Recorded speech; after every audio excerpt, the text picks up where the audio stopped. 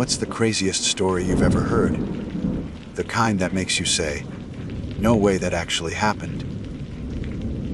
Well, the truth is often stranger, funnier, and sometimes more terrifying than anything we can make up.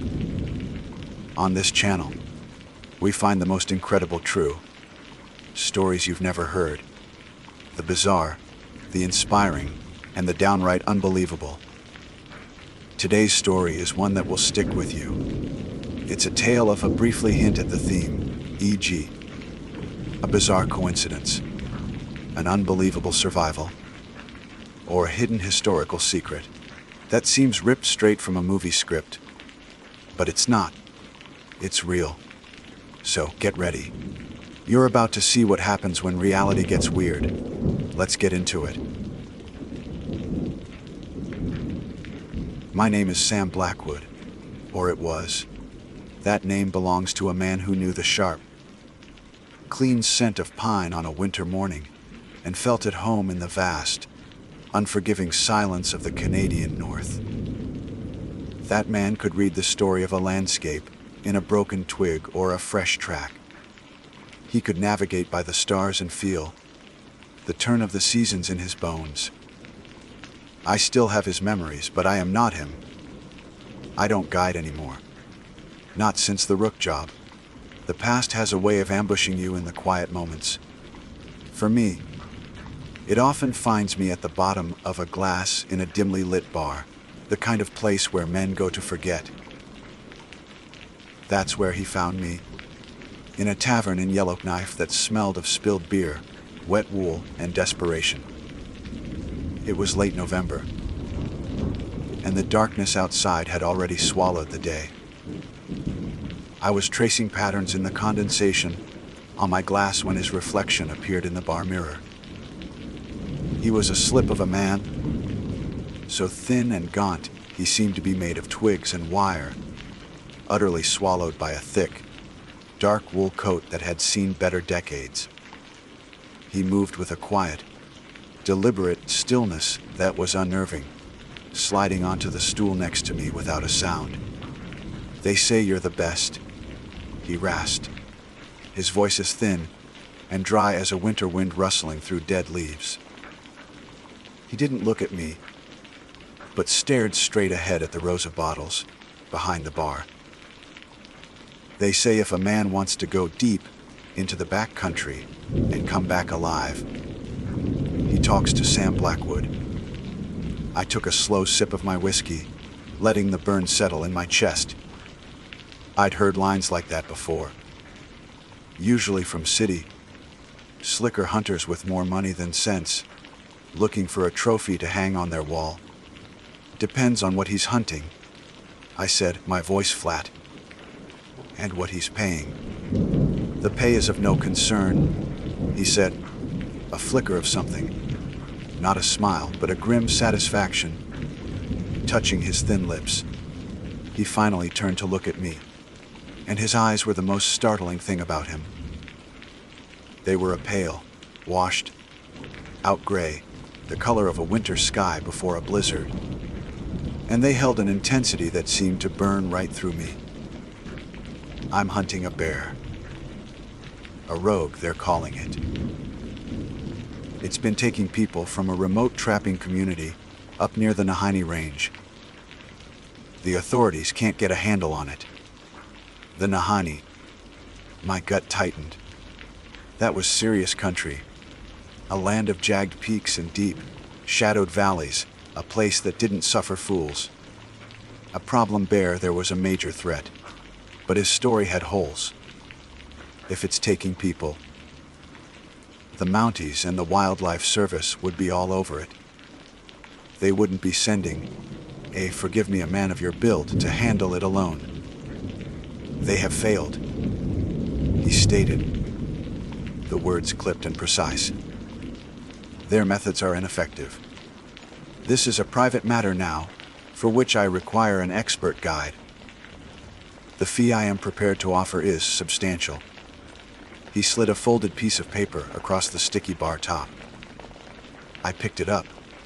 It wasn't a check, but a bank draft confirmation. The number on it made my breath catch in my throat. It was more than I made in 2 good years. It was enough to pay off the mortgage, fix the roof, and take my wife, Sarah, on that trip to the coast she'd always dreamed of. It was life-changing money. That should have been the first sign. A payment that large wasn't for a bear, it was for a war. Against my better judgment. Against the screaming instinct of every year I'd spent in the wild. I heard myself say, "When do we leave?" "At dawn," he said, and that was that.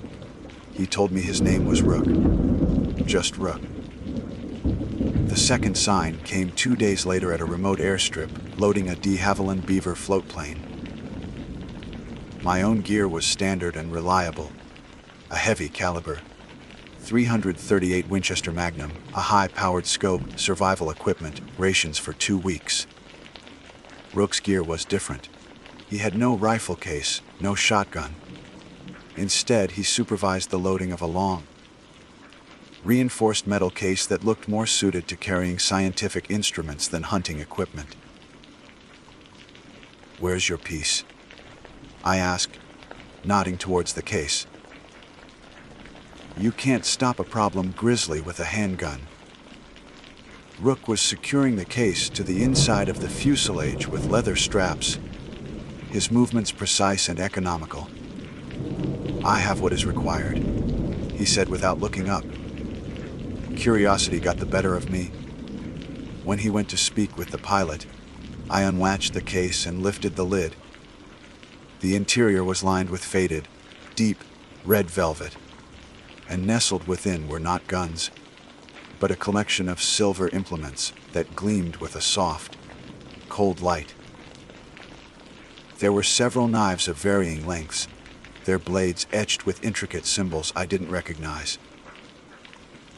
There were a half-dozen small, complex metal charms, woven like nests of silver wire, and in the center, there was a lantern. It was beautifully crafted from the same silver, like metal, with panels of what looked like mica instead of glass. A small canister of thick, pungent oil was secured beside it. I heard his soft footsteps behind me and quickly closed the lid. "Old family traditions," Rook rasped, standing right behind my shoulder. I hadn't even heard him approach. Some problems require a more classical approach. The flight north was a journey into profound isolation. We left the Great Slave Lake behind, and soon all signs of civilization vanished.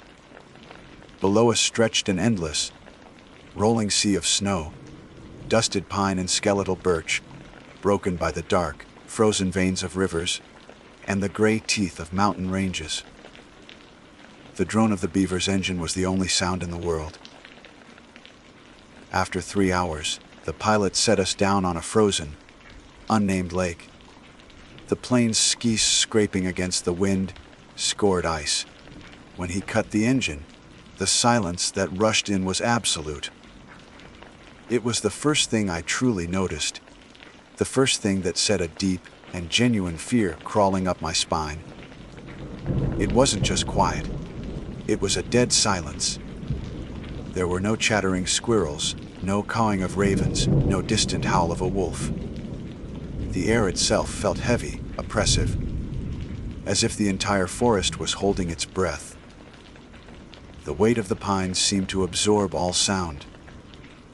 All we could hear was the crunch of our own snowshoes on the crust of the snow, and the whistle of our own breathing in the frigid air. We made camp the first night, and the wrongness of the place only deepened. The fire seemed to suck the heat from the air, rather than give it off, its light pushing back a darkness that felt solid and ancient. Rook was tireless, his wary frame seeming to generate its own heat. He said little, his pale eyes constantly scanning the oppressive tree line that ringed our small camp. We found the tracks on the second day. I was scouting ahead, my rifle resting in the crook of my arm, when I saw them. They were stark against the otherwise pristine blanket of snow, leading from a dense thicket of spruce. My blood ran cold. They weren't bear tracks. They weren't wolf or moose, or anything else that belonged in these woods. They were long, impossibly narrow, and disturbingly humanoid. It looked as though a tall man had been walking, barefoot through the deep snow, but the stride was all wrong. The distance between each print was enormous, a perfect, unhurried gait that was physically impossible for any human. And they were deep, pressed into the snow with a weight that spoke of something far heavier than any man. I knelt, my hand hovering over one of the prints, a sense of profound violation washing over me. This was an affront to nature, a signature of something that should not be. I heard the crunch of snow behind me, and Rook had come up beside me. I didn't need to look at him. "It's hungry," Rook whispered, his voice a low hiss of air. His gaze was fixed on the trail as it disappeared into the shadows of the forest. The hunger makes it careless. We followed the tracks for the rest of that day, and with every mile, the wrongness of the landscape intensified. The silence was no longer passive, it felt predatory. The air grew colder, the sky overhead turning a bruised, heavy gray. My instincts, honed over a lifetime in the wilderness, were screaming at me to turn back. Every snap of a twig under my snowshoes sounded like a gunshot in the oppressive quiet. I kept my rifle ready, my thumb resting on the safety, my eyes scanning the dense, dark woods around us. But there was nothing, no movement, no life. It was as if the forest itself had been scarred clean, leaving only us and the thing we were hunting. Rook moved with an eerie calm, his pale eyes fixed on the impossible trail. He seemed to draw energy from the growing dread, his thin frame cutting through the frigid air with a purpose that bordered on zealotry. "It knows we're here," I said, my voice low and tight, the words snatched away by the wind. "We're being led into a trap." "Of course," Rook replied without turning. "It is arrogant. It has never been properly challenged. It sees us as nothing more than another meal to be delayed for its own amusement." His casual acceptance of being lured into a predator's kill zone was more frightening than any animalistic snarl could have been. A bear, even a rogue, is a creature of instinct. It can be understood, predicted. This felt different. This felt intelligent, malicious. As dusk began to bleed into the landscape, turning the snow a ghostly blue, the first flakes of the blizzard began to fall. They were small and hard at first, but within the hour, the wind began to howl, and the world dissolved into a swirling vortex of white. The temperature plummeted. This was no mere snowstorm. It was a full-blown northern blizzard, a force of nature that could kill a man in minutes. "We need to find shelter, now," I yelled over the rising shriek of the wind. Visibility had dropped to near zero. Following the tracks was now impossible. Survival was the only priority. I spotted a rock outcropping, a dark slash against the white chaos that promised a meager shield from the wind. We fought our way towards it, the wind tearing at us, trying to rip the packs from our backs and the breath from our lungs. We found a shallow overhang, barely a lean-to, but it was better than nothing. We huddled together in the small space, the blizzard raging just feet away, a living wall of ice and fury. The cold was a physical thing, a crushing weight that seeped into my bones. It was in the heart of that storm, in the deepest dark of that night, that we heard it. At first, I thought it was just a trick of the wind, a peculiar pitch in its ceaseless howl. But then it grew clearer, weaving through the gale. It was a voice, and it was calling my name. Sam, Sam, darling, I'm so cold. My heart stopped. I knew that voice better than my own. It was Sarah, my wife. A wave of impossible, desperate hope surged through me, so powerful it momentarily erased the cold, the fear, the reality of my situation. She was here. Somehow she had found me. I started to rise, to push myself out from under the shelter, to answer her call. A hand like an iron clamp locked onto my arm. I turned and met Rook's pale, burning eyes. He was holding me down with a strength that seemed impossible for his wiry frame. "Do not listen," he commanded, his voice a low, urgent growl that cut through the storm's fury. "It is a lie. It is a trap for your soul. But it's her. It's Sarah." I struggled against his grip, the phantom voice calling my name again, laced with pain and fear. "Sam, please help me. It wears the voices of those it loves to draw you out." Rook insisted, his face inches from mine, his grip unrelenting. "It digests their memories, their love, and turns it into bait. The thing you hear is a hook, and you are the fish." The cold dread returned, more potent than before, extinguishing the flicker of insane hope. Sarah was 1,000 miles south, safe and warm. The thing in the storm was not my wife. It was a monstrous mimic, a desecration of my most cherished memories. I sank back against the rock, trembling, the voice continuing its pathetic, pleading calls, each word a fresh torment. It was then that Rook finally opened his strange, silver case. He worked with calm, practiced efficiency, ignoring the phantom voice and the raging storm. He took out the silver lantern and the canister of pungent oil. With a flint and steel, he lit the wick. The lantern did not produce a warm, yellow glow. It ignited with a silent flash, burning with a pale, cold, silver light that did not flicker in the wind. It cast no real illumination, but seemed to make the darkness around us deeper, more absolute. The strange light pushed back the oppressive weight of the forest, creating a small sanctuary of silver, hued calm around our meager shelter. He placed the lantern on a flat rock between us. In its cold, ethereal glow, his face was a mask of grim resolve. He finally looked at me, and I knew the time for lies and half-truths was over. "You deserve to know what you are facing, Sam Blackwood," he said, his voice no longer thin, but filled with a strange, iron authority. "I did not bring you here to hunt a bear. What we are hunting has no name in your language. The old ones, the Algonquin people, they called it the Wendigo. The name hung in the air, a word of pure dread. I'd heard the stories, of course. Campfire tales, whispers of a dark spirit of the lonely places, a creature born of cannibalism, cursed to an eternal, gnawing hunger for human flesh. I had always dismissed them as folklore, as ghost stories to frighten children.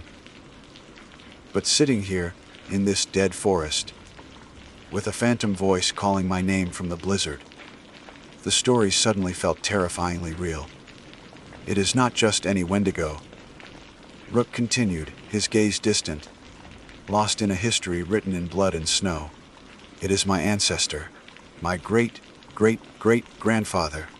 He was a prospector, part of a small expedition that became trapped by an early winter, not far from here, nearly 2 centuries ago.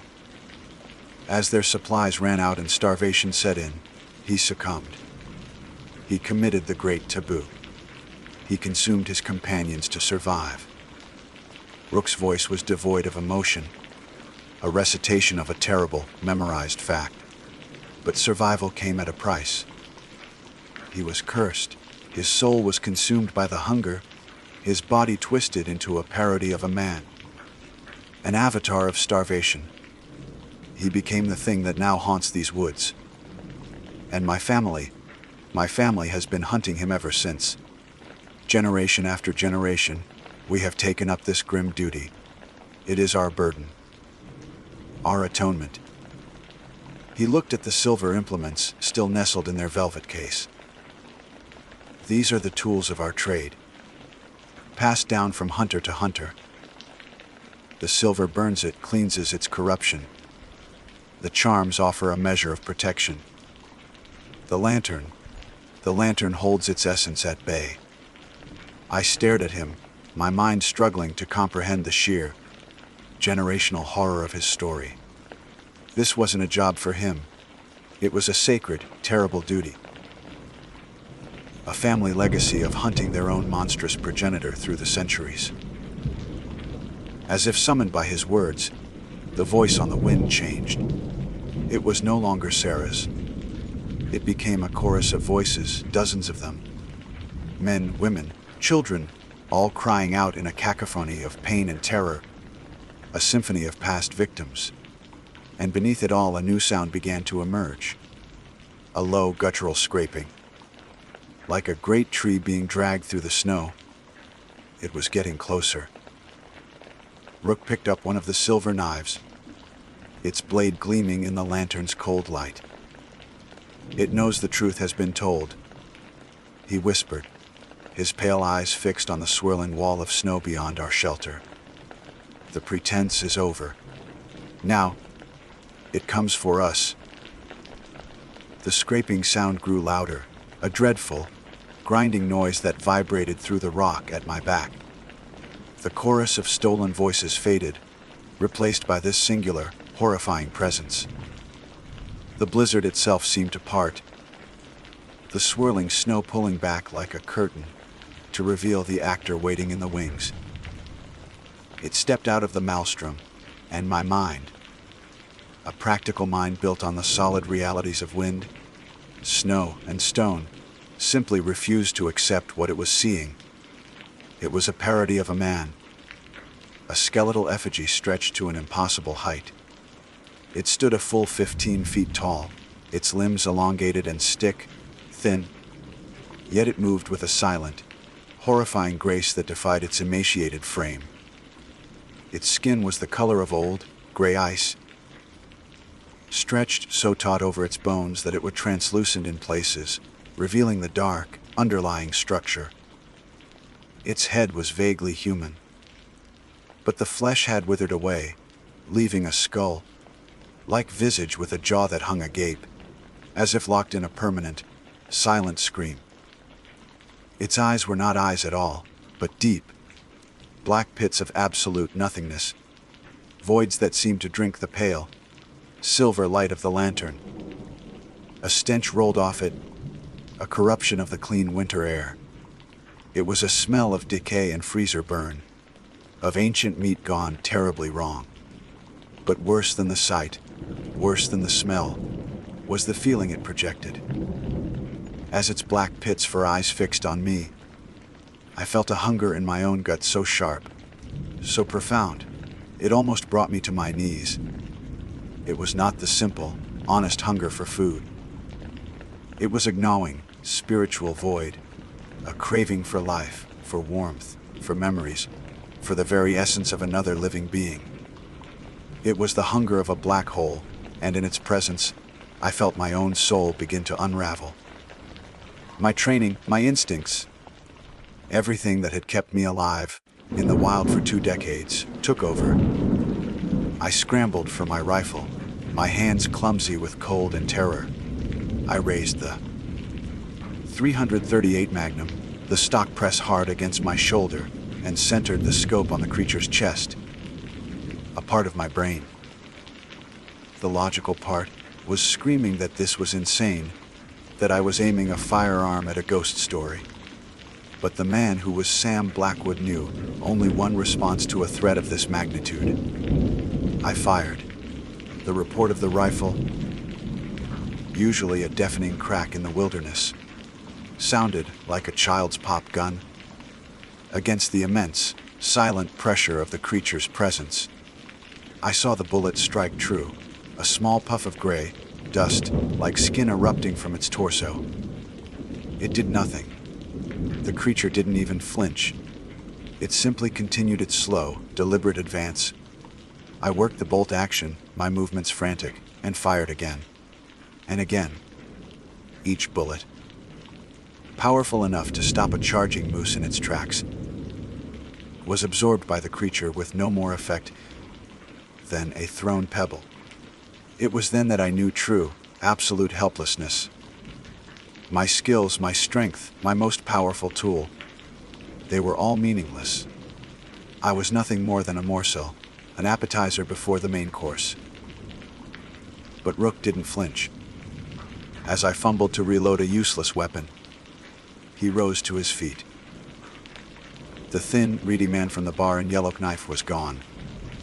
In his place stood a figure of immense, unyielding authority. He stepped out from under the lean-to, placing himself directly in the path of the advancing horror. He held the silver lantern aloft, its cold light casting his face in sharp, grim lines. He began to speak. The language was nothing I had ever heard before, a string of harsh, guttural consonants and long, mournful vowels.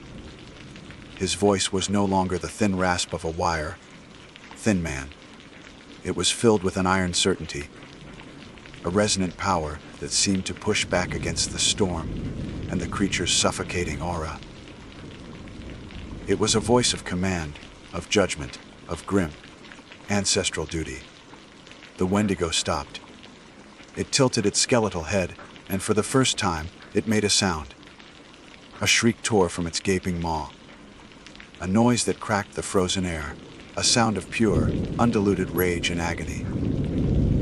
It was the sound of eternal starvation, of a soul trapped in an endless winter. It lunged. The speed was impossible. It covered the 30 feet between them in a single, silent bound. A gray specter of death moving against the weiss of the blizzard. I cried out, a useless warning. Rook met its charge. He didn't try to dodge or retreat. He stood his ground, a small, defiant figure against an avalanche of ancient horror, and thrust the silver lantern forward.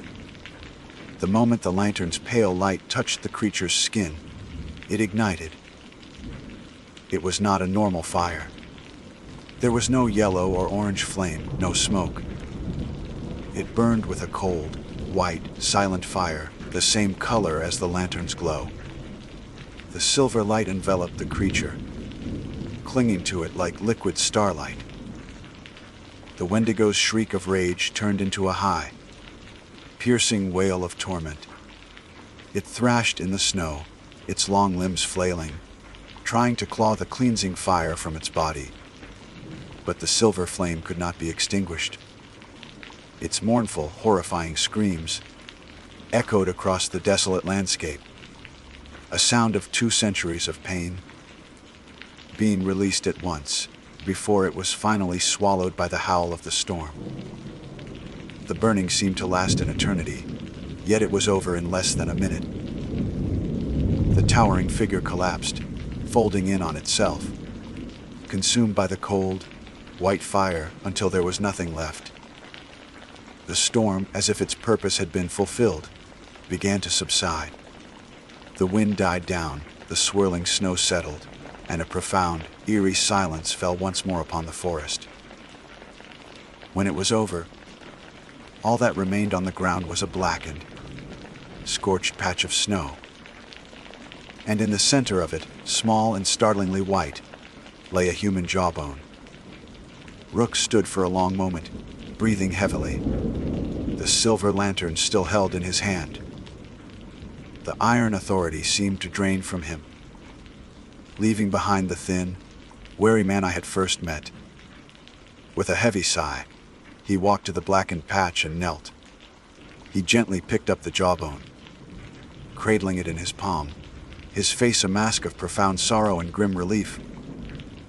"It is finished," he whispered to the bone and to the silent forest. "Rest now." He wrapped the jawbone in a piece of velvet cloth from his case and placed it carefully inside. We packed our gear in silence. The oppressive weight on the forest had lifted, but the silence that remained was different. It was not dead, but empty, cleansed. We walked out of that silent forest for 2 days. Rook paid me the full amount, transferring the funds from a satellite phone with the same quiet efficiency with which he did everything else. We parted ways at the same remote airstrip with a simple, firm handshake. I never saw him again. I never went back to the deep wilderness. I sold my gear, sold my business. The man who was Sam Blackwood died in that blizzard. He died when he heard his wife's voice on the wind, and he died again when he felt the impossible, soul-deep hunger of the Wendigo. Sometimes, on cold winter nights, when the wind howls around the corners of my house, I still hear it, that voice calling my name. And sometimes, in the dead of night, I wake up with a gnawing emptiness in my gut, and I feel the hunger. My name is Jonah Bigay. It is a name that carries weight in this part of the world, a name tied to the red earth and the vast, indifferent sky of the Navajo Nation. I guide hunting trips into the deep mountains, not out of any profound connection to the traditions of my ancestors, but because the tourists pay well for what they perceive as an authentic Navajo experience. They come with their brand, new gear and their romantic notions, and I provide the backdrop for their adventure. I point out the tracks of a mule deer. I name the constellations wheeling in the pristine darkness, and I nod sagely when they ask about the old stories. I do not, however, believe in them. The spirits, the taboos, the cautionary tales of beings that walk in shadow. To me, they have always been the instruments of a bygone era. Clever narratives woven by the elders to keep a scattered people in line, to enforce respect for a land that could kill the careless. They were stories for the campfire, meant to send a shiver down a child's spine and nothing more. That was what I thought. That was my truth. Before her, she contacted me by satellite phone, her voice a crisp, cultured artifact from a world away. It was clear, devoid of static, and carried an unnerving degree of confidence. She introduced herself as Evelyn Reed, a doctor of anthropology from a prestigious university back east, specializing in the study of predator-prey dynamics in isolated ecosystems. The explanation was smooth, well rehearsed, and immediately set off a quiet alarm in the back of my mind. Anthropologists usually wanted to see petroglyphs, to visit the ruins, to talk to the elders. They didn't usually want to venture into the heart of the Chuska Mountains, and they certainly never asked for the specific place she named. A deep, winding canyon my grandfather, a man who believed in all the old ways, had called Tsa High Delcini, the rocks of the Black Whispers. He had warned me away from it my entire life. It was a place, he'd said, where the wind didn't just blow, it spoke. It mimicked voices to lure you off the path. It was a place where the rocks themselves held bad memories, a place profoundly taboo. I gave her the standard refusal, the one I used to deter thrill seekers and the disrespectful. The terrain is treacherous, I said, my voice flat. Unstable rock, flash flood risk. It's not a safe place to guide anyone. I'm aware of the geological risks, Mr. Bigay, she replied, her tone unwavering. My research requires this specific location. I'm prepared to pay double your standard rate for a 10-day expedition.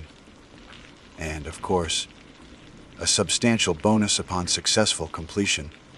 I hesitated. Double my rate was more money than I typically made in 3 months. It was enough to replace the dying mission in my truck, to fix the roof on my mother's house, to breathe. Against the heavy weight of my grandfather's warnings, I felt the sharp, practical pressure of my own needs. I was a man of the present, not the past. The whispers he spoke of were just wind funneled through rock formations. The taboo was a relic. Wire a 50% deposit. I said the words tasting like a small betrayal. And send me your gear list. I'll need to approve it. Already done, she said, and a moment later, my phone pinged with a notification from my bank. The amount was staggering. The transaction was instant. We met a week later in Gallup. She was not what I expected. She was tall and lean, with pale hair pulled back in a severe ponytail, and eyes the color of a winter sky. She looked more like a financier than an academic, dressed in expensive, state-of-the-art outdoor clothing that was still stiff with newness. Her gear, laid out for my inspection beside her Land Rover, was the best money could buy, but it was all wrong. She had no soil sample kits, no sensitive recording equipment, no specimen cases, just survival gear, a high-end mapping tablet, and several long, reinforced Pelican cases. Her questions began on the drive toward the mountains. They were relentless and unnervingly specific. She showed little interest in the flora, the history, or the geology of the region. Her obsession was the fauna, but her inquiries were off. She'd lean forward, her gaze fixed on the passing landscape, and ask, "Mr. Begay, the coyotes here. Have you ever heard one whose cry sounds practiced? Too rhythmic, too perfect." I shrugged it off. "They're wild animals, Dr. Reed. They sound like coyotes." "But have you ever been in the deep wilderness at night and heard a voice, a human voice, when you knew you were miles from anyone? A voice that sounded familiar. The wind plays tricks," I said, my knuckles whitening on the steering wheel. Her questions were echoes of my grandfather's fireside tales. "And the owls," she pressed on, her voice dropping to a near whisper. "Do they ever sound as if they're laughing? Not a hoot, but a genuine, human-like chuckle." For 3 days, we hiked deeper into the Chuscas, leaving the marked trails and the world of men behind. The mountains grew quieter, the air thinner. Evelyn Reed was an anomaly. She moved with a silent, unnerving grace, her stamina seeming limitless. She never seemed to breathe heavily, never seemed to sweat. She watched everything, her pale eyes scanning the ridgelines, the tree lines, the deep shadows within the rocks. She wasn't observing like a scientist. She was watching like a hunter. On the evening of the 3rd day, we made camp on a high mesa, overlooking the entrance to the Forbidden Canyon. The sun was bleeding across the horizon, painting the sandstone cliffs in shades of blood and fire. The air grew cold, and a profound silence settled over the land, a silence so deep it felt like a physical presence. As I started a small fire, Evelyn walked over to one of the long Pelican cases. "I believe it's time for some pest control," she said, her voice flat and devoid of any emotion. She unlatched the case. I expected a specialized camera, perhaps a long-range microphone or some other piece of scientific equipment. It was not. Resting in the custom cut foam was a rifle. It was unlike any firearm I had ever seen. The stock and chassis were a single piece of black carbon fiber, skeletal and brutally efficient. It was fitted with a scope the size of a small telescope and a suppressor that gave it a long, predatory profile. It wasn't a rifle for hunting deer or elk. It was a weapon of war. My blood ran cold, But it was the ammunition that truly froze the breath in my lungs. She lifted a magazine from the case and began to methodically press rounds into it. The cartridges were heavy caliber, but it was the bullets themselves that held my horrified gaze. Each lead tip was crudely, but purposefully, encrusted with razor, sharp flakes of what looked like black volcanic glass. "Obsidian," she said, without looking up at me. She noticed my stare and picked up a single round, holding it between her thumb and forefinger. "And the core is dipped in white ash before seeding. An old formulation. Very effective." I could not speak. My mind, the modern, rational mind that had dismissed the old ways, was scrambling for an explanation. An anthropologist, a scientist, does not bring a custom-built rifle with ammunition designed according to ancient Navajo witchcraft rituals. Obsidian and white ash were the legendary components of bullets used for one purpose, and one purpose only: to kill a skinwalker. "Pests," she repeated, her gaze lifting from the bullet to meet mine. Her eyes, in the dying light of the fire, seemed to hold no warmth, no humanity. They were the eyes of something ancient and patient. "There's a particularly stubborn one in this canyon. It's been encroaching on my territory." In that moment, the carefully constructed walls of my disbelief crumbled into dust. The stories were not just stories. The warnings were not just superstition.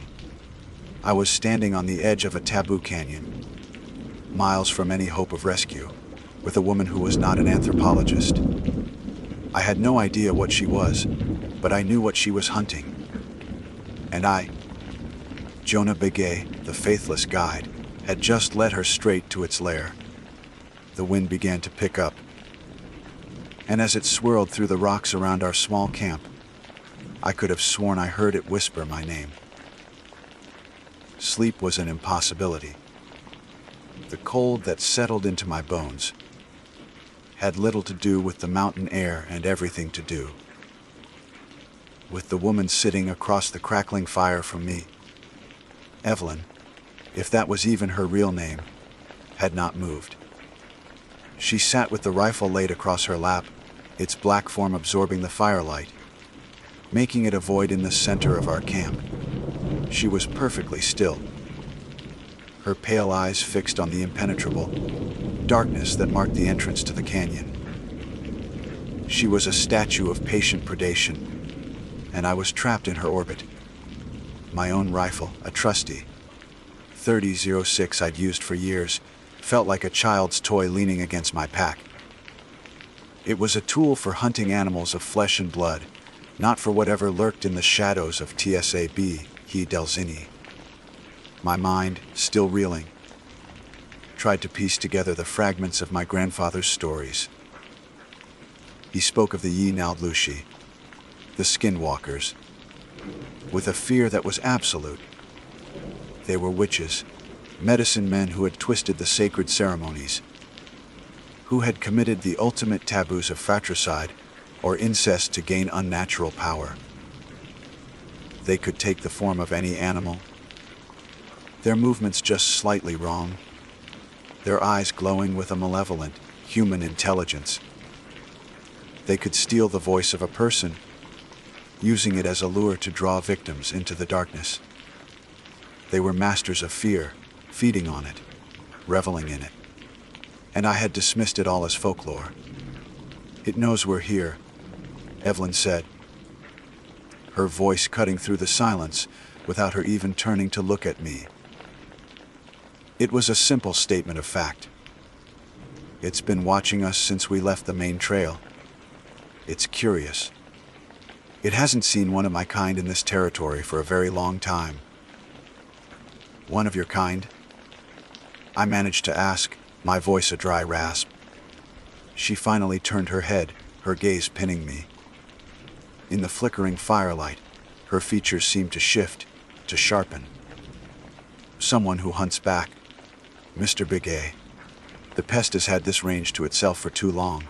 It's grown arrogant, careless. Before I could ask what she meant, the first sound came. It was the yipping of a coyote, a familiar sound of the high desert night. But as it echoed off the canyon walls, I understood what she had meant by too perfect. There was no variation, no frenzied excitement or territorial warning. It was a clean, repeating rhythm, a perfect arpeggio of yips that sounded less like an animal and more like a recording on a loop. It was a performance.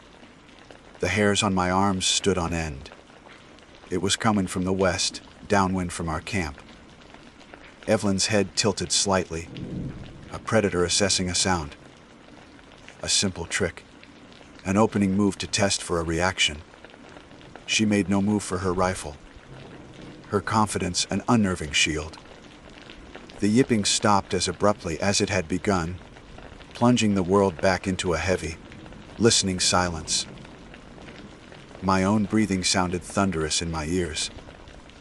I scanned the darkness, my eyes straining to see past the ring of firelight.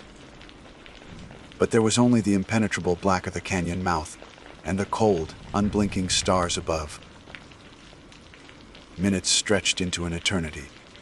I felt like a tethered goat waiting for the tiger. Then the second sound came, and this one turned my blood to ice. Help me! Jonah! Please. I'm hurt. The voice screamed from the northern rim of the canyon, high above us. It was a voice I knew as well as my own, because it was my own. Every inflection, every terrified crack in the plea, was a perfect mirror of my own voice. It was me, crying out in agony and fear from the darkness. A primal, instinctual part of me wanted to leap to my feet, to call out, to run towards the sound of my own suffering. But Evelyn's hand shot out, not touching me, but held up in a sharp, silencing gesture. She slowly chambered around, the snick, clack of the bolts sliding home, a sound of finality in the night. A more sophisticated lure. She whispered, her eyes glowing with a cold fire, as she scanned the darkness where the voice had originated. It's testing us, trying to see what we are, trying to gauge our empathy. A fatal flaw in your species. What do we do? I stammered, my heart hammering against my ribs. We do nothing, she said, her voice a razor's edge. We wait. It has shown its hand. It knows we are not simple prey. Now, it will be forced to become more direct. The silence that followed was worse than the sounds. It was a silence filled with intent. I felt 1,000 unseen eyes on me. Every gust of wind sounded like a footstep. Every shadow seemed to coalesce into a moving form. My grandfather's words came back to me, unbidden. They can be anything. A coyote, an owl, a wolf. Or they can wear the face of someone you trust. They get inside your head. They make you doubt what is real. I looked at Evelyn. Her face was a mask of calm concentration, the rifle held at a low ready. Was she real? An anthropologist from the East? Or was she just another shape, another trick of the thing in the dark? The money, the satellite phone, the flawless cover story, it was all too perfect. My mind began to spin, caught in a web of paranoia and terror. The attack came without warning. There was no sound, no rustle of brush. One moment, the space on the other side of the fire was empty. The next, it was there. It was a thing that wore the shape of a wolf, but it was grotesquely wrong. It was too large, its limbs too long and spindly, moving with an unnatural, jointed gait. Its fur was a matted, patchy mess, and its eyes glowed with a faint, sickly yellow light. They were not the eyes of an animal. They were intelligent, ancient, and filled with a bottomless hatred. It stood just at the edge of the firelight, its form seeming to waver, to shift, as if the very air around it couldn't decide on its shape. It was a nightmare given flesh. I was paralyzed, locked in a fear so primal and absolute that I couldn't even draw breath. My body refused to obey my commands. All the stories, all the warnings, culminated in this one impossible, terrifying moment. The wolf thing lowered its head, and a low growl rumbled from its chest, a sound that vibrated in my bones. But woven into the growl was a human sound, a low, mocking chuckle. It was the same sound Evelyn had asked about, the laughter of an owl. The world seemed to slow down. The creature tensed, its powerful haunches bunching, as it prepared to launch itself across the fire. I was dead. My life, which I had so arrogantly guided by my own modern rules, was about to be ended by a myth I refused to believe in. But Evelyn was a study in lethal calm. She didn't flinch, didn't gasp. As the creature sprang, she moved with a speed that was not human. The black rifle came up, not in a panic, but with a smooth, practiced economy of motion.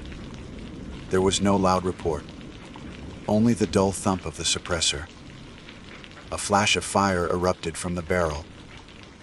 The obsidian-tipped bullet found its mark. The bullet struck the wolf thing not with the wet, solid impact of lead hitting flesh, but with a sound like shattering glass. A high-pitched, unearthly shriek ripped through the night, a sound that was part animal, part human, and part something else entirely. It was the sound of a thing that should not exist having its unnatural existence violated. The creature did not fall.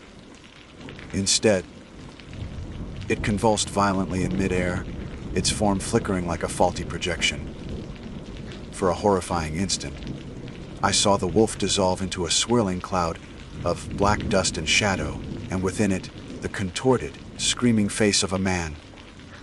Then, just as quickly, it solidified back into the monstrous wolf, which hit the ground with a sickening thud.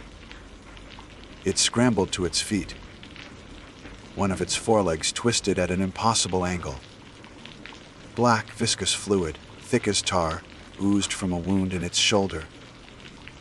It fixed its glowing yellow eyes on Evelyn, and the hatred in them was now mingled with something else of fear. With another shriek that scraped at the inside of my skull, it turned and fled, disappearing into the absolute darkness of the canyon's mouth. The paralysis that had gripped me finally broke. I gasped for air, my lungs burning, my body trembling uncontrollably. I looked at Evelyn. She was already reloading, her movements fluid and economical. There was a look of grim satisfaction on her face, a chilling professional focus. "It's wounded," she stated, her voice calm. "The ash and obsidian break the magic that holds its form. It can't heal from a wound like this, but it will get desperate. We have to finish it now. Finish it." I choked out, stumbling back. "I need to leave. We need to get out of here now." She turned her cold eyes on me. "You were contracted for a 10-day expedition, Mr. Big Guy. The job is not complete. I am not paying you to run. I am paying you for your expertise in these mountains. Now, you will guide me into that canyon. You will help me track it." It was not a request. It was a command, backed by the silent threat of the rifle in her hands and the abyss of her emotionless eyes. The fear of the skin, Walker, was immense. But the fear of this woman, this impossible hunter, was somehow more immediate, more absolute. I was a pawn on her board, and my only move was forward. With a sense of dread so profound it felt like I was wading through deep water. I picked up my flashlight and my own useless rifle and led the way into the rocks of the Black Whispers. The moment we passed between the first two towering sentinels of rock, the air changed. It grew heavy, still, and unnaturally cold. The faint breeze that had touched the mesa was gone. Here, there was no sound but the crunch of our boots on the gravel and the frantic pounding of my own heart.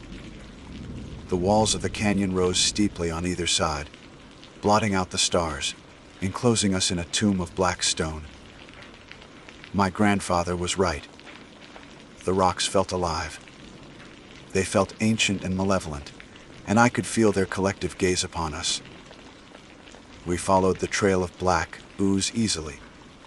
It glistened wetly in the beams of our flashlights, a slug-like trail leading deeper into the winding chasm. Every few yards, we saw drag marks, where the creature's broken leg had scraped against the stone. The whispers started soon after. They were faint at first, like the sighing of wind, but there was no wind. They grew in strength, weaving in and out of the silence. They were insidious, speaking of my deepest fears. I heard my mother's voice, crying my name.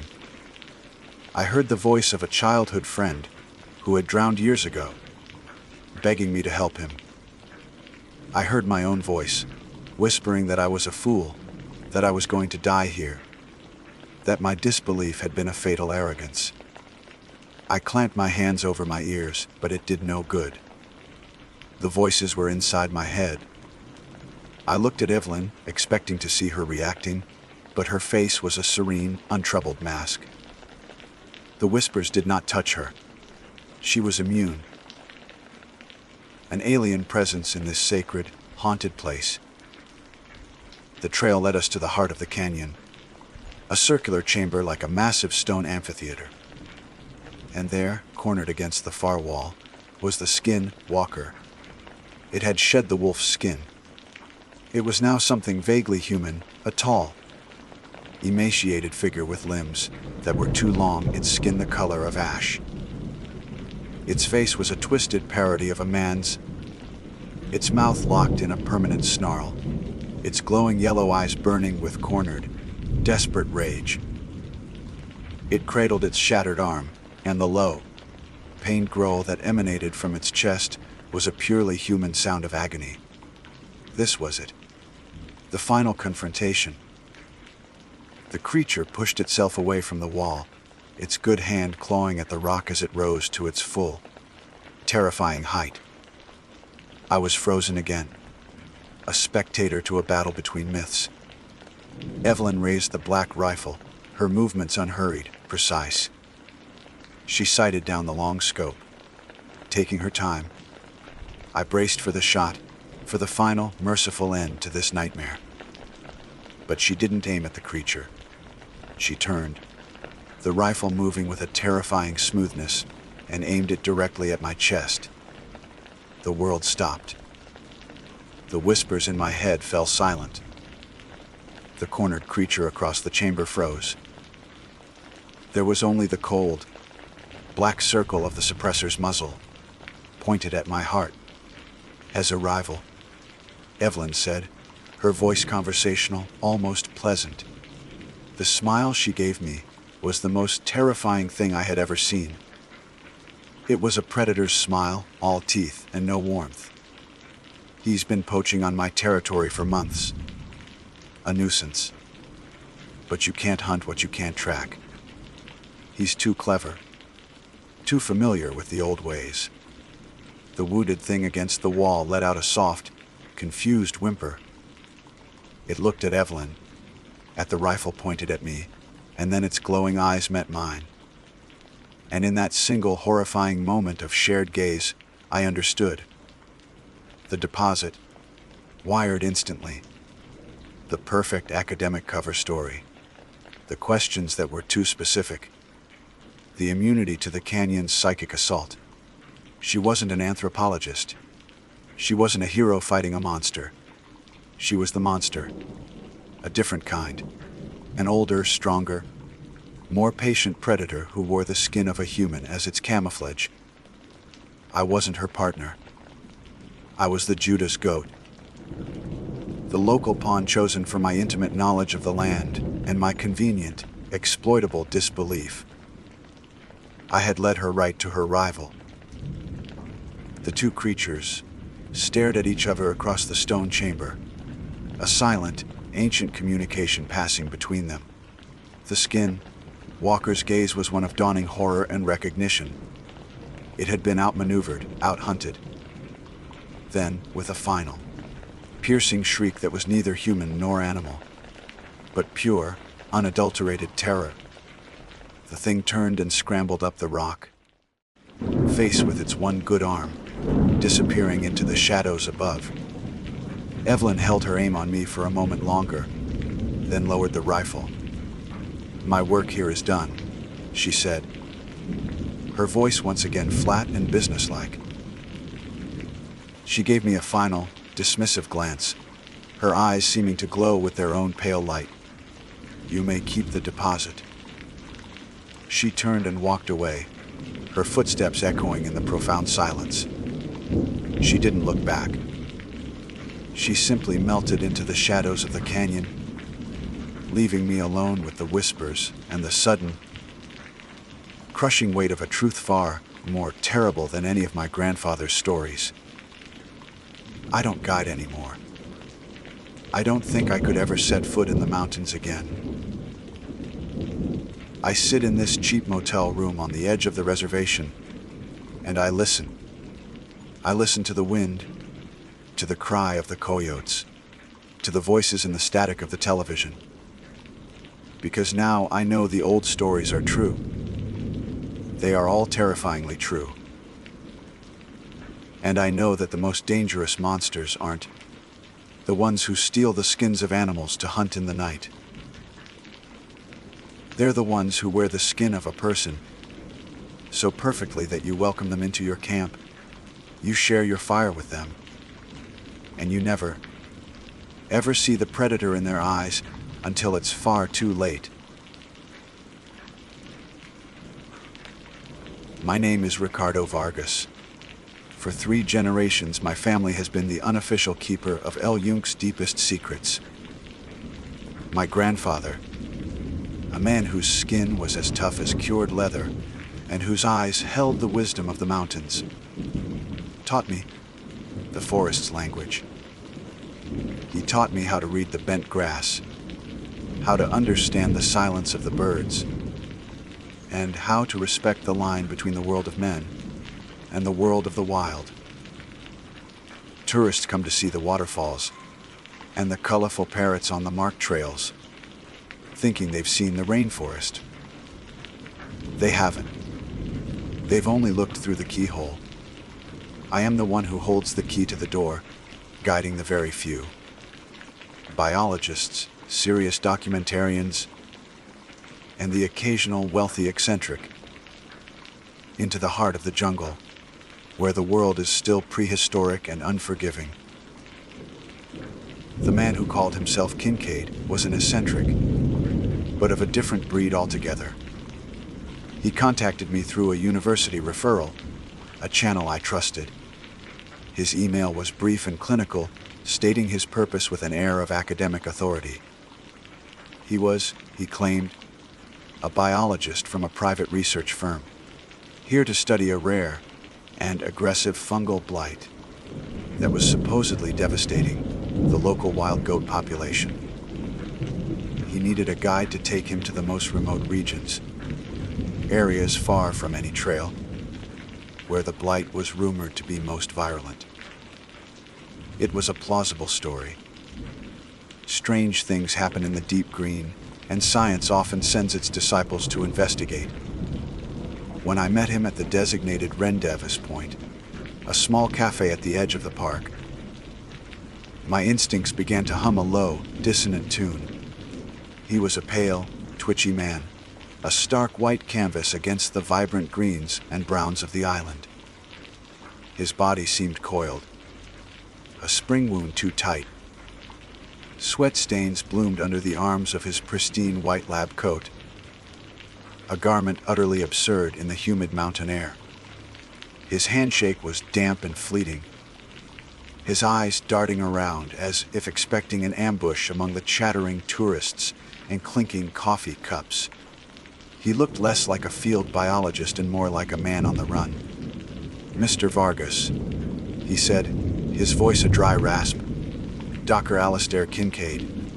Thank you for agreeing to this expedition on such short notice." "Ricardo is fine," I replied, my eyes drifting from his face to the gear piled next to his chair. My unease sharpened. A field biologist's pack is predictable sample bags, soil testing kits, high-resolution cameras, perhaps a small, collapsible microscope. Kincaid's gear was all wrong. There were two heavy, metallic cases that looked like they belonged in a military convoy. I could see the edges of what looked like sonic emitters, devices I'd only ever seen in riot control footage. And leaning against his pack in a long, reinforced case was a rifle. It wasn't a hunting rifle for protection. The stock and scope were too specialized. It was designed for one purpose: firing large, heavy payload projectiles. "That's a lot of specialized equipment for studying fungus, Doctor," I said, keeping my tone level. Kincaid's eyes snapped to the rifle case, a flicker of panic in their depths before he masked it with a strained smile. "Precautionary. The blight it can cause extreme agitation in the host animals. The rifle is for tranquilizer darts. Heavy gauge. We don't want to get too close if an animal is in distress." It was a weak explanation. Tranquilizer guns for veterinarians are one thing. This was something else entirely. But the money was good, and my curiosity was a hook in my jaw. I've learned that in the jungle. You trust your gut, but sometimes you have to ignore it just long enough to see what's really behind the curtain. The first day of our trek was a study in contrasts. I moved through the familiar undergrowth with the quiet confidence of a man walking through his own home. The air was thick with the scent of wet earth and sweet orchids, the symphony of the coqui frogs a constant, comforting chorus. For me, it was peace. For Kincaid, it was hell. He flinched at every snapping twig, his head whipping around at the call of a distant bird. He swatted at phantom insects, his lab coat snagging on every thorn and vine. A white flag of surrender in a war he was already losing against the environment. He kept talking, more to himself than to me, in low, frantic mutters. Fragments of sentences drifted back to me on the humid air. A catastrophic miscalculation. The sequence was unstable. Should have terminated the project.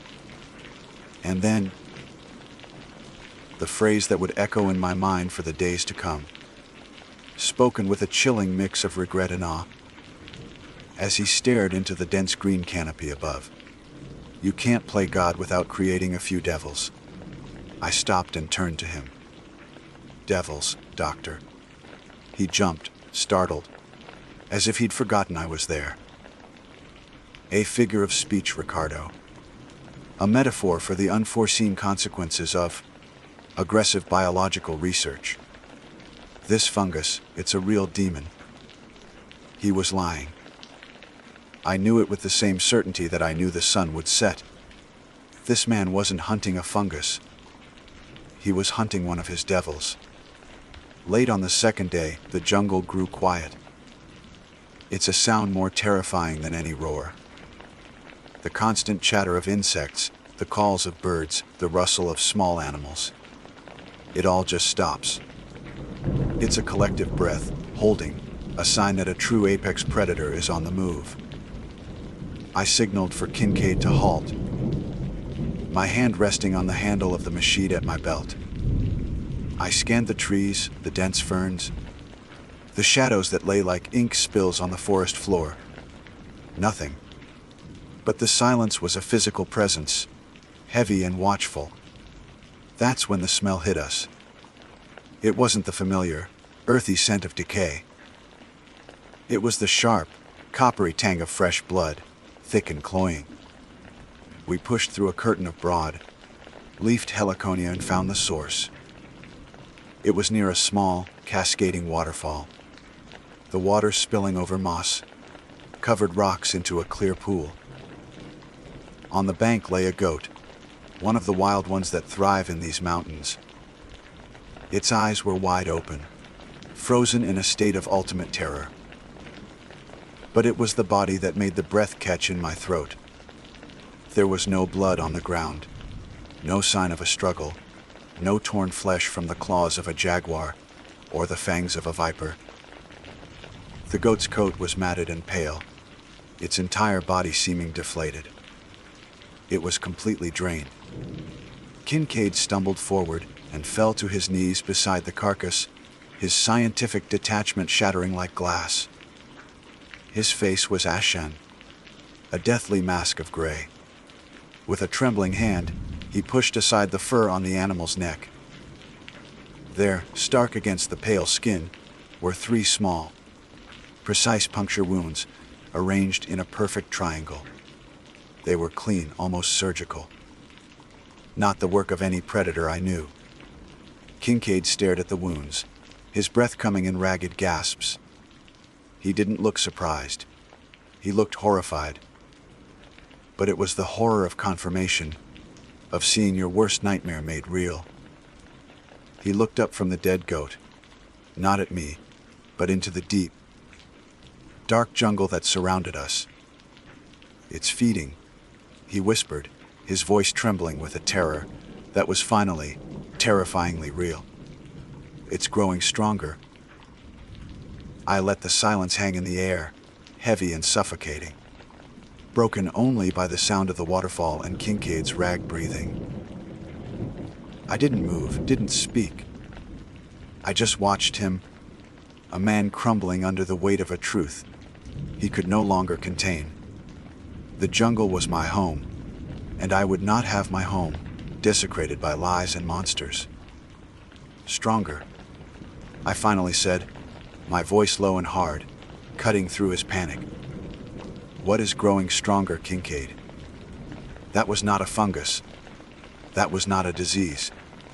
I have lived in these mountains my entire life. I have seen what jaguars do, what snakes do. I have seen disease. That is none of those things. So you will stop lying to me. You will tell me what you have brought into my forest. He flinched as if I had struck him. He scrambled to his feet, wiping his trembling hands on his already stained lab coat. His eyes were wide with a terror that had finally burned through his flimsy facade of academia. The scientist was gone. Only the terrified man remained. "You wouldn't believe me," he stammered, backing away from the goat's corpse. "After seeing that," I said, gesturing with my machete towards the exsanguinated animal, "I am prepared to believe almost anything. The lying stops here, or our contract is over, and you can face whatever is out here by yourself." The threat landed.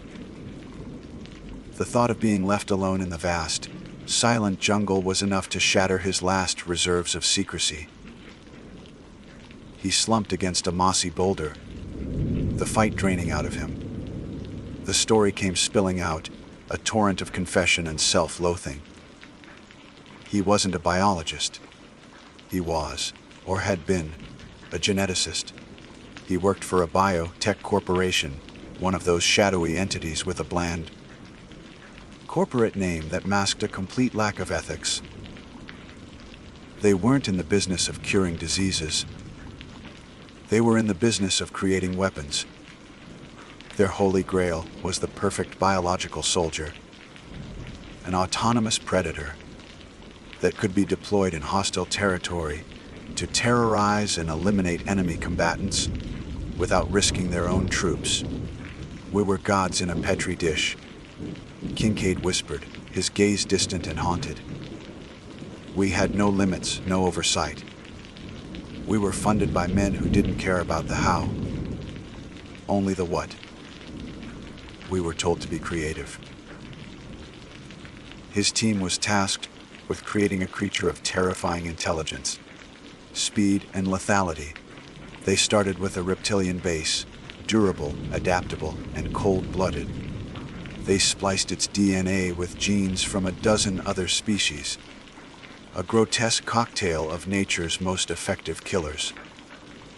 They added the speed of a cheetah, the nocturnal vision of an owl, the clotting resistance of a vampire bat. And then they added something else, something they shouldn't have touched. It was the final component, he said, his voice barely audible. To give it true cunning, a problem-solving intellect beyond that of a simple animal. We incorporated modified primate neural sequences and a fragment of something else. Ancient DNA recovered from a geological sample. It was alien, uncategorized. It rewrote the entire genome. It created something we never intended. The result was a creature of horrifying intelligence and an insatiable, unquenchable thirst for blood.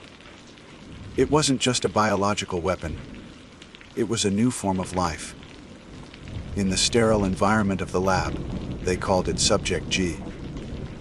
But the terrified lab assistants, the ones who had to clean the cages and dispose of the leftovers, they gave it another name.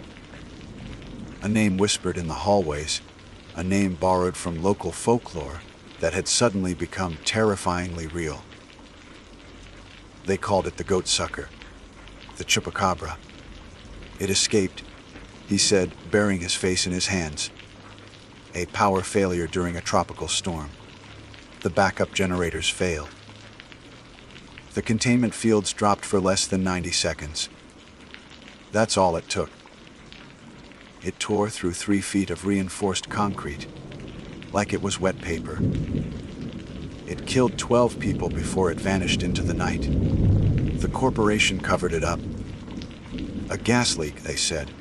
A tragic accident. They wrote it off, buried their mistake. But Kincaid couldn't. The faces of his dead colleagues haunted him. He knew what he had unleashed. He knew it would not just survive in the wild. It would thrive. It was smarter, faster, and more vicious than anything else in the ecosystem. So he stole what gear he could. The sonic emitters designed to hurt it. The rifle and the specialized tranquilizer darts, filled with a neurotoxin potent enough to bring it down. And came here.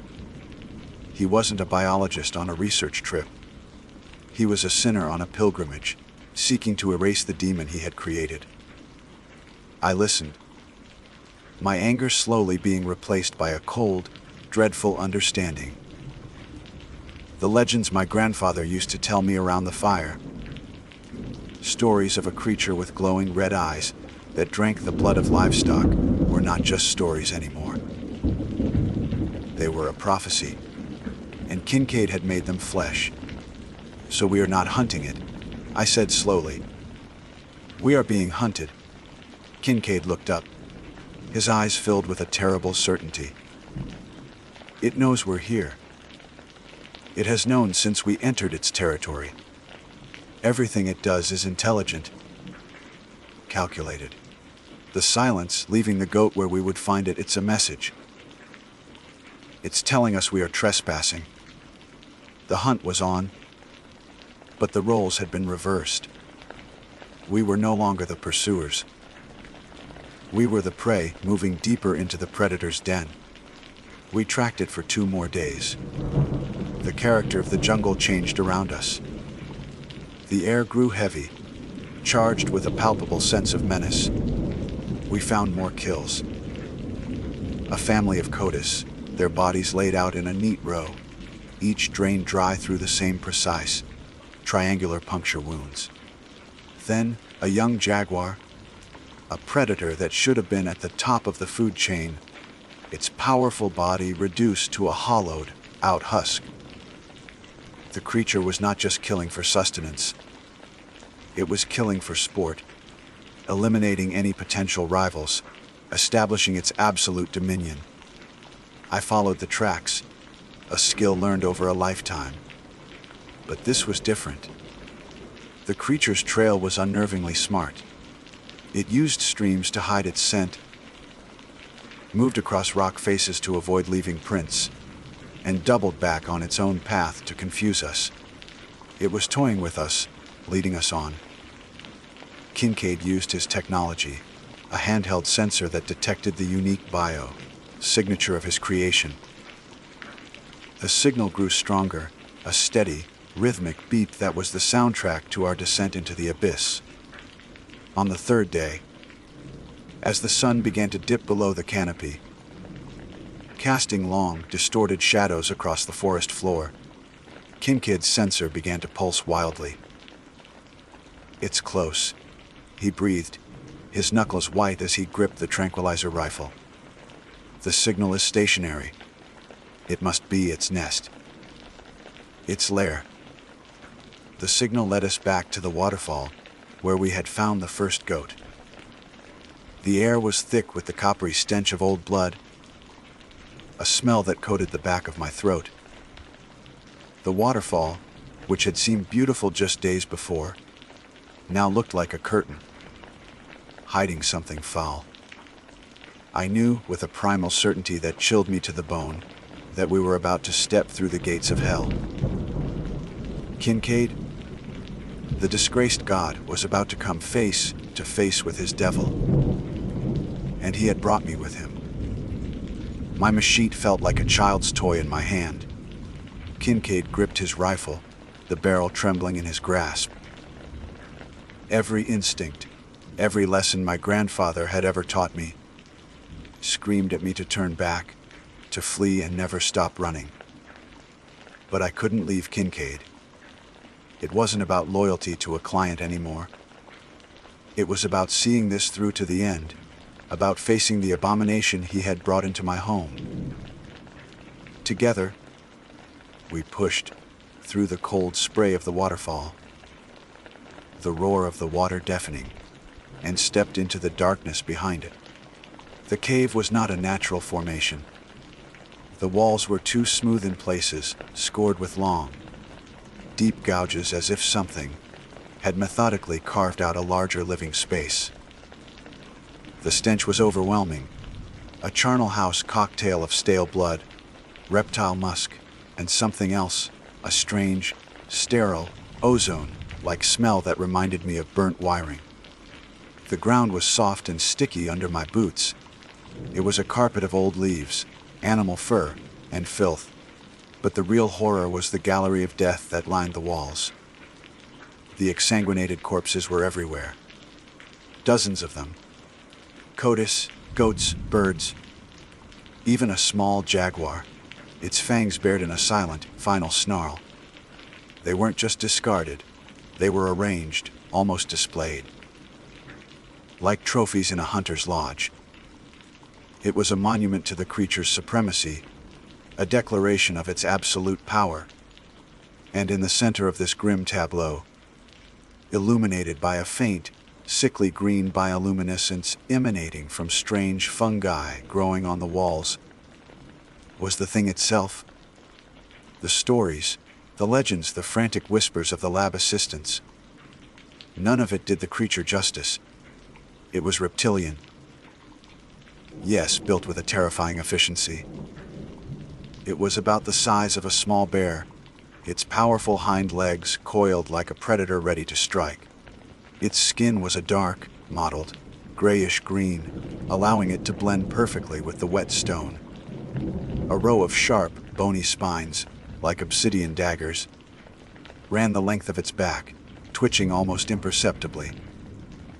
But the eyes were the true horror. They were not animal. They were large, intelligent, and they burned with a malevolent, glowing red light. There was a mind behind those eyes, a cold and calculating consciousness that was ancient and utterly alien. It was crouched over a fresh kill, another goat. Its long, forked tongue, impossibly fast, darted into the 3 precise wounds in the animal's neck, a grotesque parody of a hummingbird feeding. It made no sound as it fed, its movements economical and deadly. It knew we were there. It had been waiting.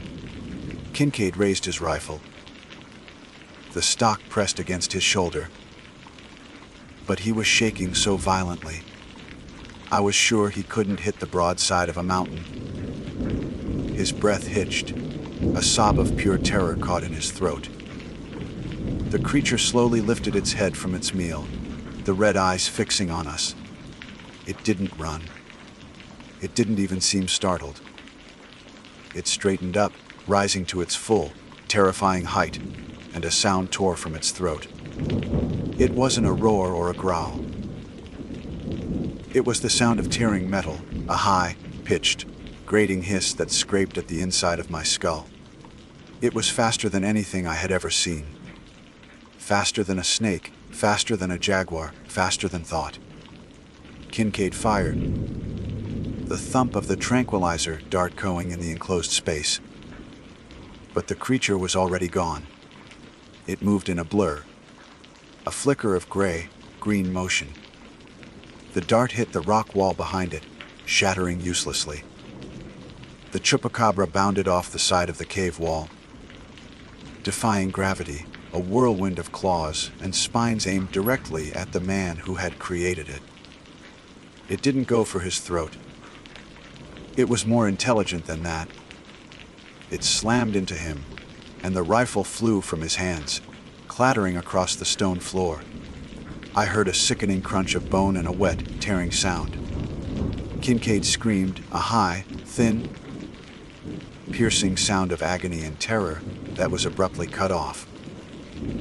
The creature had shredded his arm, the one that held the weapon, disabling the primary threat with surgical precision.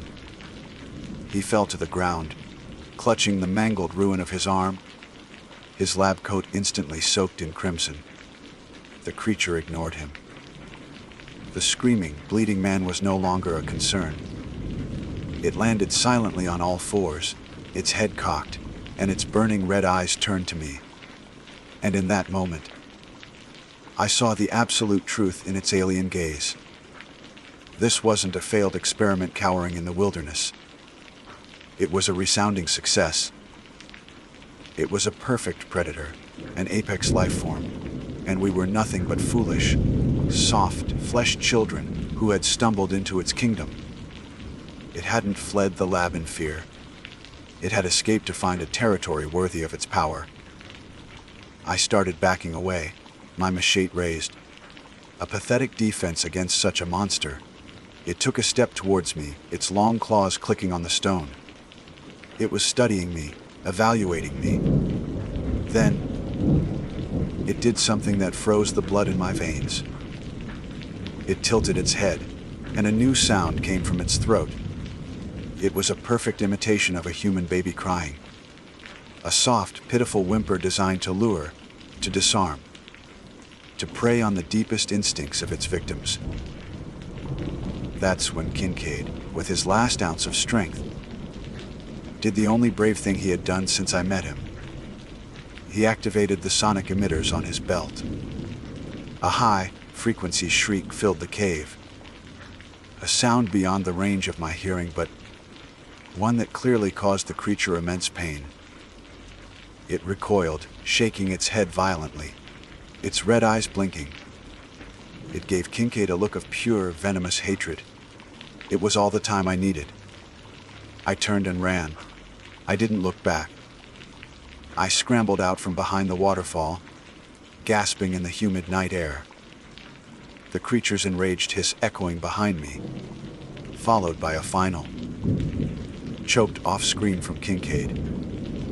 I ran blindly through the jungle, branches whipping at my face, thorns tearing at my clothes. I didn't stop until my lungs were on fire and my legs gave out. Kincaid is gone. I know that with absolute certainty. The sinner has been consumed by his sin. And now the thing is out here, with me. I'm hiding, wedged in a crevice between two massive rocks. My satellite phone is damaged, but the recording function seems to work. I can hear it circling my position in the darkness.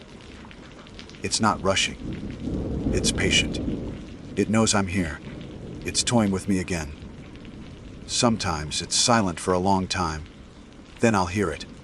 That sound. The sound of a baby crying in the deep, dark woods. It wants me to come out. It wants me to listen. Don't listen to it. Don't.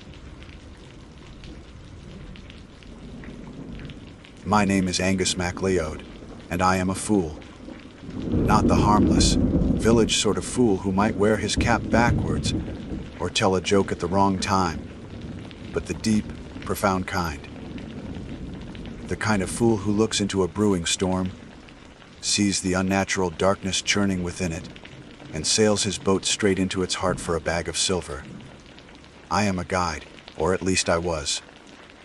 My vessel, the Sea Witch, wasn't built for the grand hunting expeditions you might imagine. She's a sturdy, aging trawler, her hull scarred by 1,000 scrapes with rock and pier, her engine a symphony of groans and coughs that only I can truly understand. For 2 decades, she and I have ferried geologists to chart the cliffs, bird watchers to spy on puffin colonies, and the occasional wealthy tourist who wants to feel the raw, untamed spirit of the Orkney Islands. We hunt for vistas, for photographs, for a sense of connection to the old world. We do not hunt monsters. The day she arrived, the sky over Stromness was the color of a bruised plum. A low, heavy ceiling that promised a miserable, sleeting rain. The air carried the familiar scent of low tide and diesel, a perfume I'd known my entire life. I was mending a net on the pier, my fingers stiff and clumsy in the damp chill, when I felt a change. It wasn't the wind, which was a constant nagging presence, but a stillness in the air around me. The gulls, usually squabbling over discarded fish, guts fell silent. The chatter from the pub on the corner seemed to die in the throat. I looked up, and there she was. She called herself Miss Thorne. The name felt as out of place in our rugged harbor as her attire. She wore a long, dark coat of a fine wool I'd never seen before, tailored in a severe, mainland fashion that was neither practical nor warm enough for an Orcadian autumn. It should have looked ridiculous, yet on her, it looked commanding. She was tall, with a straight-backed posture that spoke of discipline, and her hair, pulled back in a tight, severe bun, was the color of a winter sky just before a blizzard, a stark, almost luminous gray. But it was her eyes that held you. They were a pale, piercing blue, and they seemed to contain the fury of the North Sea itself. There was a storm in them, and I knew, with a certainty that settled cold and heavy in my gut, that she had brought it with her. She approached not with a question, but with an assessment, her gaze sweeping over me and my boat with an unnerving intensity. "You are Angus MacLeod," she stated. It wasn't a question. "I am," I said, my voice rougher than I intended. "And you are a long way from home, mistress." "Home is a relative concept," she replied, her voice low and clear, cutting through the wind. "I require a guide and a boat. I was told you are the best, that you know the outer isles better than the seals do." The flattery was a well-aimed dart, striking the fading pride of a man whose pockets had been empty for too long. The tourist season had been poor, and the fishing quotas were strangling what little extra I could make. I needed the work desperately. Still, a current of unease, as cold and strong as the Pentland Firth, pulled at me. "What's the purpose of your trip?" I asked, trying to sound professional, business-like. "Geological survey, ornithology. You could call it a study of marine flora," she said, her eyes never leaving mine. "I am a specialist, surveying the health of the kelp forests around the more remote, uninhabited isles, particularly I have an interest in the area around the Isle of Einhollow. My hands paused in their mending. Einhollow, the Holy Island, a place even the most seasoned local fishermen gave a wide berth. It was a place steeped in unsettling lore, an island said to be the summer home of the Finfolk, the enigmatic sorcerers of the sea, a place where the water was said to run cold and the air felt thin. In the old tongue, its name meant something akin to the Haunted Isle. There's no kelp worth surveying around Einhollow, I said, a little too quickly. The currents are treacherous and the seabed is mostly barren rock. It's a dangerous trip for little reward. The reward, she said. And for the first time, a flicker of something that might have been a smile touched her lips, though it held no warmth. Will be substantial. She named a figure that made my breath catch in my chest. It was more than I'd made in the last 6 months.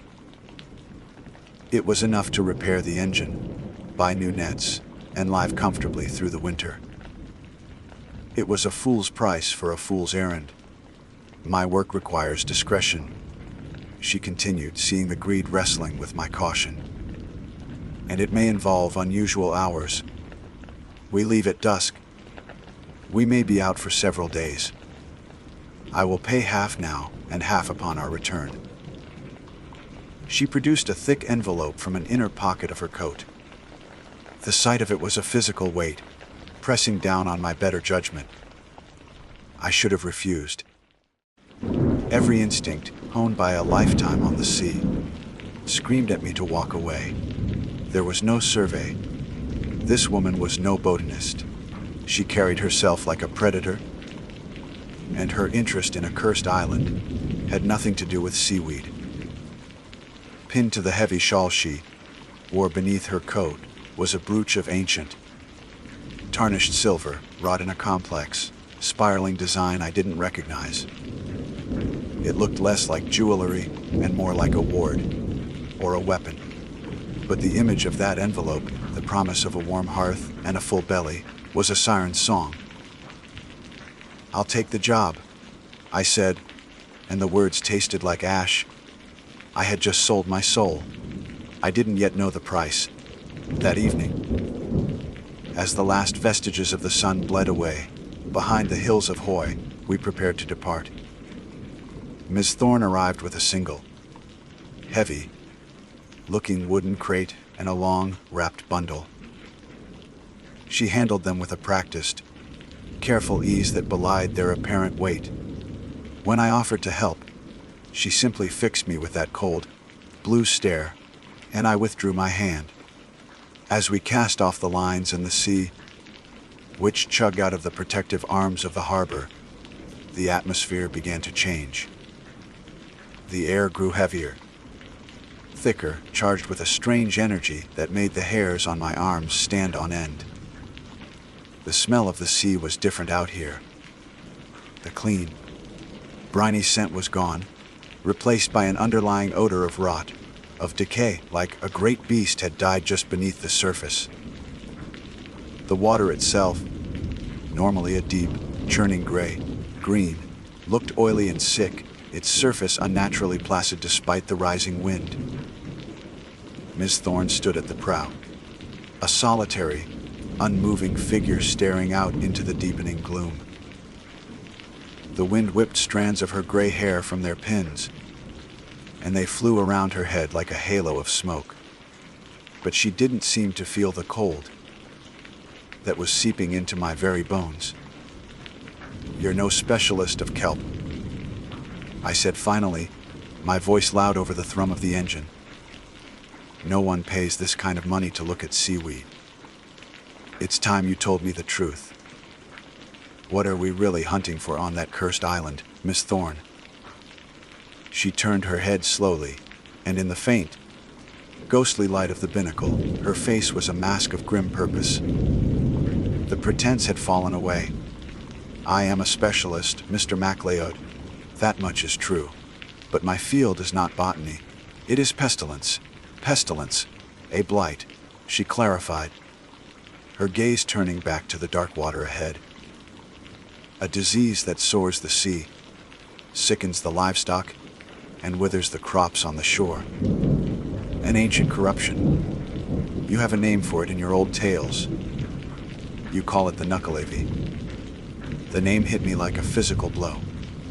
It was a word from the darkest corners of Orcadian folklore, a name whispered by grandmothers to frighten children into obedience.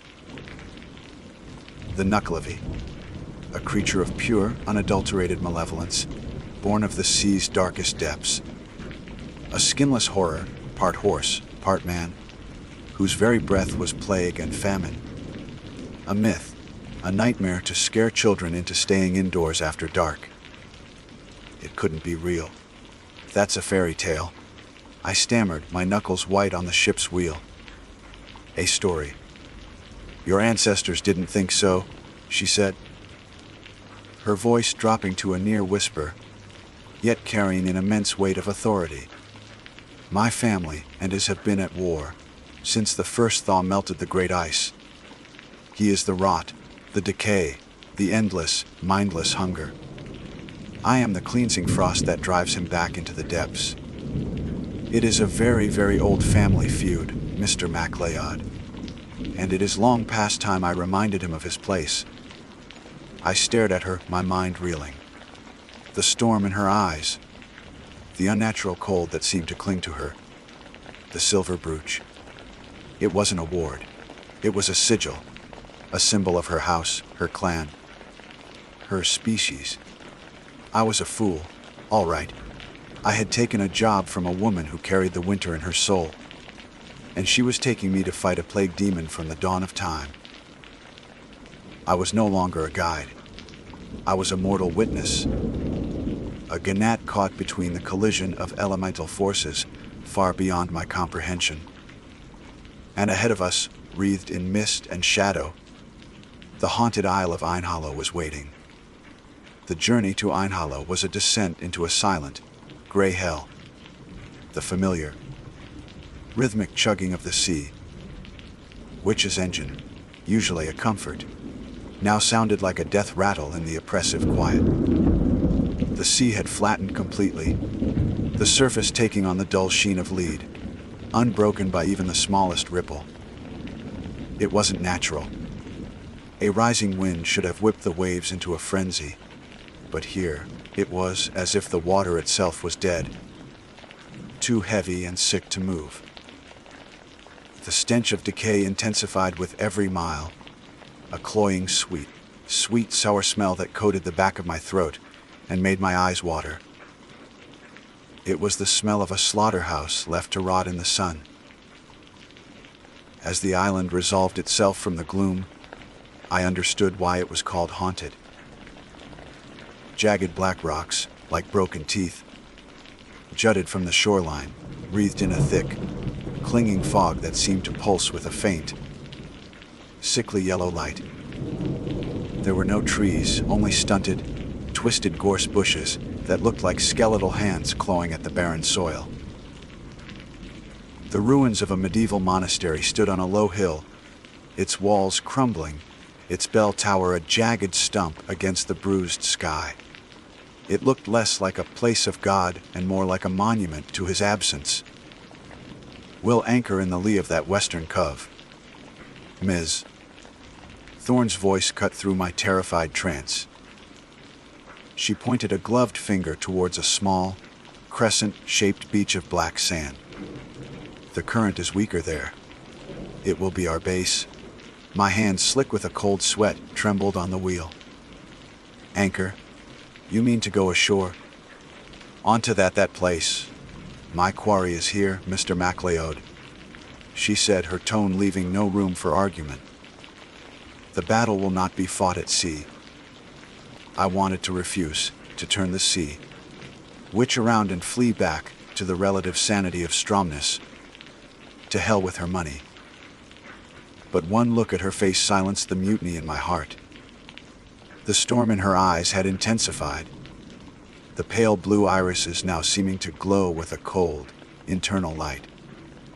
She was no longer just a woman, She was a weapon, honed and aimed. I was merely the arrow's fletching, carried along by a will far stronger than my own. I guided the boat into the cove, my every nerve screaming. The air here was so thick with corruption that I felt I could taste it. A foul, metallic tang, like old blood. As the anchor chain rattled into the oily water, the sound was shockingly loud, a profanity in the suffocating silence. We lowered the small dinghy, and Miss Thorne passed down her crate and the leather-wrapped bundle before descending with a fluid grace that was unnerving. I followed, my sea legs feeling clumsy and useless. The moment my boots touched the black sand, a wave of nausea washed over me. The ground itself felt wrong, at spongy and cold, as if the very life had been leached from it. The beach was littered with the carapaces of dead crabs, their shells brittle and discolored. Further up, near the tide line, lay the source of the overwhelming stench, the bloated, misshapen carcasses of half a dozen sheep, their wool matted with a file, black slime, their limbs twisted at impossible angles. Their eyes were wide, milky orbs of terror. His breath, Miss Thorne murmured, her gaze sweeping over the grim tableau. Mortashine, the deadly vapor. It poisons everything it touches. She strode past the dead animals without a second glance and began to unstrap her cargo. I watched, mesmerized by her efficiency. She opened the wooden crate, and the contents drove another nail into the coffin of my disbelief. There were no scientific instruments, no survey gear. Instead, the crate was lined with dark, velvet-like cloth, and held objects that seemed to hum with a quiet power. There was a series of polished, obsidian mirrors, a coil of what looked like silver rope, and several leather pouches that gave off the sharp, clean scent of herbs I couldn't name. Finally, she turned to the long bundle. With deft fingers, she unwrapped the leather, revealing a shaft of what looked like polished, blackened oak. It was old, ancient even, covered in spiraling carvings that matched the brooch on her shawl. She took a small, crystalline flask from one of the pouches, uncorked it, and carefully poured a single drop of clear, viscous liquid onto the tip of the shaft. There was a soft hiss, and a bloom of white frost instantly flowered at the point of contact, spreading a few inches down the wood. She then set the shaft aside and turned her attention to the shore, her body tense, listening. "He knows we are here," she said, her voice a low hum. "He can taste the air. He can taste me." I clutched the useless fishing gaff I'd brought from the boat, the worn wooden handle a pathetic comfort. "What are you?" I whispered, the question tearing itself from my throat. "What in God's name are you?"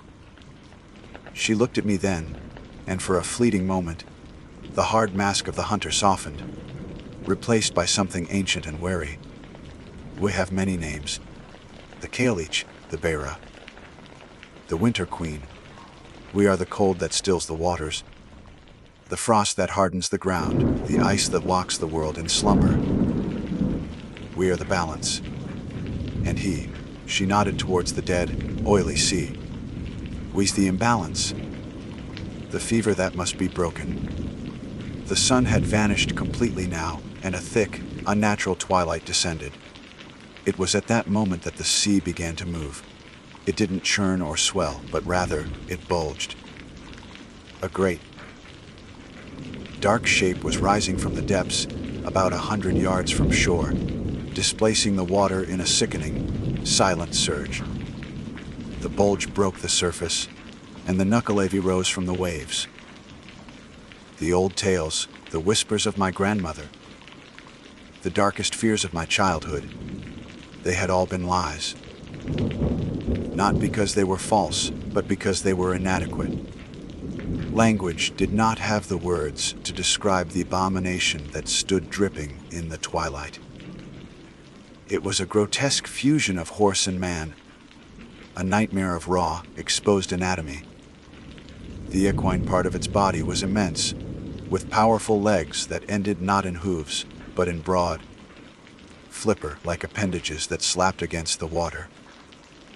But the true horror was that it was skinless. Every raw, red muscle pulsed and writhed.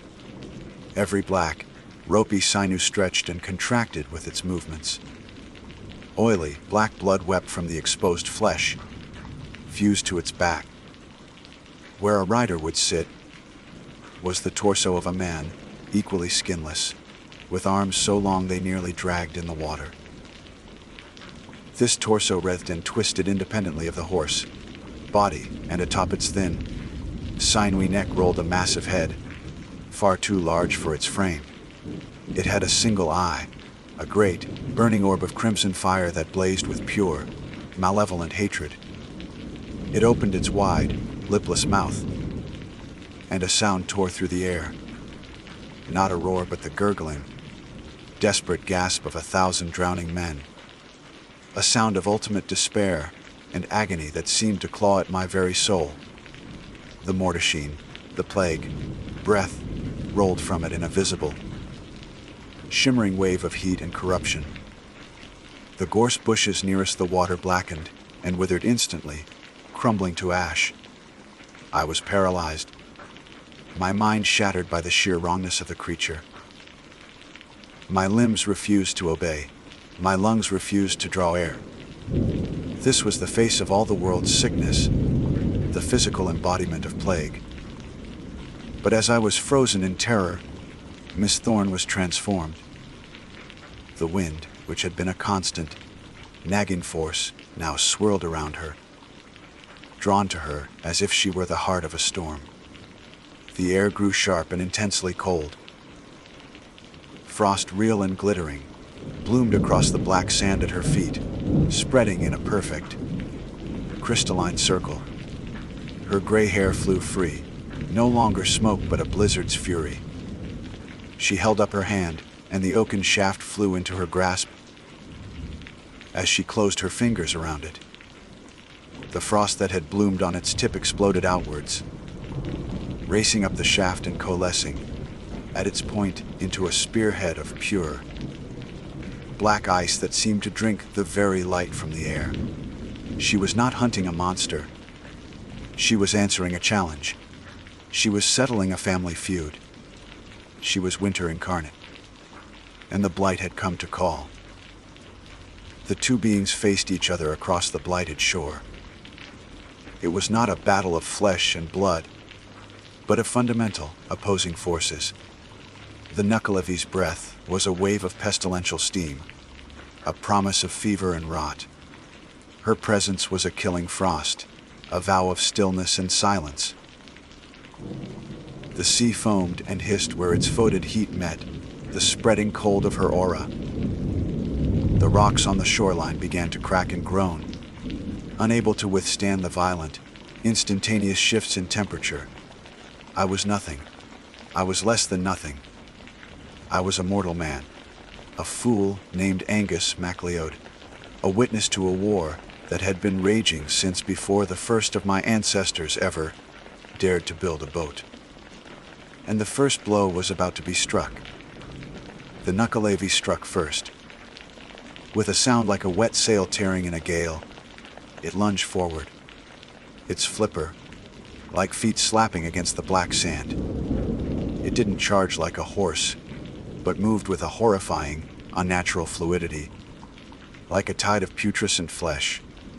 The single burning eye was fixed on Miss Thorne, a beacon of pure hatred. It opened its mouth, and a torrent of the mortashine, the plague steam, rushed forth. It wasn't just a foul vapor, it was a physical force, a wave of shimmering heat and corruption that boiled the very air. The ground it passed over blackened and smoked, and the dead crabs on the beach crumbled into fine, gray dust. I threw myself behind a large, salt-bleached rock, my gaff forgotten, my hands scrabbling for purchase. The heat washed over my hiding place, searingly intense even at this distance. The stone I hid behind grew warm to the touch. I risked a glance and saw that Miss Thorne had not moved. She stood serene in the heart of her circle of frost, the spear of black ice held ready.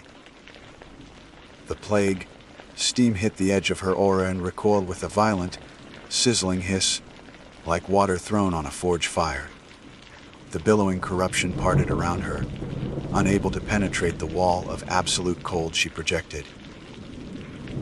In response, she raised the spear.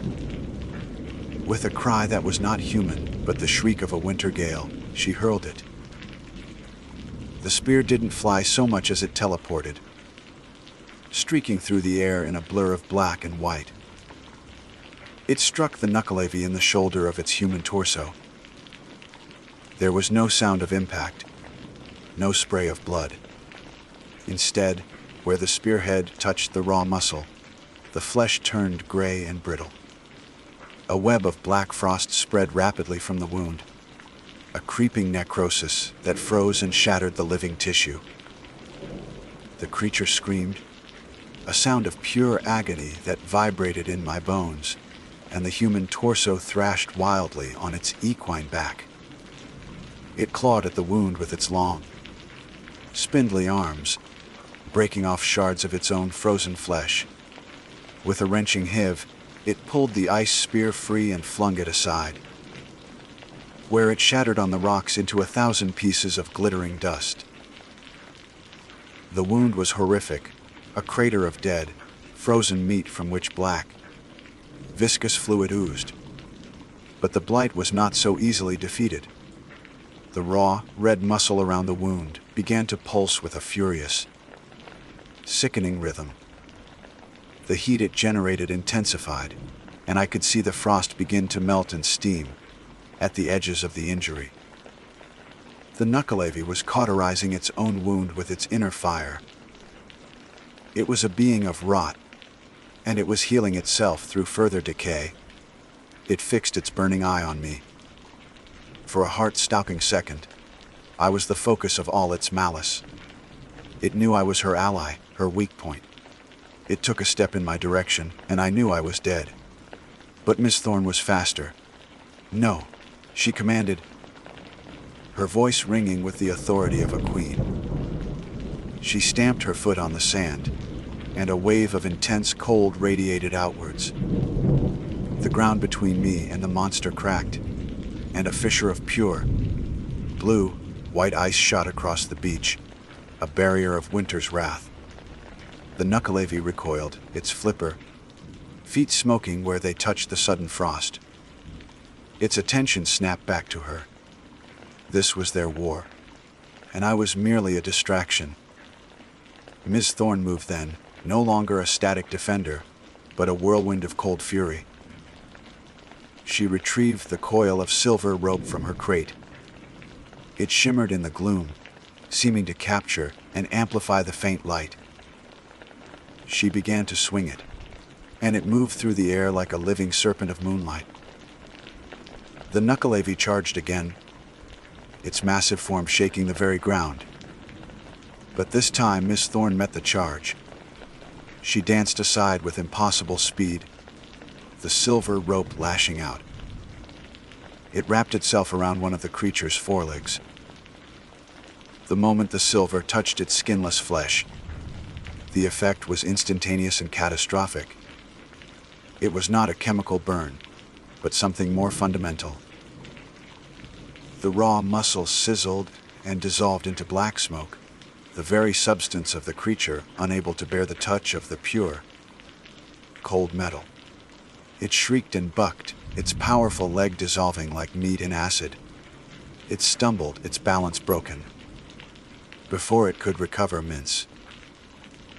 Thorne moved to her crate and seized the obsidian mirrors. Holding one in each hand, she angled them towards the knuckleavy's single, burning eye. "Behold your own corruption," she cried.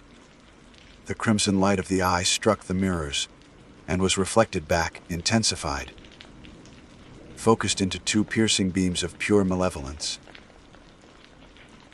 The Nukkalevi was forced to stare into the heart of its own blight. It bellowed in what sounded like confusion and terror, shaking its massive head from side to side, as if trying to escape its own gaze. The human torso writhed, clawing at its own face, its long fingers scraping against the burning eye. It was a being of pure hatred, and it could not endure the reflection of its own nature. The battle had reached its terrible crescendo. The beach was a chaotic hellscape of opposing forces. Steam and frost warred in the air. The ground was a patchwork of frozen earth and scorched sand, and the rocks themselves were groaning and splitting under the strain. I watched, a tiny, insignificant creature, caught in a war between a fever and a frost, between the rot of the world and the stillness that held it in check. The end came not with a final, killing blow, but with a retreat. The Nukkalevi, wounded, burned by silver, and driven mad by its own reflection, finally broke. With a last, gurgling roar of defiance and pain, it turned. It scrambled back towards the water, its movements clumsy and panicked, its dissolving leg leaving a smoking trail of corruption on the sand. It plunged into the oily waves, and the sea boiled and steamed where it entered. The great, dark shape sank beneath the surface, and a profound, echoing silence fell over the island, broken only by the crackling of the last embers of dying gorse and the whisper of the wind. Ms. Thorne stood panting on the shore, the silver rope coiled at her feet, the obsidian mirrors lowered. The spear of ice had melted into nothing. The intense aura of cold around her began to recede, and the fierce blizzard, like light in her eyes, softened back to the pale blue of a winter sky. She looked at me, and for the first time, I saw not a warrior or a queen, but someone deeply, profoundly tired. The battle had taken a toll on her, too. He will return, she said, her voice raspy. He always does, but not for a long time. The balance is restored. For now. She walked to the edge of the water, her posture no longer ramrod straight but slumped with exhaustion. She stared out at the spot where the monster had vanished. Then she did something that broke the last of my sanity. She began to walk into the sea. The water swirled around her ankles, her knees, her waist. A thick white fog, clean and cold, rolled in from the open ocean, a stark contrast to the sickly yellow mist that had clung to the island before.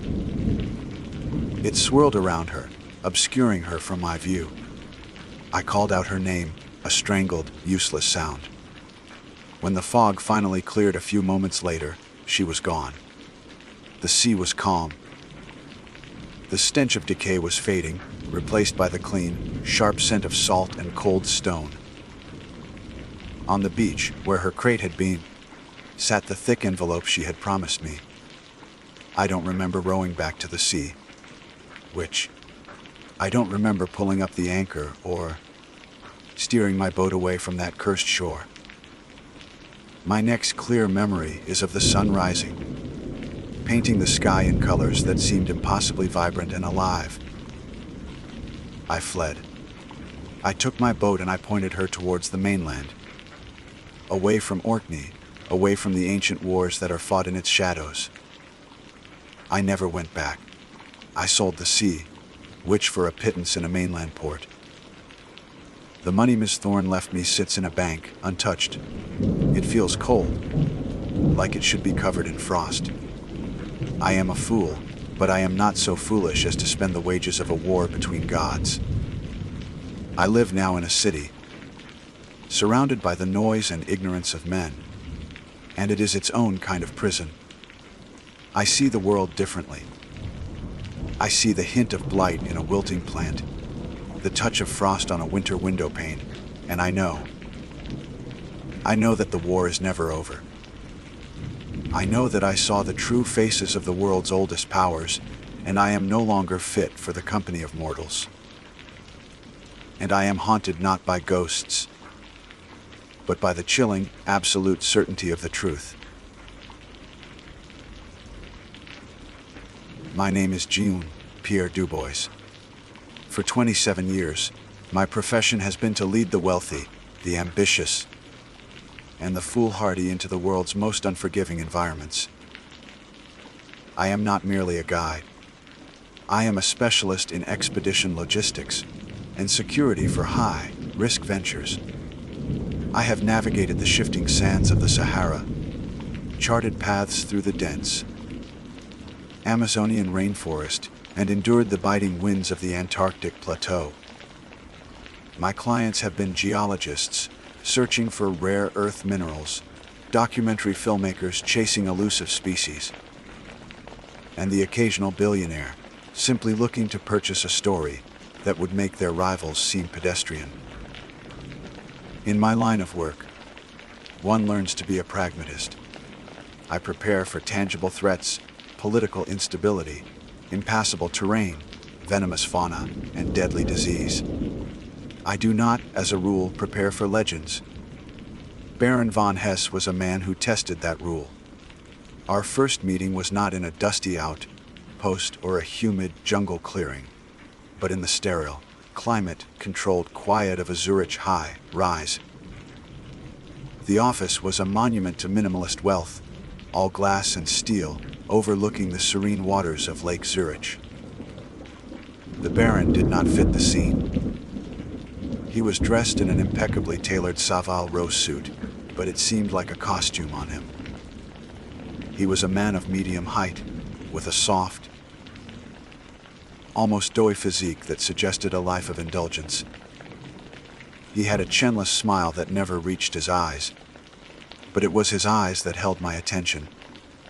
They were pale, watery blue, and they seemed ancient, possessing a predatory stillness that was deeply unsettling. They were the eyes of a creature that has waited a very long time for its meal. He laid out the proposal with unnerving calm. A zoological survey. He'd called it, his German accent precise and clip. A deep river expedition into the Likuala, Ox-Herbis region of the Congo. The mission is to document the unique biodiversity of the area, which remains one of the last truly unexplored places on Earth. The paperwork was flawless. Permits from the Congolese government, letters of intent from a prestigious, though obscured European university, and a budget that could fund a small army. I'd seen dozens of similar proposals. It was all perfectly legitimate on the surface. I pointed to a specific line item in the equipment manifest. This is an extensive list, Baron. Sonar mapping, satellite uplinks, a state-of-the-art mobile laboratory. This is more than a simple survey. His chinless smile widened. I am a man who believes in being prepared for any eventuality, Monsieur Dubois. I am also a man who appreciates unique opportunities. He leaned forward, his ancient eyes glinting. Have you ever heard the local legends of that region? The stories of Mokele Mbemba? I had. Every guide who worked in Central Africa had. The living dinosaur, a myth, Baron, likely a combination of folklore and misidentified elephants swimming in the river.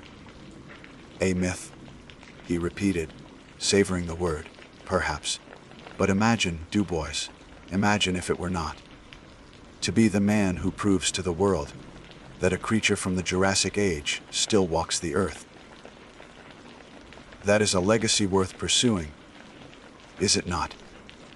He framed it as the ultimate scientific prize, the pinnacle of zoological discovery. It was a convincing performance, masking a greed so profound it seemed to radiate from him like a fever. The most unsettling piece of his extensive gear was not the high-tech sonar or the drones. It was an item he showed me in a locked case. nestled in black velvet like a crown jewel. It was a harpoon head, but like none I had ever seen. It was forged from a metal that looked like bronze, but felt strangely warm to the touch. The entire piece, from its wickedly barbed tip to its base, was covered in intricate, swirling etchings that seemed to move when you weren't looking directly at them.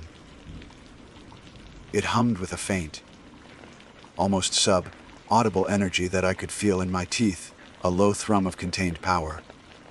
It was ancient, yet it felt more advanced than anything else in our arsenal. A family heirloom, the Baron said with a dismissive wave of his hand when he saw me staring. For the specimen, should we be so fortunate as to require it. A last resort, of course. His casual tone did nothing to ease the disquiet I felt. That harpoon was not a tool of science. It was a weapon of sacrifice. Weeks later, we were at our staging point on the edge of the Great Swamp. The transition from the sterile order of Zurich to the chaotic, vibrant life of the Congo was jarring. The air was thick and heavy, tasting of damp earth, sweet decay, and 1,000 kinds of pollen. The symphony of the jungle was constant, the chatter of insects, the cries of unseen birds, the distant grunt of a hippo. This was where we met the local guides, a team of Baka tribesmen who knew the river better than any map. Their leader was an old man named Otabenga, his face a roadmap of wrinkles, his eyes holding a wisdom that made the Baron's ancient gaze seem juvenile. He looked over our equipment, his expression unreadable, until his eyes fell upon the case containing the harpoon. He did not need to open it. He simply stood near it, and a shadow passed over his face. For 2 days they led us upriver. The journey was arduous. The river was a brown, muscular serpent, winding its way through a cathedral of green. The air grew heavier, the silence between the animal calls deeper. On the morning of the 3rd day, we reached a particular bend in the river, where a massive, gnarled ironwood tree stood like a sentinel on the bank. Otabenga brought our convoy of boats to a halt. He came to our lead vessel, his face grim. "We'll go no further," he said, his voice low but firm. The Baron, fanning himself in the shade of the boat's canopy, scoffed. "Nonsense. I am paying you handsomely to take us to the Likwala Lagoon." "To pay us is one thing," Otabenga replied, his gaze unwavering. "To ask us to ferry you into the arms of death is another. This place," he gestured to the water ahead, "is not for you. It is not for us. It belongs to the Nkandi. The spirit," the Baron said, his voice dripping with condescending amusement. "The great monster." Otabenga shook his head slowly. "You do not understand. It is not a monster that lives in the water. It is the water. It is the trees. It is the life that it protects. To harm it is to harm the river itself. It does not suffer trespassers. It does not suffer thieves." The last word hung in the humid air, charged with meaning. The Baron's amusement vanished, replaced by a flash of cold fury. He saw the man's warning not as a respectful plea, but as an accusation. He opened a metal case and produced a thick stack of currency, throwing it onto the deck at Otabenga's feet. "Your service is no longer required. Take your money and your superstitions and leave."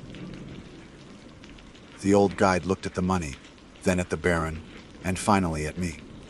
There was a profound pity in his eyes. "The river will not care for your money," he said softly. "It will only care for the respect you do not have." He and his men turned their boats around, and, without a backward glance, disappeared downriver, their departure leaving a void of silence that was more terrifying than any jungle roar. The Baron turned to me, his face alight with a feverish excitement. More for us too, boys! Now you will pilot the boat. The legend awaits. I felt a cold knot of dread tighten in my stomach. I was a man of logic, a man who dealt in facts and tangible dangers. But as I took the helm and guided our boat past the sentinel tree and into the forbidden waters, I couldn't shake the feeling that we had just been warned away by a man who knew the difference between a story and a truth. We were alone. And for the first time in my long career, the silence felt more dangerous than any sound the jungle could produce. We were no longer on a map. We were in a sacred place, and I had a terrible feeling the Baron had come to commit a sacrilege. The moment our boat passed the gnarled ironwood tree, the world changed.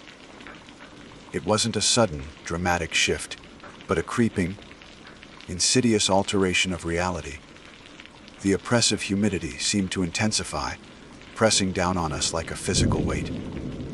The vibrant, chaotic symphony of the jungle did not just quiet down, it ceased entirely.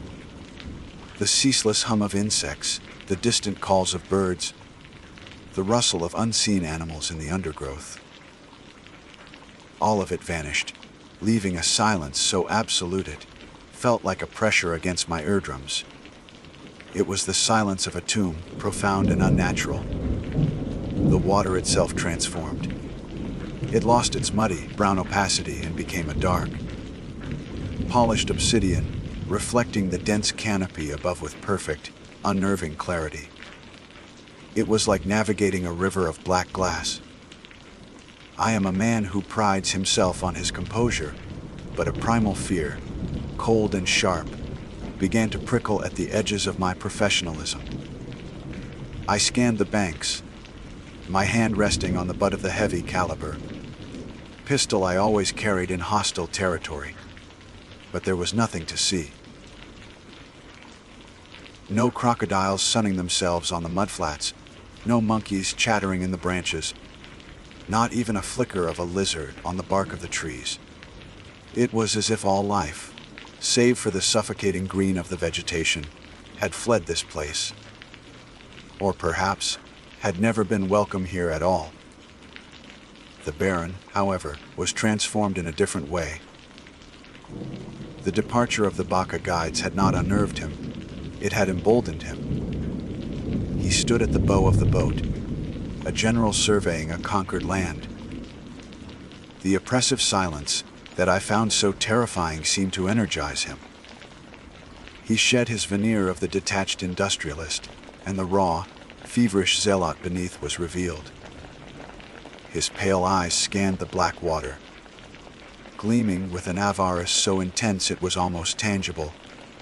He would mutter to himself in German, short, guttural phrases I couldn't fully comprehend, but the tone was one of rapturous anticipation. Several times an hour, he would unlatch the case containing the ancient harpoon, his fingers tracing the swirling etchings on its bronze surface as a lover might caress a face.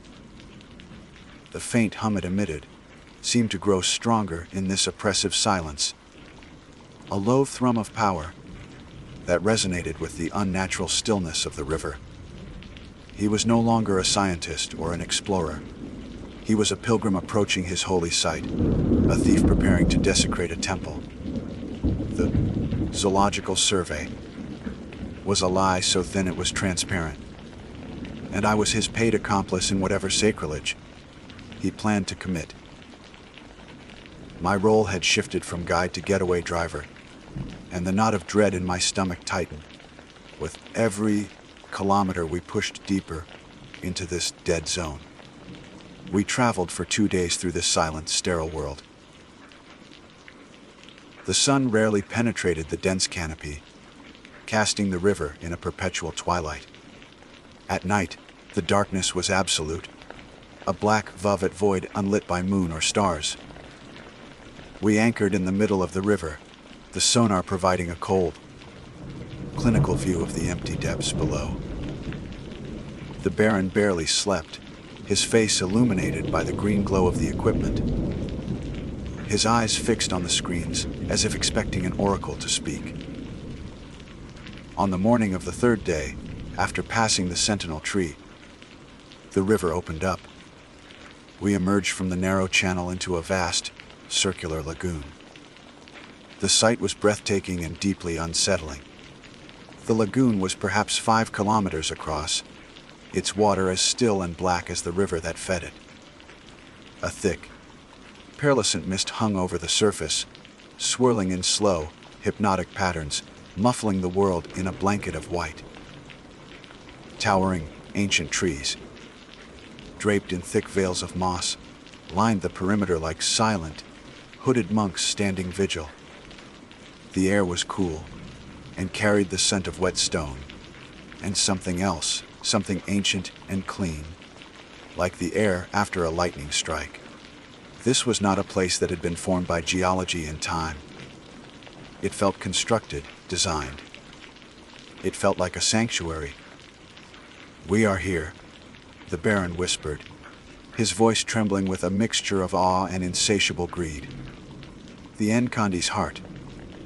He ordered me to cut the engines.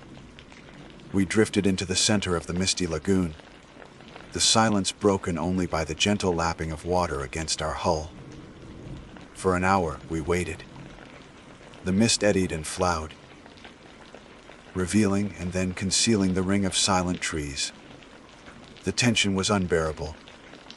It was the feeling of standing in a vast, empty cathedral, knowing you are not alone. And then it rose. There was no great splash, no violent disturbance of the water. It emerged with a grace and silence that defied its scale. First, a long, slender neck, thicker than a man's torso, broke the surface. It moved with the fluid elegance of a swan, its head held high. Then came the body, a vast, dark shape the size of a small elephant. Its back a gentle, curving island in the black water. It wasn't a sauropod, not in the way paleontologists had reconstructed them. Its skin was not the rough, scaly hide of a reptile. It was smooth, like polished river stone, a deep, mossy green in color. And across its immense flank, covering it like living tattoos, were symbols. They were the same swirling, intricate patterns as the etchings on the Baron's harpoon, and they pulsed with a soft, internal, emerald light. It was the most beautiful and terrifying thing I had ever seen. It was ancient beyond comprehension, and it radiated an aura of profound peace and serenity. It turned its head, and its eyes, large, dark, and impossibly intelligent, regarded us. There was no malice in its gaze, no animal aggression. There was only a deep, abiding sadness, as if it had seen 1,000,000 trespassers like us and knew the folly of our hearts. The Baron's face was a mask of ecstatic madness. "The heart," he hissed, his voice cracking. "The legends are true. A century of life for every year it has lived. I will not die, Du Bois. I will live forever." The truth, in that moment, crashed down on me with the force of a physical blow. Otabenga's words echoed in my mind. "It does not suffer thieves." The Baron wasn't a hunter seeking a trophy or a scientist seeking knowledge. He was a grave robber. He was here to murder a god and steal its immortality. He scrambled to the bow, snatching up the harpoon gun. He slapped the ancient bronze head onto the firing mechanism, the metal clicking into place with a sound that was like a key turning in the lock of a tomb. He raised the weapon, aiming for the creature's chest, where the light from the symbols pulsed most brightly. The creature Mokel, Mbem, did not move. It simply watched him, its sad, ancient eyes reflecting the Baron's feverish greed. As the Baron's finger tightened on the trigger, the world erupted. But it wasn't the creature that attacked. It was the river. The water around our boat, so placid moments before. began to churn with impossible violence. A wall of black water, 10 meters high, rose up from the lagoon's surface directly in front of us, a liquid shield between us and the Guardian. The Baron fired. The harpoon screamed from the gun, a bronze streak of light, and slammed into the water wall. There was a concussive boom, and the harpoon, its energy spent, was deflected, clattering uselessly onto the deck. The wave crashed down upon us. The force was cataclysmic. The hull of our state, of the art riverboat, splintered like a matchstick.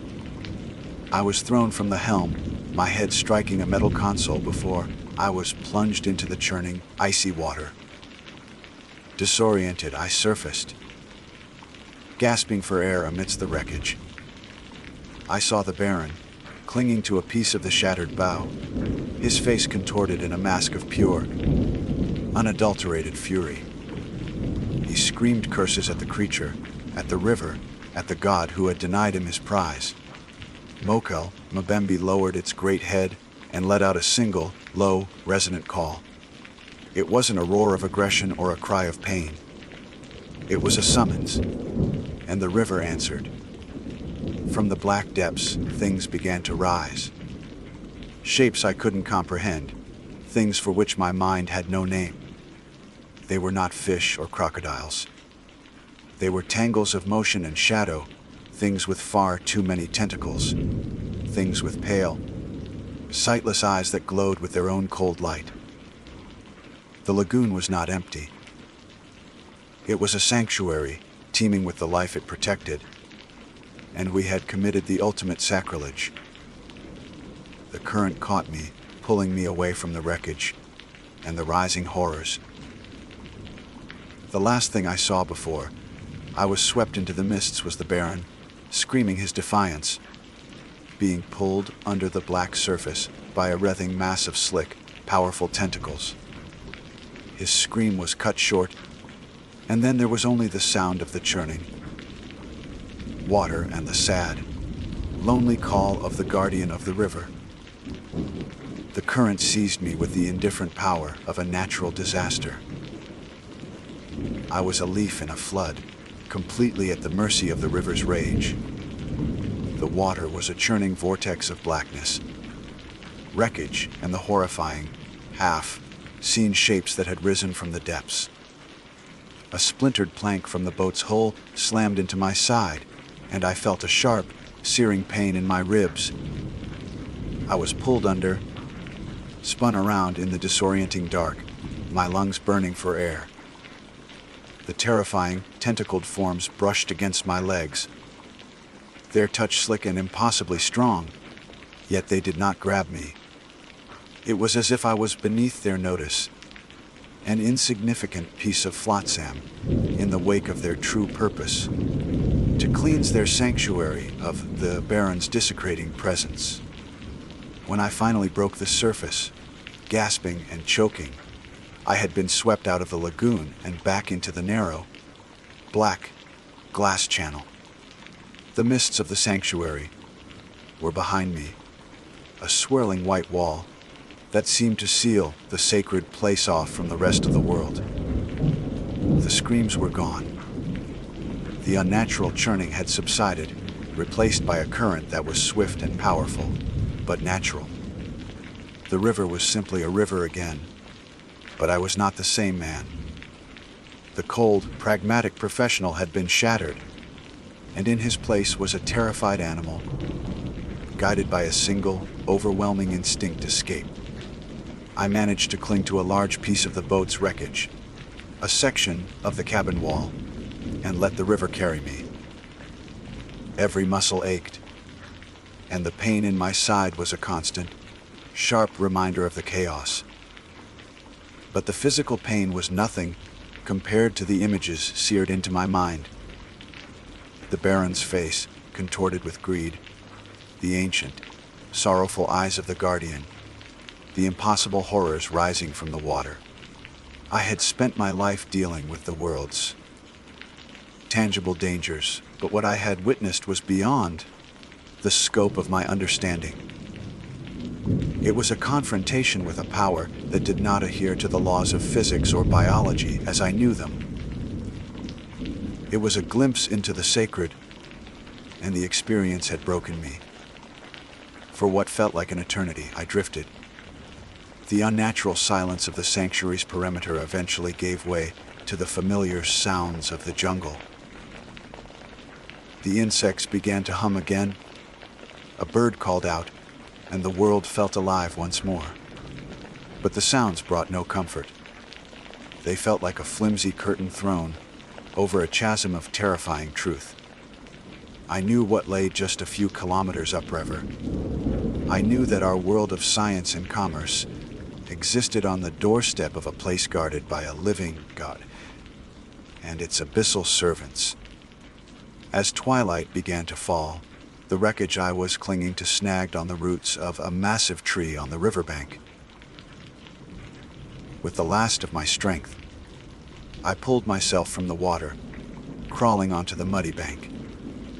I collapsed, my body shaking uncontrollably from shock and exhaustion. I lay there for a long time, listening to the sounds of the jungle, every snap of a twig, every rustle of a leaf sending a fresh wave of terror through me. I was a trespasser in a land that was not my own, and I felt as if 1,000 unseen eyes were watching me from the shadows. My survival instinct, honed by decades of navigating perilous situations, finally kicked in. I had to move to get away from the river. But first, there was one thing I had to retrieve. During the boat's destruction, my waterproof equipment case, containing my personal logs and several canisters of high-resolution film, had been thrown clear. By some miracle, it had washed up just a few meters away, wedged between two roots. I crawled to it, my hands shaking as I opened the latches. Everything was soaked, ruined, except for one thing. The small, lead-lined canister containing the film from the lagoon. The images of the Guardian. Clutching the canister, I stumbled into the jungle away from the river. I found a small, shallow cave, a hollow in a rock outcropping, and took shelter.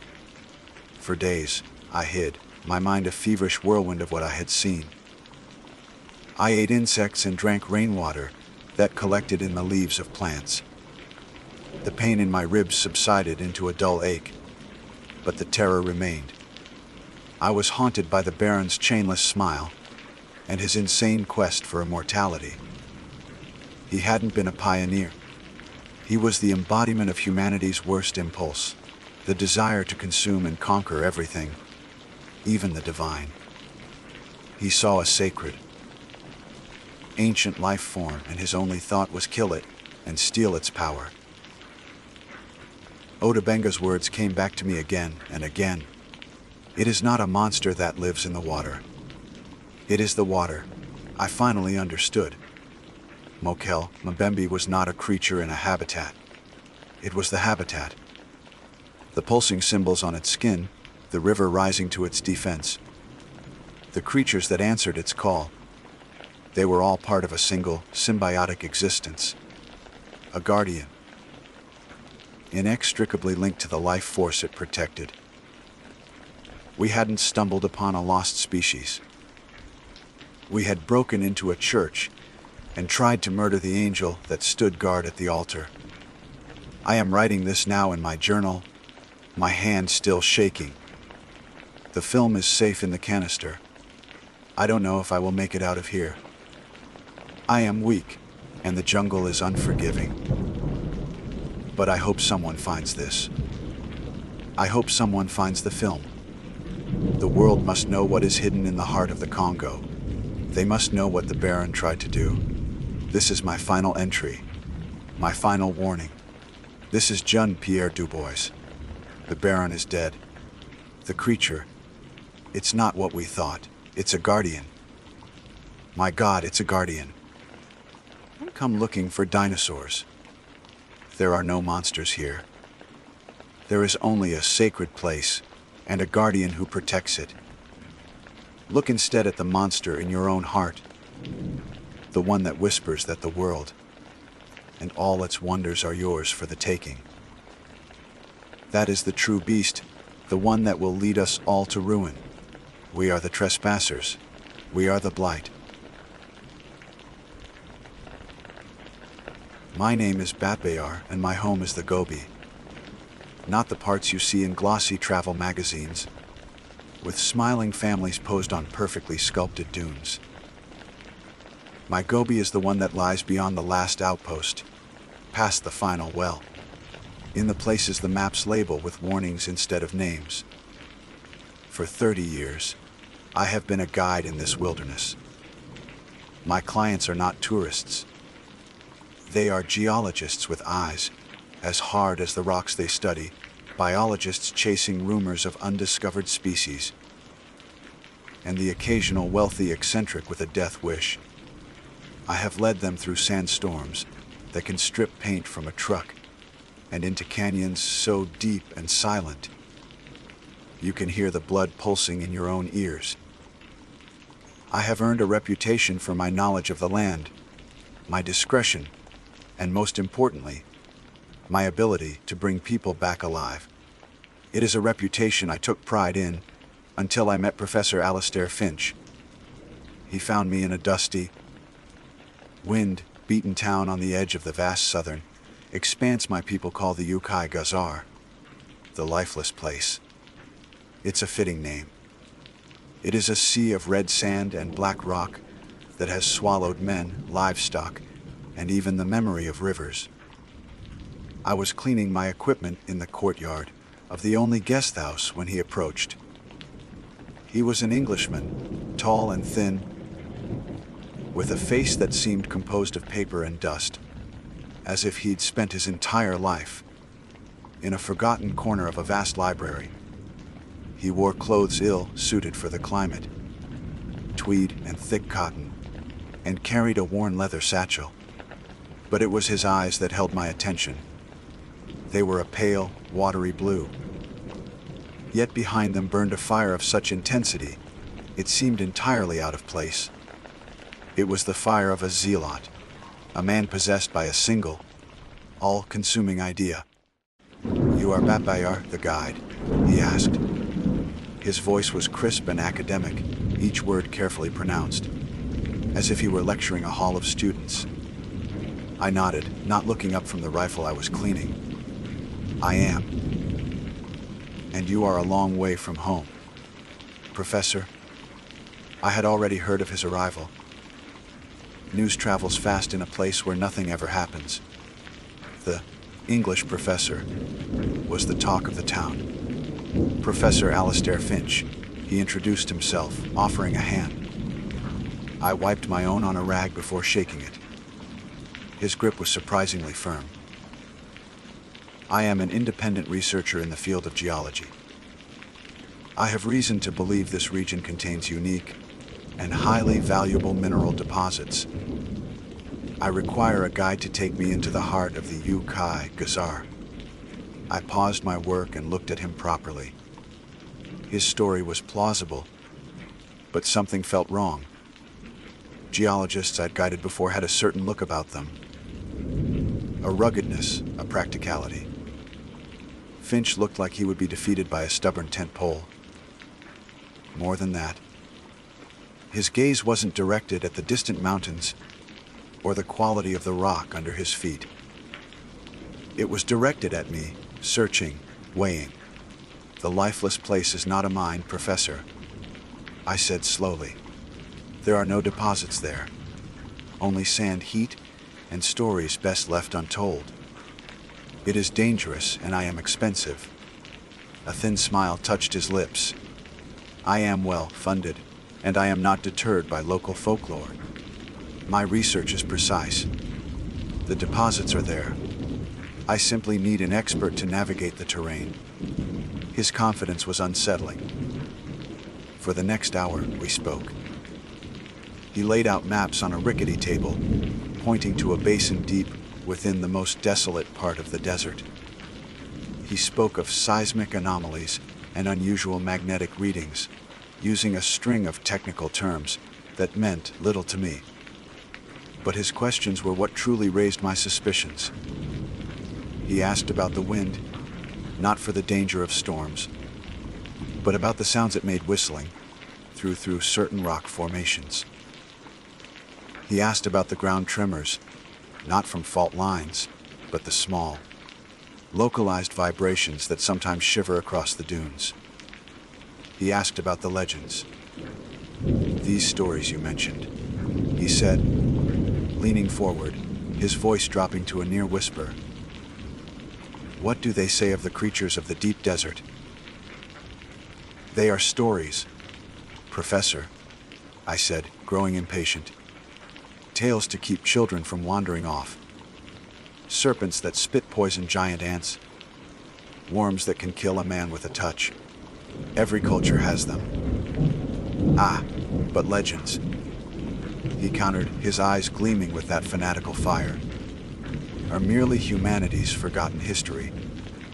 A distorted memory of a truth, too terrifying to be recorded accurately. Against my better judgment, I accepted the job. The sum he offered was enough to support my family for 2 years. My mind told me to refuse, to send the strange Englishman packing. But my pragmatism, and perhaps a flicker of my own curiosity, won out. I told myself he was just another eccentric, and his money was real, whatever his delusions might be. My unease solidified into genuine alarm when I saw his equipment. It arrived on a heavy duty truck 2 days later, packed in reinforced wooden crates. This was no geologist's kit. There were no rock hammers, no core samplers, no sensitive magnetometers. Instead, my men and I unloaded 4 heavy, tripod-mounted devices that looked like polished satellite dishes. Finch called them sonic resonators. There was a thermal lance, a fearsome tool capable of melting through steel, its fuel tank the size of a large drum. And there was the crate. It was the crate that haunted me. It was a cube, roughly 6 feet on each side, fashioned from a dull, gray metal I didn't recognize. It was not bolted or welded, but seemed to be forged from a single piece, with a complex series of locks and pressure seals around a circular hatch on the top. It looked less like a container for mineral samples and more like a cage designed to hold something of immense power and fury. I found Finch overseeing the loading of our 2 4x4 vehicles. Professor, I said, my voice flat. That is not the equipment of a geologist. He didn't turn to face me, instead running a gloved hand over the smooth surface of the crate. My methods are unconventional. The resonators are for generating specific seismic frequencies to locate the hollows, where the mineral formations are likely to be found. The lance is for clearing any obstructions. And the cage? I asked. He finally turned, and the academic mask was gone. For a moment, I saw the raw, obsessive hunger that drove him. A necessary precaution, my dear Batbayar. The minerals I seek are exceptionally rare. One must be prepared for any eventuality when venturing into the unknown. He was lying. I knew it with a certainty that chilled me to the bone, despite the oppressive heat. But the contract was signed. My reputation was on the line. I was Batbayar, the guide who did not back down from a challenge. So, I nodded, my face a mask of stone, and began my final preparations for our journey into hell. We would be a party of 3, myself, Finch, and my most trusted tracker, a young man named Temujin. We were taking 2 vehicles, loaded with enough water and fuel for 3 weeks. As we drove out of the town the next morning, leaving the last vestiges of civilization behind, I felt a sense of finality, a feeling that I was crossing a threshold from which there might be no return. The professor, for his part, was practically vibrating with excitement, his strange blue eyes fixed on the red horizon, searching for a prize I was beginning to believe was not of this world. The world outside the town vanished behind us, swallowed by a shimmering curtain of heat. For the first 2 days, we drove through familiar territory, the sparse grasslands and rocky plains of the outer Gobi. But on the third morning, we crossed an unseen border, and the land transformed. The hardy grasses disappeared, the resilient shrubs gave way to cracked earth, and soon even the earth was gone, buried beneath an endless ocean of red sand. We had entered the Ukai Gazar. The silence was the first thing that struck you. It was not a peaceful silence, but a heavy, oppressive one. The air was so still and dry that sound simply died. The roar of our engines felt intrusive, a profane violation of the ancient quiet. The sun was a merciless tyrant. It beat down from a cloudless, bleached, white sky, baking the sand until it shimmered like a vast, bloody lake. Inside the vehicle, the air was stifling, but it was a sanctuary compared to the furnace outside. Temujin, who had been born in the Gobi and knew its moods as well as I did, drove with a grim set to his jaw. His usual cheerfulness had evaporated. I would catch him glancing at the strange equipment lashed down in the back of his truck. Then at the Englishman in my passenger seat, a deep unease clouding his young face. Professor Finch, however, seemed to be in his element. He was oblivious to the crushing heat and the profound desolation. He rarely spoke. Instead, he was utterly consumed by a small, handheld device that whirred and clicked softly. He would hold it up, turning it slowly, his eyes fixed on its glowing screen. He wasn't navigating. That was my job.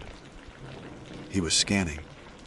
So occasionally, he would make a note in a small, leather-bound journal, his handwriting a flurry of sharp, excited symbols.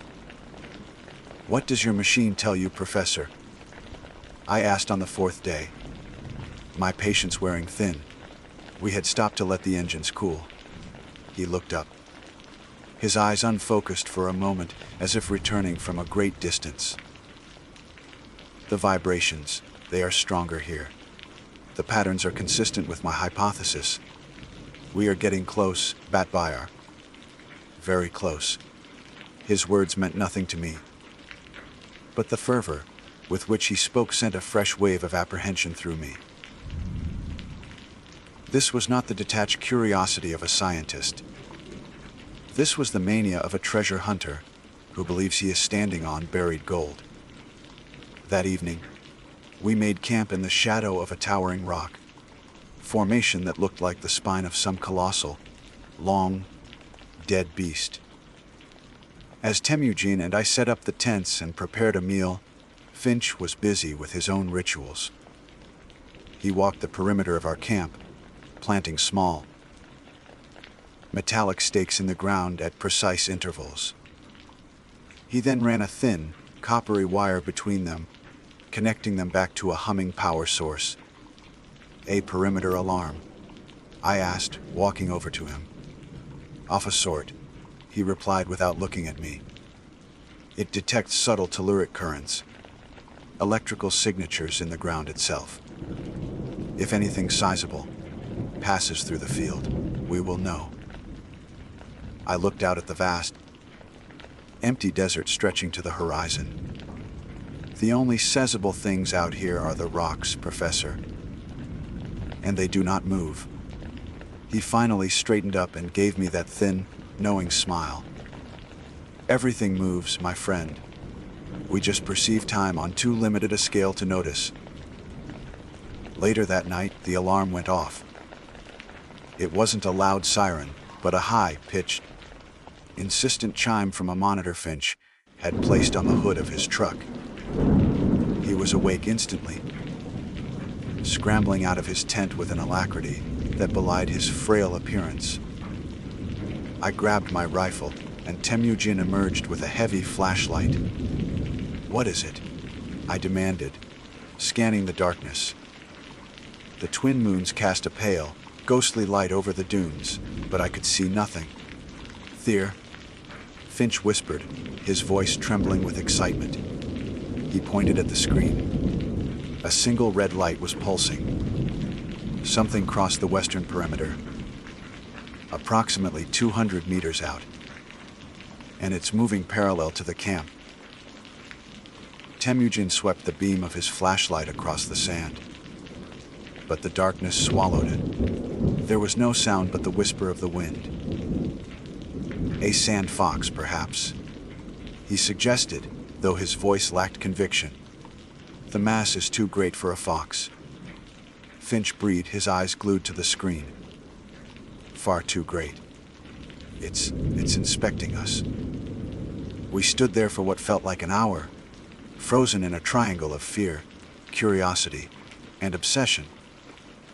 The red light on the screen pulsed steadily, tracking a slow, deliberate path around our camp before finally fading as the unseen presence moved out of the sensor's range. We saw nothing. We heard nothing. But I knew, with a certainty that settled deep in my bones, that we were being watched. The legends I had so easily dismissed no longer felt like children's stories. They felt like a warning. The next day, we reached the basin Finch had indicated on his maps. It was a vast, circular depression, miles across, with sand the color of dried blood. The air here was even heavier, charged with a strange, static quality that made the hairs on my arms stand on end. This was the heart of the lifeless place, a spot so remote and forbidding that even the nomadic herdsmen, who know the desert intimately, would not venture here.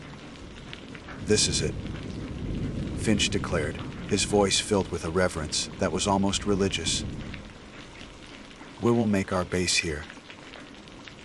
For the rest of the day, we worked under his precise and demanding instructions.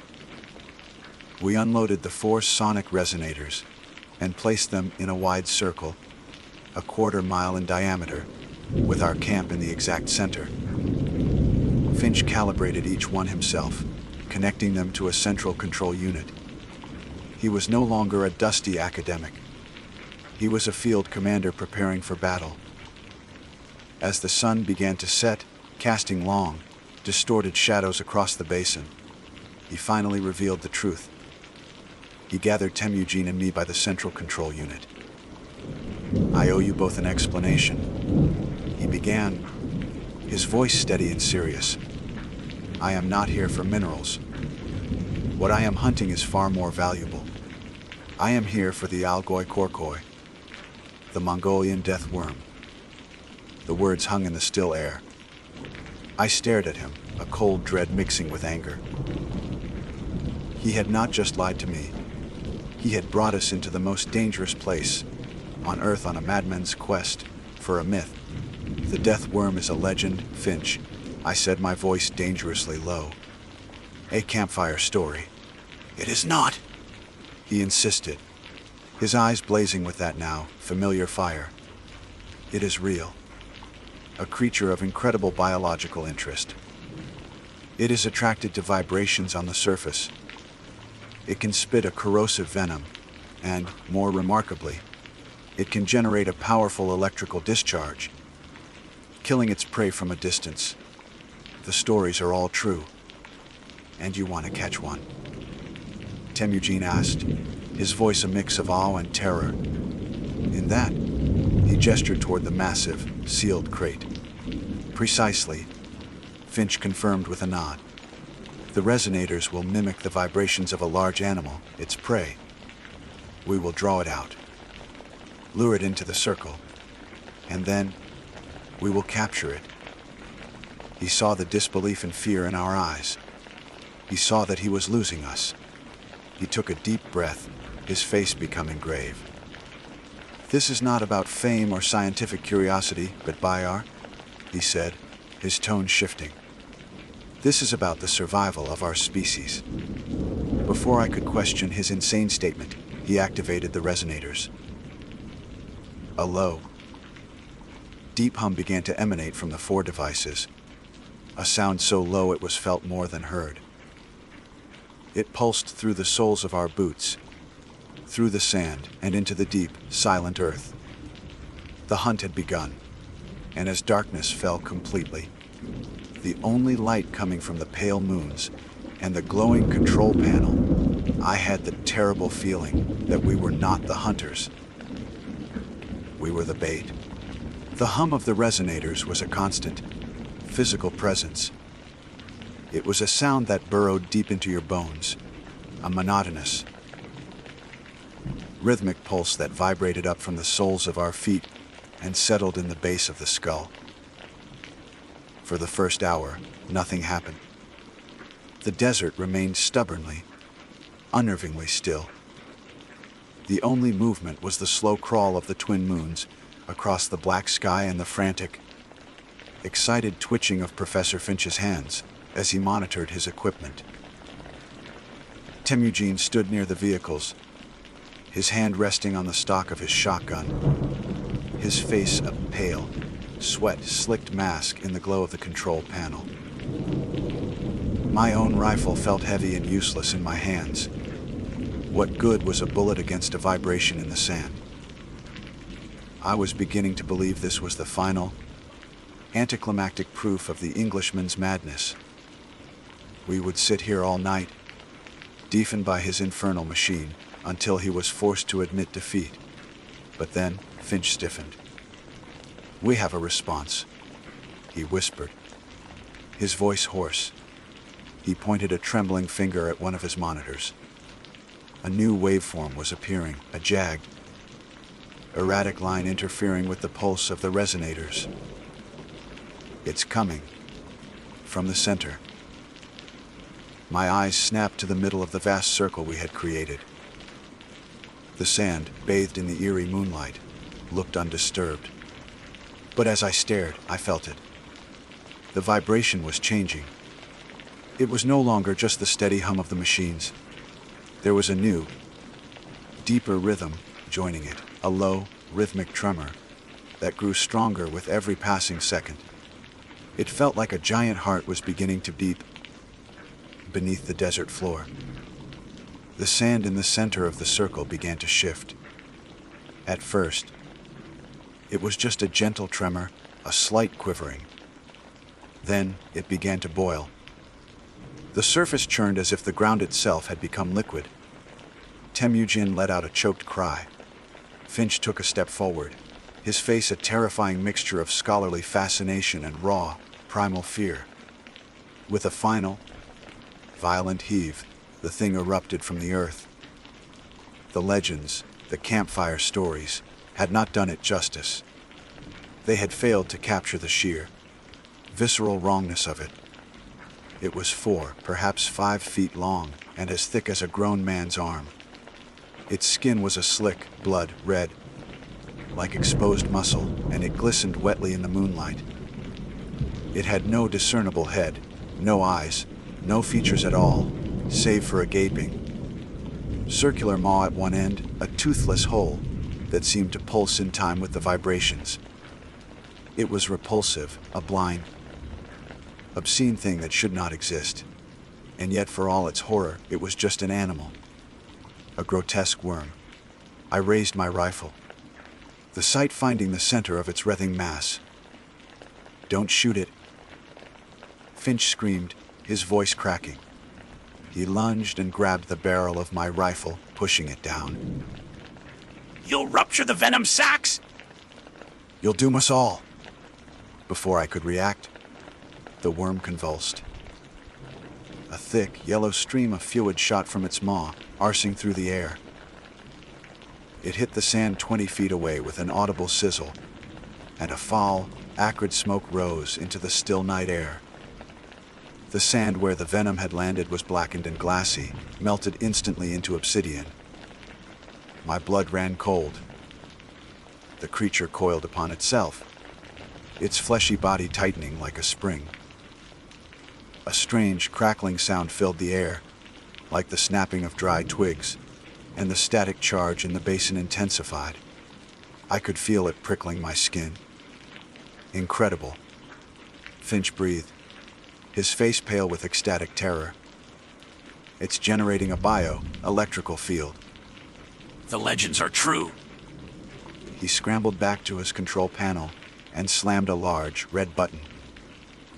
The hum from the resonators instantly changed, rising in pitch to a high frequency shriek that was physically painful. The worm began to thrash in agony, whipping back and forth, its blind end twisting toward the sky, as if in a silent scream. It was a horrific sight, a creature being tortured by a sound it could not escape. "This is not the prize, Batbayar," Finch yelled over the piercing whine, his eyes wide and wild. "This is merely the gatekeeper." "The larva?" He began to explain his theory then, shouting in frantic, broken sentences, his academic calm completely shattered. The Algoi Korkoi, he claimed, was not a species unto itself. It was a juvenile stage, a guardian bred and evolved for a single purpose: to protect the nest. He believed that deep beneath the sand, it watched over a pupa, the next stage in its impossible life cycle. A creature that, upon its metamorphosis, would not be a worm, but something else entirely. Something winged, vast, and capable of traveling. The legends of dragons, the thunderbirds, the great sky serpents. He raved, his words tumbling over one another. They all started here, in the deep deserts of the world. They are not myths. They are memories of a species that does not belong to this world. I am not here to kill a worm, Batbayar, I am here to steal the pupa! to prevent the next hatching, to stop the apocalypse. His madness was finally laid bare. He was not a scientist or a hunter.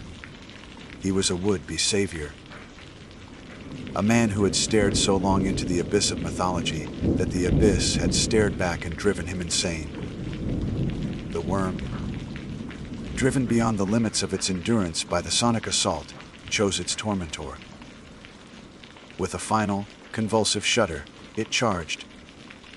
It moved with an unnatural speed, burrowing and resurfacing in a blur of red flesh. It was aiming for the nearest resonator. It slammed into the metal tripod with incredible force. The device exploded in a shower of sparks and shrapnel, and the high-pitched shriek was abruptly cut off. The sonic barrier was broken. A profound silence fell over the basin, a silence made all the more terrifying by the preceding noise. And then, from deep beneath us, the ground began to heave. This was not the tremor from before. This was a massive, rolling wave of earth, as if the entire desert floor were the surface of a stormy sea. A deep, grinding groan echoed from the bedrock, below the sound of a tomb being forced open after 1,000,000 years. A crack appeared in the desert floor. It started near the center of the basin and raced outwards in both directions, splitting the world in two. It was miles long in an instant, a gaping black wound in the earth. From it, a foul, organic stench billowed forth, the smell of the grave, of ancient decay, and of something else, something alien and unidentifiable. Finch let out a scream. It was a sound I will never forget, a perfect harmony of pure, abject terror and wild, triumphant fulfillment. It's hatching, he shrieked, his face illuminated by the sickly green light that was beginning to pulse from the chasm. God help us, it's too soon. We ran. There was no other thought. Temujin and I sprinted for the vehicles, our survival instincts screaming, louder than Finch's mad prophecies. We didn't look back. The ground behind us was collapsing, the sand pouring into the ever-widening chasm like a red waterfall. I risked a single glance over my shoulder. I did not see what was coming out of that terrible crack in the world. I did not want to. The sickly green light from within was growing brighter, pulsing like a monstrous heart. And the sound that followed was not of this earth. It was a chittering, clicking shriek that scraped at the inside of my skull, a sound of birth and hunger and ancient, cosmic rage. We scrambled into one of the trucks, leaving the other, along with all of Finch's equipment and the cursed metal crate, to be swallowed by the collapsing desert. I floored the accelerator, and the vehicle clawed its way up the side of the heaving basin. The sky behind us was now a pulsating, venomous green. The unearthly shriek rose in volume, a sound that promised madness to any who lingered to hear it. We drove through the night and all the next day, not daring to stop. When we finally reached the edge of the Ukai Gazar, and the red sand gave way to rocky plains once more, we collapsed, exhausted and broken. Professor Alastair Finch was a hollow shell of a man. His fire was gone, replaced by the dead ashes of horror. He had not prevented the birth of his mythical apocalypse. He had been its midwife. So, Elias, I am telling you this as you ask, but I am telling you as a warning. Do not send anyone else to the Gobi searching for legends. The worm, the Algoi Korkoi, is real, but it is not the monster. It is the signpost. It is the guardian at the gate. It is the universe's simple, desperate warning that says, turn back. We did not listen. And I fear that something has now been awakened that will never be put back to sleep. My name is Kenji Tanaka. I used to be a man who found solace in the silence of the trees, a guide who knew the hidden heart of Akigahara, the sea of trees by the sacred Mount Fuji.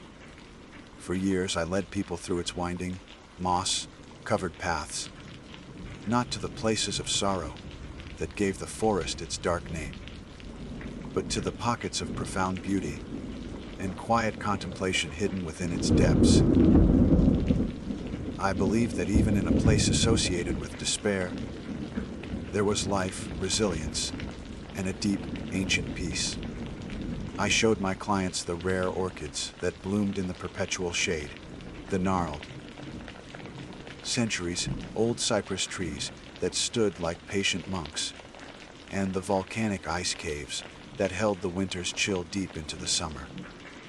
I was a steward of its secrets, a translator of its whispers. Now, I cannot even look at a tree without screaming. The rustle of a single leaf can send a jolt of ice through my veins, and the sight of a shadow stretching through a canopy of green is enough to make me break down. It's because of him, because of her. The man who broke my world arrived not on a dusty trail, but through a crisp, formal email from a high-end concierge service in Tokyo. The request was unusual, a private, off-trail, multi-day expedition into the deepest, least documented part of Akigahara. The client's name was Mr. Ishikawa. The proposed fee was astronomical, enough to erase my debts, buy a new house, and live comfortably for the rest of my life. My professional curiosity was piqued, but a small, cold knot of apprehension formed in my stomach. No one paid that kind of money for a simple hike. We met in the hushed, opulent lobby of the Park Hyatt in Shinjuku. The contrast between the setting and our purpose was jarring. Mr. Ishikawa was impossibly old, his face a delicate roadmap of wrinkles. Yet he stood with the ramrod, straight posture of a young soldier. He wore a fine, tailored suit of charcoal gray wool, a stark and impractical choice for a trek through a dense forest. His hands, resting on the silver head of a simple but elegant ebony cane, were steady and liver-spotted, but it was his eyes that held me. They were dark, sharp, and seemed to burn with a vitality that defied the age of his body. They were the eyes of a man who had seen centuries pass. "Mr.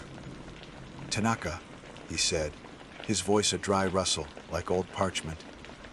He did not offer to shake my hand. "Thank you for considering my proposal.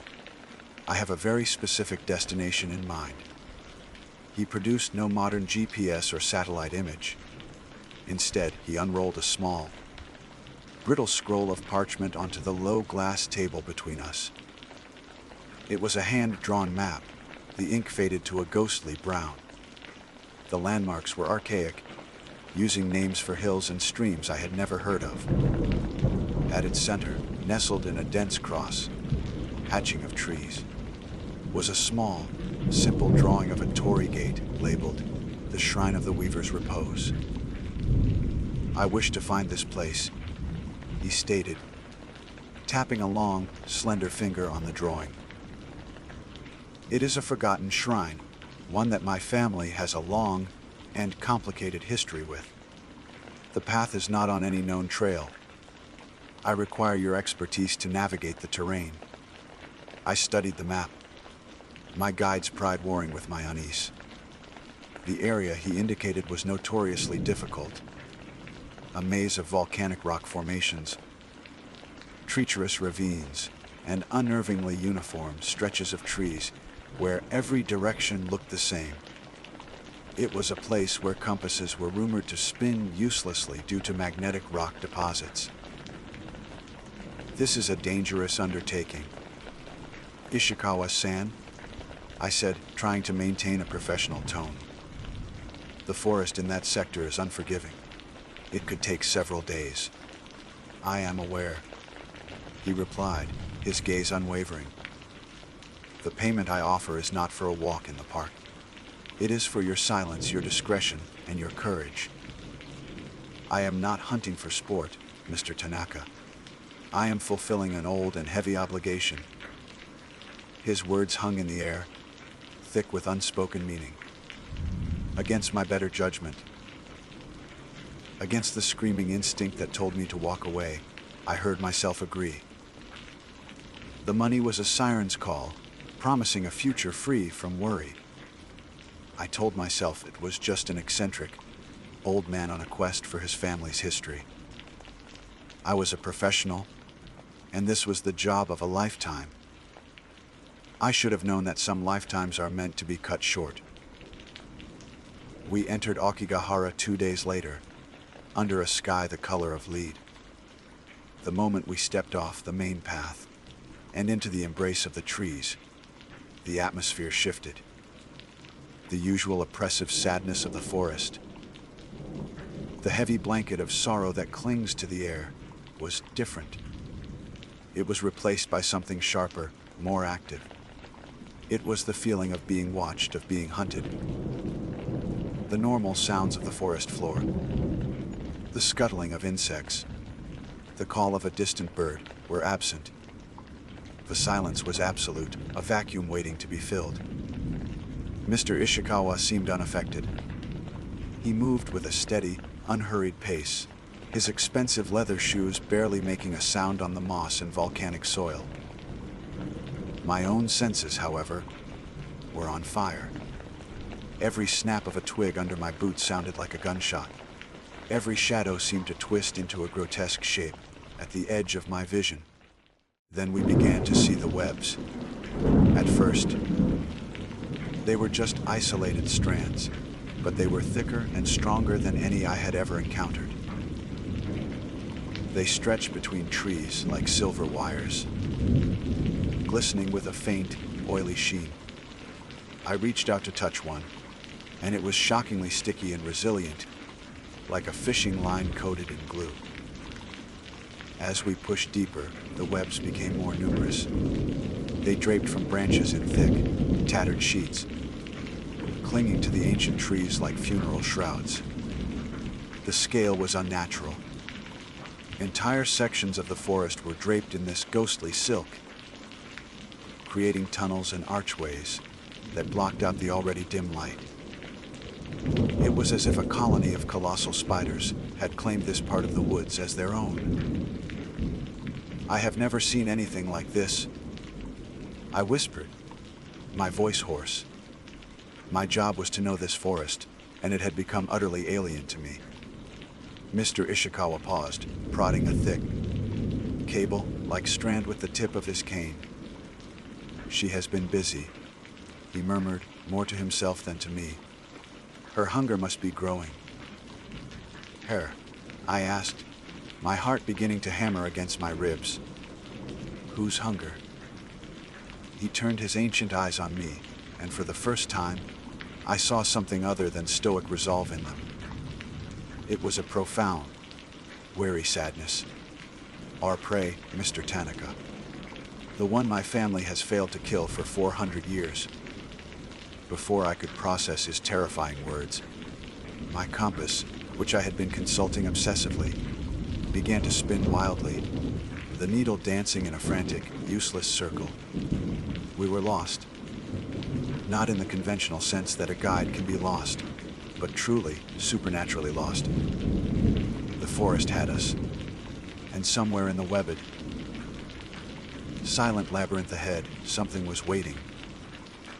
It was on the second day, when the forest had fully transformed into a nightmarish, web-draped cathedral, that we found her. Or rather, she allowed herself to be found. We found her in a small, unnaturally perfect clearing. One moment there was only the oppressive, web-choked forest, and the next we stepped into a circle of vibrant green moss, untouched by the suffocating silk. In the center of this small island of tranquility stood a young woman. She was exquisitely beautiful, with skin like porcelain and hair like polished jet, held in place by a single ornate silver pin. She was dressed in a fine silk kimono of the deepest indigo, patterned with embroidered silver cranes that seemed to shimmer in the gloom. The kimono, like the moss beneath her feet, was somehow spotless, a stark impossibility in the grime of the deep woods. She looked up as we approached, and her eyes, large and dark, widened with what looked like relief. I felt an immediate, overwhelming urge to help her, to protect her. It was a feeling so powerful and instantaneous it was like a physical blow, knocking the air from my lungs and the fear from my mind. All the dread that had been building in me, the terror of the webs and the oppressive silence, simply vanished, replaced by a profound and irrational sense of purpose. This woman was lost, and I was the guide who would save her. It was that simple. "Oh, thank goodness," she said, her voice like the gentle melody of a wind chime. "I thought I was going to be lost out here forever. I'm a tourist, you see, from Kyoto. I wandered from the path, and my phone has no signal." She gave me a small, helpless smile that made my heart ache. She was enchanting, a perfect flower blooming in a place of decay. I took a step forward, my own smile forming in response, my hand already reaching out as if to reassure her. "Don't worry," I began. "I'm a guide. I can get you out of here." But Mr. Ishikawa was not enchanted. He moved with a speed that defied his age, placing himself between me and the woman. His frail body became a rigid barrier. He did not look at her with concern or pity, but with a cold, focused hatred that was more terrifying than the webs. He gripped the ebony cane in his hand, and with a slight twist, the silver head came free. It was not just a handle, it was the cap for a scabbard. From within the cane, he drew a short, gleaming blade, no longer than my forearm, but perfectly balanced and wickedly sharp. It seemed to drink the dim light from the clearing. "Get away from us, creature," he hissed, the words cutting through the air like his blade. The woman's beautiful face twisted, not in fear, but in an expression of theatrical. mocking hurt. Such a rude old man. She cooed, her eyes leaving his to fix on me, drawing me in. They were deep, dark pools of promise. He is trying to keep us apart, you see. He's jealous of what we could have. Her voice was a siren's song, and I felt myself swaying toward her, my rational mind screaming a warning that my heart refused to hear. The old man was crazy. This poor, lost woman needed my help. She is a Jorgumo, Ishikawa said, his voice tight and urgent, never taking his eyes off the woman. He was speaking to me, trying to break the spell. A spider that has lived 400 years and gained the power to take human form. Yukai. She feeds on the flesh of men foolish enough to be caught in her web of lies. I didn't want to believe him. I couldn't. It was the rambling of a superstitious old man. I looked from his grim, wrinkled face to her perfect, innocent one. She looked back at me, her expression one of pure, wounded love. She was everything beautiful in the world. He was a relic, a purveyor of dark fantasies. But then, as if summoned by some cosmic director, a single brilliant shaft of sunlight broke through the dense canopy above. It illuminated the clearing in a dramatic spotlight, and I saw her shadow. For a fleeting, stomach-churning moment, as the light hit her just so, the shadow she cast upon the green moss was not that of a slender woman in a kimono. It was the monstrous, multi-limbed silhouette of a giant spider, its legs splayed in a predatory crouch, its abdomen swollen and grotesque. The illusion shattered. The spell broke. The overwhelming love I felt was instantly curdled into pure, ice-cold terror. The woman's beautiful face contorted, the mask of innocence falling away to reveal an ancient, seething rage. Her perfect lips peeled back from her teeth in a snarl. "Run," Ishikawa shouted, grabbing my arm. His grip was like iron. He pulled me back out of the clearing and into the tangled, web-filled nightmare of the trees. We scrambled through the forest, the thick, sticky strands of silk tearing at our clothes and skin. I could hear her behind us, not the sound of a woman running, but a skittering, clicking sound, the sound of chitin on rock and wood. As we ran, Ishikawa, with ragged breaths, explained the truth of his quest. My family, for generations, we have been the guardians of this forest, he panted. An ancestor, a Shugenja monk, came here 4 centuries ago to destroy her. He was powerful, but she was cunning. He failed to kill her, and could only place a powerful kekai, a barrier that bound her to this part of the forest. His failure became our family's burden. A sacred duty, a penance to contain her, to keep her from preying on the weak-hearted who wander too close. My hunt is not for sport, it is to finish what he could not. He stumbled, and I caught him, his slight frame feeling as heavy as a stone. I am the last of my line, Tanaka-san. This is the final attempt to end our family's curse. The hunt had been a lie. The fee was not for a guide, but for bait. The Jorgumo stalked us. She was no longer trying to hide. We would catch glimpses of her through the trees. A flash of indigo kimono that would resolve into a long, black, chitinous leg disappearing behind a trunk. We were not escaping, we were being herded. And then she began to speak to me. Her voice was no longer in one place, but everywhere at once. A sibilant whisper that seemed to come from the rustling leaves, from the wind itself. Kinji, it whispered, a sound that was both seductive and menacing. Don't run from me. The old man is using you. He will let you die. She was trying to separate me from Ishikawa, to turn my fear into resentment. The whispers grew more personal, more insidious. You are so lonely. Kenji, I can see it in your heart. I can give you love. I can give you companionship. Everything you've ever wanted. The money he offered you. A pittance. I can give you treasures beyond your wildest dreams. Just leave the old man. Let me have him, and I will give you the world. She knew things. She spoke of my small, empty apartment in Kofu, of the photograph of the parents I barely remembered, of the quiet desperation that had led me to accept Ishikawa's offer in the first place. She was not just in the forest, she was in my head. For hours we pushed on, exhausted, terrified, and drenched in a cold sweat. The forest grew darker, the webs thicker, until we were moving through a landscape that was more silk than wood. Finally, my legs gave out. I stumbled and slid down a steep, mossy embankment, landing in a heap at the bottom of a shallow ravine. Ishikawa followed, more controlled in his descent. We were hidden, for a moment at least. As I caught my breath, my eyes adjusted to the gloom, and I saw where we had landed.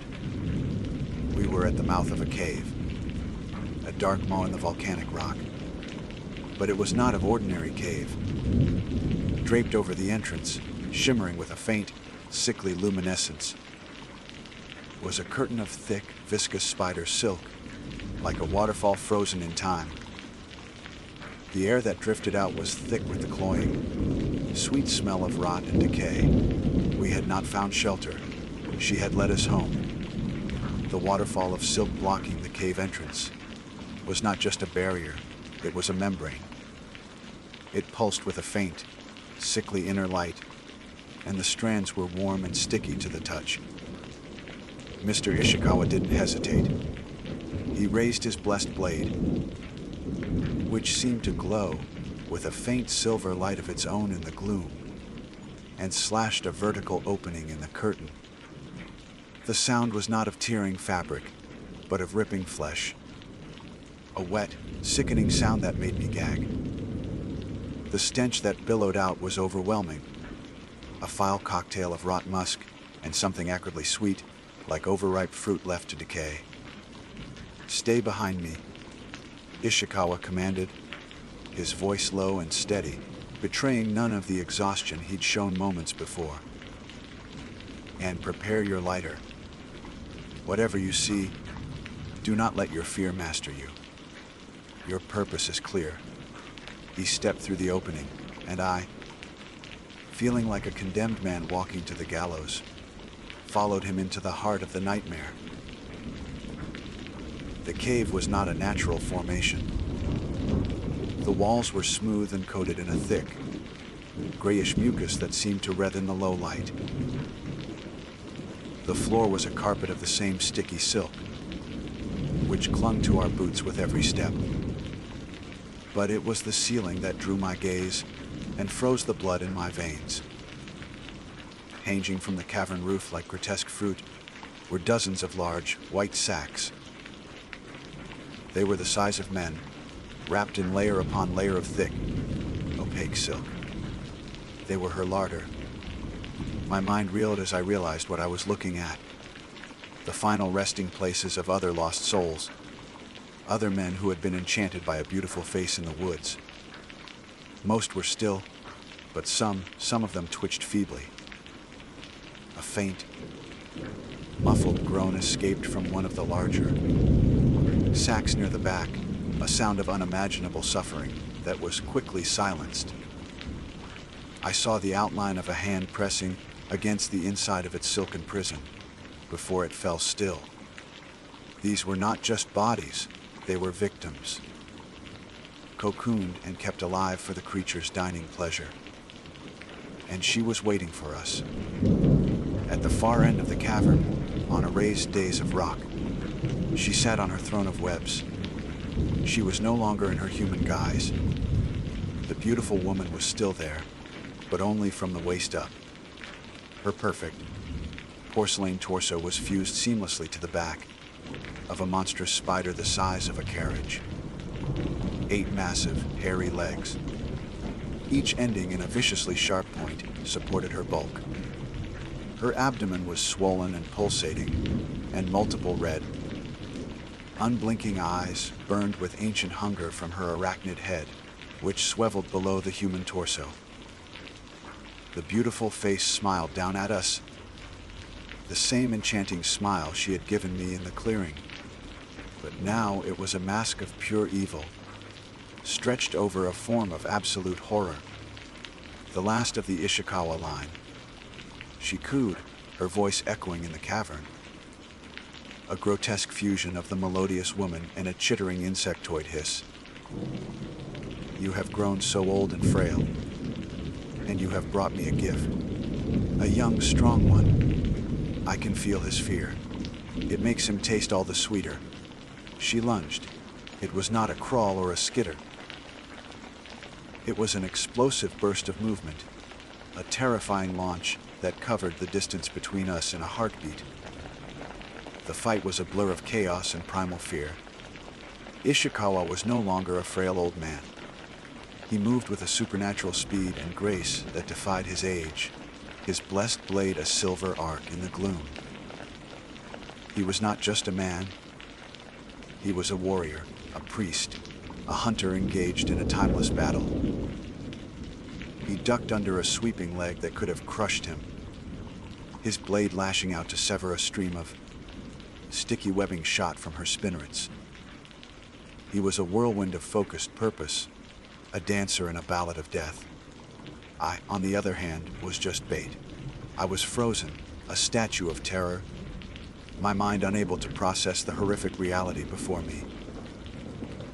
The creature's human eyes locked onto mine, and her seductive whisper filled my head once more. He will let you die, Kenji. Come to me. I will protect you. I will love you. The eggs. Tanaka-san, burn the egg sacks!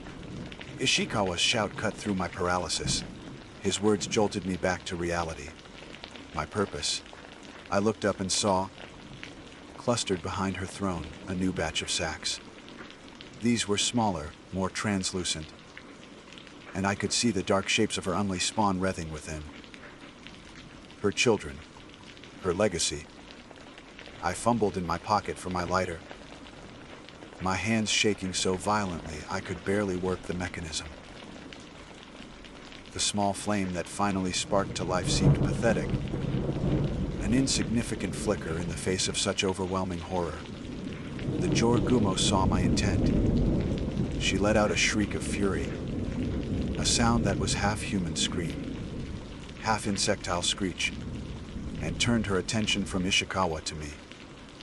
She shot a thick glob of webbing that caught my leg, and I fell, the lighter skittering across the sticky floor. She began to drag me toward her, her fangs, dripping with venom, clicking in anticipation. Now, Ishikawa roared. He saw his opening. While her attention was on me, he leaped onto one of her massive legs, running up it as if it were a ramp. With a final, desperate surge of strength, he launched himself onto her back, landing just behind the junction where human flesh met monstrous chitin. I scrambled for the lighter, my fingers closing around it just as Ishikawa plunged his blade deep into the base of her human torso. The scream that tore from the creature's human mouth and spider fangs was a sound of pure, unadulterated agony and rage. It was a sound that shattered the air and seemed to shake the very foundations of the cave. The beautiful face contorted in a final rictus of pain, and the 8 monstrous legs buckled. The creature collapsed, twitching, its legs curling in death throes. A foul-smelling ichor, black and viscous, poured from the wound where Ishikawa's blade was buried. He had done it. The ancient evil was dead. Ishikawa slumped forward, his body spent. He slowly pulled his blade free and slid from the creature's back, landing heavily on the floor. He stumbled out of that cave, out of that tomb of silk and death, and back into the clean, cool air of the forest. I followed, cutting my leg free with my own knife, my body trembling uncontrollably. He turned to me, his ancient face etched with a grief so profound it seemed to have hollowed him out. The fire in his eyes was gone, replaced by the wary exhaustion of centuries. "My duty is done," he said, his voice barely a whisper. "The curse is broken." He looked at me, his gaze heavy with a final, solemn command. "Yours is to forget." He turned and walked away, disappearing into the trees without another word, leaving me alone with the silence and the dead. But I cannot forget. The money was transferred to my account the next day, a silent, final transaction. I bought the new house, but I cannot sleep in it. When I close my eyes, I see her beautiful face, the promise in her dark eyes, the love I felt for a monster. And when I finally drift into an exhausted sleep, I dream of the forest. I feel the sticky threads of her web on my skin, and I hear the whispers, promising me everything I ever wanted, forever.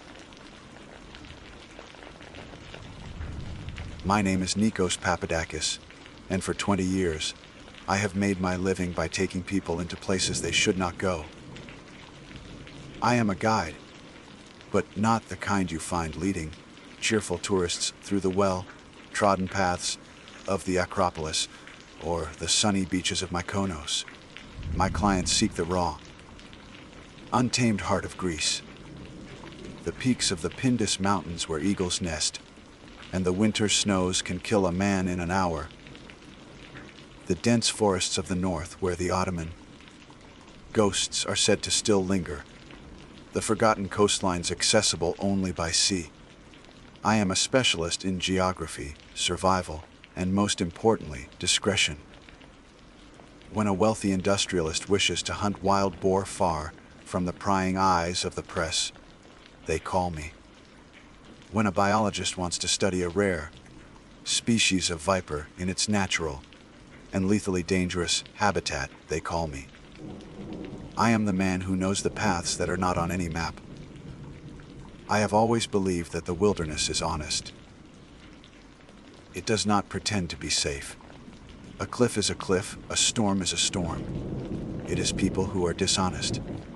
People lie, they conceal, they manipulate. The mountains, for all their dangers, have never lied to me. I thought I understood the rules of my world.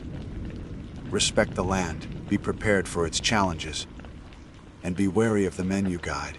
I was wrong. I had forgotten that some places, the truly ancient ones, have their own rules and their own guardians. And I had forgotten that the oldest lies are the ones we tell ourselves. This is the story of how I learned that lesson. It is the story of the woman who hired me not for a hunt, but for a ritual. She lied to me from the moment we met.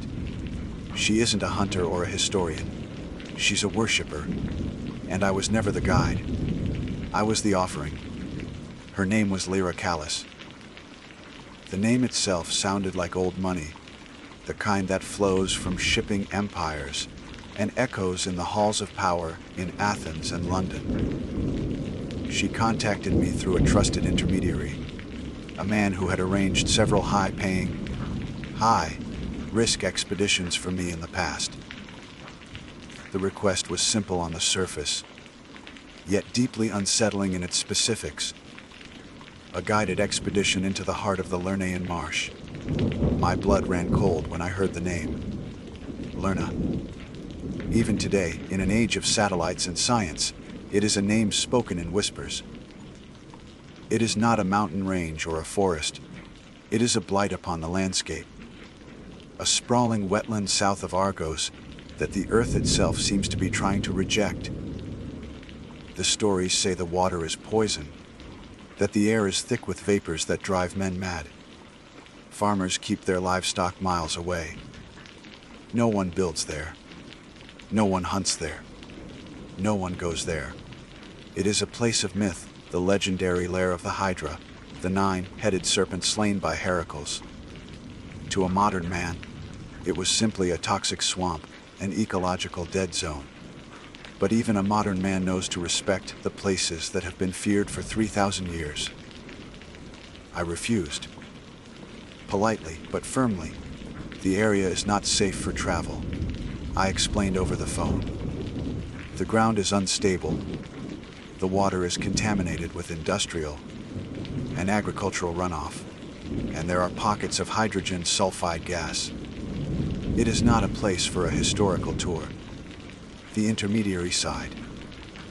She is not interested in the official explanation, Nikos. She is a serious historian, a classicist. She believes the myths are a corruption of a real event, that a Mycenaean fortress or temple lies at the center of the marsh, preserved in the anaerobic mud. She is willing to pay a sum that would allow you to retire. He named the price. It was an obscene amount of money, enough to buy a fleet of new boats, a house on the coast, a future free from the aches and pains of a life lived in the wilderness. It was enough to make a man question his principles. Against my better judgment, I agreed to meet her. She was waiting for me in a cafe in Nafplio, the elegant seaside town that sits a world away from the desolation of Lerna. She had the face of a goddess from the old statues, all sharp, classical lines and deep, intelligent eyes that seemed to see more than they let on. She was dressed in expensive, practical outdoor gear that still looked like it had been tailored just for her. She was grace and power and wealth, all wrapped in a package of unnerving calm. "Mr. Papadakis," she said, her voice smooth and low. "Thank you for reconsidering. I understand your reservations about the site. They are not reservations, Miss Callis." I corrected her. They are professional warnings. "The place is a death trap." She smiled, a faint knowing curve of her lips. "Every important discovery is made in a diatrap of some kind, is it not? The tombs of the pharaohs, the wrecks of treasure galleons. I am prepared for the risks. I have my own equipment. I only require your expertise in navigating the terrain." I should have walked away then. There was an intensity in her eyes, a fervor that went beyond academic curiosity. This was not a historian. This was a zealot. But the number the intermediary had quoted in my mind, a siren song of security and ease. "What kind of equipment?" I asked, trying to steer the conversation back to practical matters. "Specialized tools for excavation in a wetland environment," she said vaguely, "and some items for local contingencies." The equipment arrived 2 days later at my outpost on the edge of the Argiv plain. It was not what I expected. There was no ground-penetrating radar, no core samplers, no delicate archaeological tools. Instead, there was a livestock trailer carrying a flock of a dozen fat, healthy sheep. They bleated nervously, their wool thick and clean. And there were crates, heavy wooden crates that took 4 men to unload. I opened one. It was filled with massive, hand-forged iron chains, each link as thick as my wrist, and heavy manacles that looked like they belonged in a medieval dungeon. "What is this?" I demanded, turning to Lyra, who was observing the process with that same unnerving calm. "The site of the temple may have collapsed," she said without blinking. "The chains are for lifting fallen stones, for clearing debris. Heavy-duty work. And the sheep?" I asked, my voice laced with sarcasm. "Are they for clearing vegetation?" "Offerings," she said. And for the first time, her calm broke, replaced by a flicker of that same ecstatic fire I had seen in her eyes at the cafe. She quickly composed herself. "Goodwill gestures. The old ways, you know. To show respect for the land we are about to disturb." I am a historian who believes in honoring the traditions of the places I study. It was a ridiculous explanation. There was no one in Lerna to offer goodwill to, but the money was already in my bank account. I had committed. I told myself she was an eccentric, a rich woman playing out a fantasy. I was the professional. I would take her money, keep her safe from the real dangers of the swamp, and ignore her strange games. I loaded my own gear, the flat, bottom boat, the emergency supplies, the water filters, the gas masks, and my trusted rifle, and tried to ignore the cold knot of dread tightening in my stomach. The wilderness is honest, I told myself again. But as we drove towards the hazy, shimmering horizon that marked the beginning of the marsh, I had the distinct feeling that I was walking in the most profound lie of my life. The air grew heavy and still, and the vibrant green of the olive groves faded to a sickly yellow, brown. The world of men was behind us. We were entering the domain of something else entirely. The edge of the Lernaean marsh was not a line, but a slow, sickening decay. The solid ground, cracked and dry under the arch of sun, gave way to patches of greasy mud. The last of the olive trees stood like skeletal sentinels, their leaves withered and gray, their branches twisted into arthritic claws. Then, nothing but reeds, tall, brittle, and the color of old bone. The air changed instantly. The clean, dry heat of the plains was replaced by a thick, humid blanket that smelled of rotten sulfur. It was a smell that coated the back of the throat, a taste of things long dead and things that refused to die. Every instinct, honed by 2 decades of reading the land, screamed at me to turn back. We left the truck and the now empty livestock trailer behind, hidden in a stand of petrified looking cypress trees. Lyra moved with a purpose I had not seen before. Her earlier calm was gone, replaced by a taut, almost feverish energy. She directed the unloading of the heavy crates of chains and the transfer of the sheep onto my flat, bottomed boat. The animals were terrified. Their bleating, which had been a nuisance on the drive, now sounded like a desperate warning. They huddled together on the small foredeck, their eyes wide with animal panic. They knew far better than I did where they were. "We will need the gas masks," I said, my voice muffled as I fitted my own over my face. The filtered air was a small relief from the cloying stench. Lyra shook her head, her dark eyes shining with that disturbing light. "No. I need to breathe it in. To acclimate. It is the breath of the place." I didn't argue. My job was to guide and protect, but I couldn't force her to protect herself. I pulled the boat away from the shore, the flat bottom scraping over the mud, before finally floating free in a channel of murky, green, tinged water. The silence was the next thing that struck me. It was absolute. There were no birds, no insects, no frogs. A healthy wetland is a symphony of life. Lerna was a void.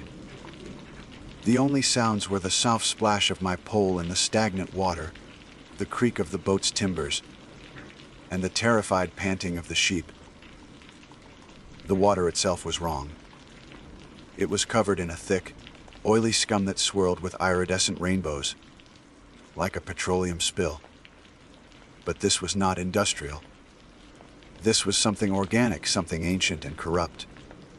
Bubbles of methane would periodically rise to the surface and pop, releasing a fresh wave of the swamp's foul perfume. As we pushed deeper, navigating a maze of narrow channels between islands of reeds and mud, I began to see the bones. At first, they were what you might expect in a harsh environment: the delicate rib cage of a fox, the skull of a wild boar with its tusks still intact, the scattered vertebrae of a deer, They lay on the muddy banks, bleached a stark, unnatural white. But the sheer number of them was unsettling. It was as if every animal that had ever wandered into this marsh had come here to die. Lyra saw me looking. She trailed a hand, clad in a fine leather glove, in the toxic water. "The price of admission," she said, her voice soft and reverent, a strange echo of a tour guide explaining a museum exhibit. "The price of what?" I asked, my grip tightening on the pole. "Off passage," she replied, her eyes fixed on something in the distance that I could not see. "The land demands a toll." Then I saw the first one. It was half submerged in the green slime, near the bank of a small islet, almost looking like a gnarled piece of driftwood. But the shape was unmistakable. It was a human femur. A few yards further, I saw a rib cage, the bones splayed open like a broken basket. Then a skull, its empty eye sockets staring up at the oppressive gray sky. Soon, they were everywhere. They littered the shores of the small islands, tangled in the roots of the dead, looking reeds. Skeletons, whole and disarticulated, lay in the mud, a silent testament to the marsh's lethal reputation. These were not ancient remains. Some still had scraps of clothing clinging to them, modern fabrics now rotting in the poisonous mire. These were people who had come here and never left. Who were they? I asked, my voice a harsh whisper inside my mask. "Trespassers," Lyra said simply, without a trace of pity. "Fools.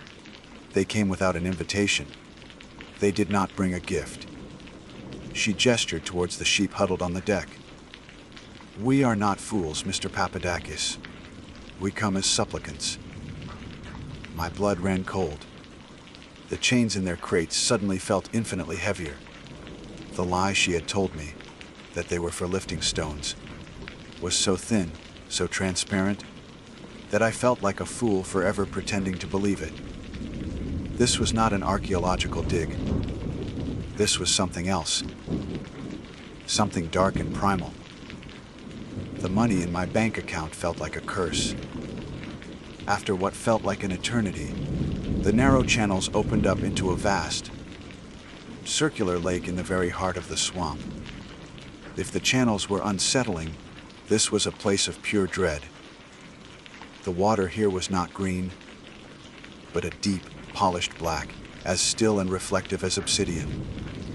No reeds grew on its shores, just a ring of black, sucking mud. The air was colder here, and the silence was heavier, pressing in on us from all sides. It felt like a place outside of time, a wound in the world that had never healed. Lyra commanded, her voice trembling with anticipation. "Drop anchor here." I did as she asked. The heavy anchor disappearing into the black water, with a soft plop and a string of foul, smelling bubbles. The boat swung gently in the center of the lake. The silence returned, deeper than before. Lyra stood at the prow, her back to me, and surveyed the black lake as a queen might survey her kingdom. She took a deep breath, filling her lungs with the toxic air as if it were the sweetest perfume. "It has been too long," she whispered to herself. "She must be so hungry." Then she turned, and the mask of the sophisticated historian was gone completely. Her face was a mask of pure, ecstatic devotion. Her eyes were wide, her lips parted in a rapturous smile. She moved to the sheep, her steps sure and graceful on the rocking boat. She untied one of the animals, a large ewe, and dragged it towards the edge. The sheep struggled, kicking its legs, its cries echoing unnervingly across the dead water. "What are you doing?" I demanded, taking a step forward. My hand instinctively went to the rifle propped against the supplies. Lyra produced a knife. It was not a modern steel blade, but a piece of gleaming leaf, shaped bronze like it had been stolen from a museum. The edge was dark with ancient tarnish, but it was clearly sharp. An offering, she whispered, her voice husky with emotion. The first of many, to wake her, to let her know her children have returned. Without another word, she drew the bronze blade across the sheep's throat. It was a swift, practiced movement. The animal gave a choked gurgle, and a torrent of hot, dark blood poured from the wound, steaming in the cold air. It splashed across the deck and ran in rivulets towards the edge. Lyra, strong from years of what I now understood was not sport but training, lifted the dying animal and tipped its bleeding, convulsing body over the side. It hit the black water with a heavy splash. For a moment, it just floated there, a patch of white wool in a pool of spreading crimson. Then the water around it began to bubble. It was not the slow, gassy bubbling of the marsh, but a violent churning boil. It was not gas, it was movement. Something vast, something impossibly large, was stirring in the black, silent depths beneath us, awakened by the scent of blood. The churning water was the herald. The black surface of the lake, once as smooth as glass, broke apart into a vortex of foam and blood. The sound that followed was not a roar or a hiss, but a deep, resonant thrum that vibrated through the hull of the boat and up into the bones of my skull. It was the sound of something immense displacing the water beneath us, a pressure wave from the abyssal depths. My hand, which had been reaching for my rifle, was frozen in place. My mind, trained to react to the dangers of the known world, simply could not process what it was seeing. From the black water, the heads began to rise. The myth says 9. The myth is a child's fairy tale, a simplification for an age that could not comprehend the reality. There were not 9. There were dozens, perhaps 50. A forest of serpentine necks, each as thick as my body, erupted from the lake. They rose in unison, a tide of living flesh, crowned with heads that were a blasphemous fusion of a cobra, a crocodile, and something alienly insectoid. Their scales, wet and slick, shimmered with a nauseating iridescence of black, green, and oily purple. Unblinking, vertical pupilled eyes, the color of molten gold, fixed upon the boat, upon the scent of blood, upon the source of the disturbance. Their collective hiss was the sound of 1,000 fires being extinguished at once, a deafening exhalation of ancient air from lungs that had not breathed the surface world in generations. With that hiss came the breath. It was a visible, yellow, green fog of pure poison that rolled across the water. The reeds on the distant shore withered and blackened at its touch. The air in my mask suddenly felt thin and useless. This was not a creature of our world. It was a living embodiment of pestilence, a god of decay given flesh. It was the Hydra. It was real. And it was more magnificent and more terrible than any legend could ever convey. I was paralyzed, a statue of pure terror. But Lyra was transformed. She fell to her knees on the blood-slicked deck, her arms outstretched, her face a mask of sublime, religious ecstasy. Tears streamed from her wide eyes, carving clean paths through the grime on her cheeks. She was not afraid. She was home. Mother, she wept, her voice choked with adoration. Oh, glorious Mother, we have returned. Your children have not forgotten. She turned to me then, the bloody bronze knife still clutched in her hand. The fervor in her eyes was the most terrifying thing I had ever seen, more frightening, even than the legion of monsters rising from the lake. My family has served her for 3,000 years, she said, her voice ringing with the conviction of absolute faith. We were here before the pretender gods of Olympus. We were here before the brutish hero came with his fire and his sword. We are her keepers. We feed her. We ensure she never has to leave her sacred waters to hunt. The pieces of the puzzle slammed together in my mind with the force of a physical blow. The sheep, the chains, the obscene amount of money. She wasn't hunting the Hydra. She was its priestess, the last in a line of a forgotten, blood-soaked cult. The golden eyes of the many heads began to turn from the floating sheep carcass towards the boat, towards the living warmth, towards me. Animals sate her hunger. Lyra continued, her voice dropping to a conspiratorial whisper, as if sharing a sacred secret.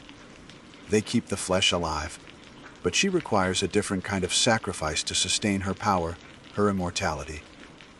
A human soul, a strong one, a will to be broken and consumed. A guide who knows the ways of the wild. A fighter. The full, crushing weight of the truth landed on me. The chains weren't for lifting rocks, they were for me. I was the main course. She lunged. For all her refined grace, she moved with the speed of a viper. The bronze knife slashed through the air, aimed for my throat. My survival instincts, finally breaking through the paralysis of awe and terror, took over. I threw myself backward, kicking out as I fell. My heavy boot caught her in the chest, and she stumbled back with a grunt of surprise, her manic grace momentarily broken. The boat rocked violently as the creature's immense body shifted beneath us. One of the heads, curious, swooped low over the deck, its golden eye the size of a dinner plate. The stench of its breath was overwhelming, a chemical horror that made my eyes water even behind my mask. I scrambled away from it, Crab walking backward over the crates of chains. Lyra recovered instantly, her face contorted with fury. "You will not deny the mother her due," she shrieked and came at me again. This time I was ready. As she lunged, I grabbed one of the heavy iron chains from an open crate and swung it like a flail. The sheer weight of it was immense, but adrenaline gave me the strength. The chain wrapped around her arm, the one holding the knife. With a savage twist, I ripped it from her grasp. The ancient bronze blade clattered to the deck. She screamed in rage and pain and launched herself at me, clawing and biting like a feral animal. We grappled on the wildly pitching deck, a desperate, clumsy fight for survival surrounded by a pantheon of monsters. The boat was a tiny, insignificant island in a sea of serpents. Lyra was strong, fueled by a fanatic's conviction, but I was heavier and had spent a lifetime fighting for my life in less supernatural circumstances. I managed to shove her away, sending her sprawling near the anchor rope. In that split second, I made my choice. I couldn't fight her and the monster. My rifle was useless against a creature of that scale. The boat was my only chance. I lunged for the anchor rope, and with my own knife, I sawed through the thick hemp. Freed from its tether, the boat began to drift. But the Hydra was no longer passive. It saw its promised meal attempting to escape. A head struck, not at me, but at the boat itself. The sound was of a battering ram hitting a wall. The wooden hull splintered and black, toxic water flooded in. The boat was sinking. I had one last, desperate idea. I grabbed the emergency flare gun. Lyra saw what I was doing and her eyes widened. "No! The fire! You will anger her!" I didn't hesitate. I fired the flare, not at the creature, but straight up into the gray, oppressive sky. The red star soared upwards, a fleeting beacon of hope in a hopeless world. My hope was that the authorities, the ones I had filed a route plan with, would see it. That someone would come looking. The Hydra recoiled from the sudden light and heat, hissing in unison, a sound of pure fury.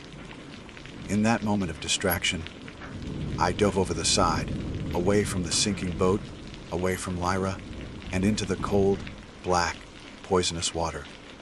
The shock of it was breathtaking. It didn't feel like water. It was thick, oily, and burned my skin like acid. I swam with all my strength, ignoring the fire in my lungs and the searing pain on my skin, heading for the nearest spit of land, a miserable, muddy island barely 20 yards away. I hauled myself out of the water, choking and retching, my clothes and skin burning. I am writing this now on a borrowed piece of time, scrawling on the waterproof pages of my journal with a trembling hand. My boat is gone, sunk beneath the black surface. Lyra is on the far shore, having swum from the wreck as well. She is not looking at me. She is on her knees, her arms raised to the colossal beast in the lake. She is chanting, her voice carrying across the water, a high, piercing litany in a language that has not been spoken for millennia. She is promising it a feast. She is promising it me. The heads are turning in my direction. The golden eyes are fixed on my small island. The water is stirring again.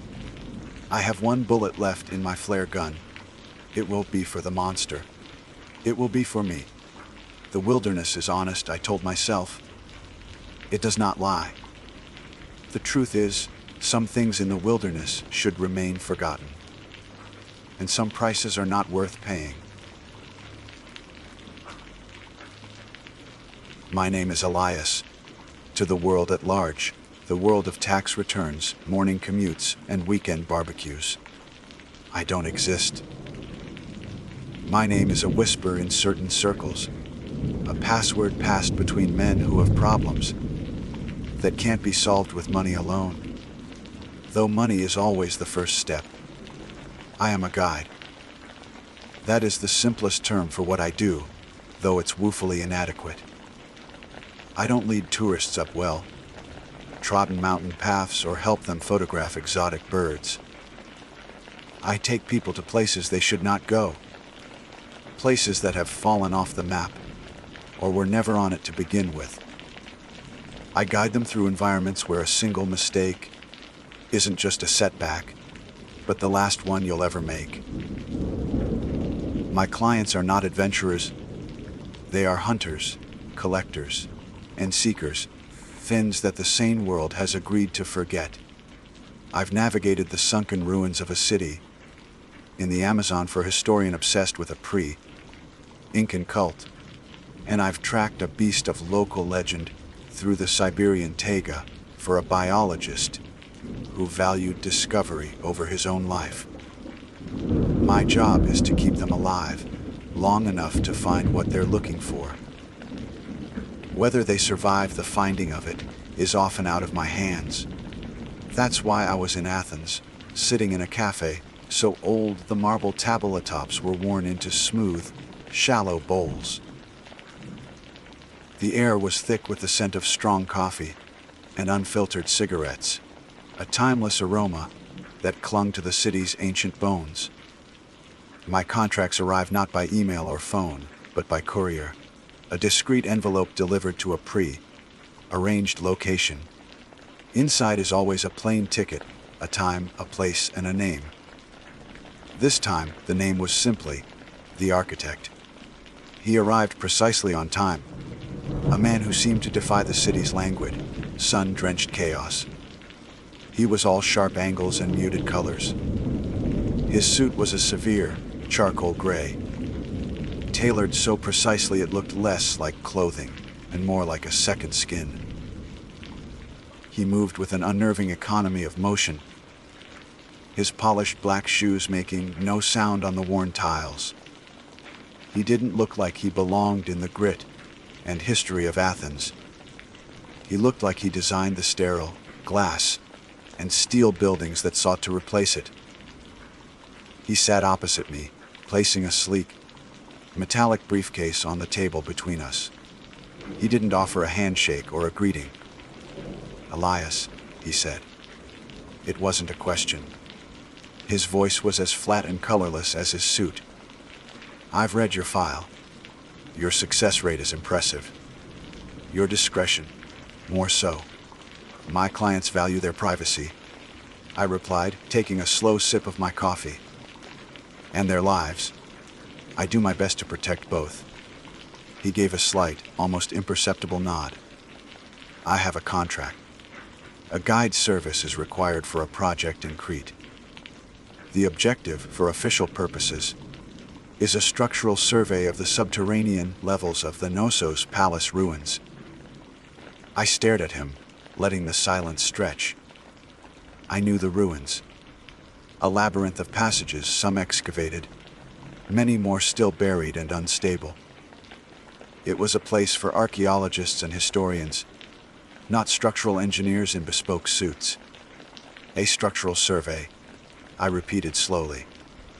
"My file must have a misprint. I'm not an engineer. I specialize in hazardous terrain and unconventional tracking." The architect's eyes, the color of wet slate, met mine. There was no warmth in them, only a cold, analytical intelligence. "The terrain is hazardous. The tracking is unconventional. The structural survey is a cover for customs and local authorities. The real objective is an asset retrieval, or, more accurately, an asset neutralization." He opened his briefcase. Instead of documents, it contained a single, large tablet. He slid it across the table. The screen lit up, displaying a 3D, rendered model of a creature that made the hair on my arms stand up. It was a monster from a nightmare, a perfect fusion of man and beast. The body was that of a giant, a colossus of impossibly defined muscle, and sprouting from its powerful shoulders was the head of a massive, black bull. Its horns were long and wicked, curving like scythes. "My employer," he began, his tone never wavering from its clinical monotone, "is a biotech firm with interests in next-generation warfare. You've heard of them, though you may not know it. They are pioneers. They believe the future of conflict is not mechanical, but biological. Years ago, they achieved the impossible. From fragmented DNA found preserved in amber, encased artifacts from the Minoan era, they cloned this." He gestured to the screen. "The Minotaur. A perfect genetic echo of the original beast, born of man and bull, recreated in a laboratory." I felt a cold knot tighten in my stomach. This was beyond anything I had ever encountered. This wasn't a legend. It was a perversion of science, a myth given flesh and blood. "You created a weapon," I said. "A living weapon," he corrected. "My role in the project was to design its containment. A new labyrinth, not of stone and shadow, but of reinforced concrete, electrified fences, and automated defense systems. A state-of-the art facility built to hold a god." He swiped the screen, showing blueprints of a complex, brutalist structure. It was a modern fortress, a prison of cold, hard science. "But we made a mistake," he continued. A flicker of something, annoyance, perhaps, but not regret, crossing his face. "A critical error in location. We built the facility in the mountains of Crete, too close to the original ruins. We underestimated the power of instinct. The creature, it has a kind of genetic memory, a psychic resonance with its ancestral home. It felt the call of the old stones, the real labyrinth. It tore through our modern prison as if it were made of paper. It escaped into the crumbling, subterranean maze beneath the palace of Minos. It has gone home." The weight of his words settled in the small cafe, a pocket of cold dread in the warm Mediterranean air. "He wanted to hunt a ghost, a nightmare made real. And you want me to guide you through the real labyrinth?" I said, connecting the pieces. The one of myth. You want me to help you corner this asset, so you can kill it. Precisely, the architect said. He reached into his suit jacket and produced another object, placing it on the table.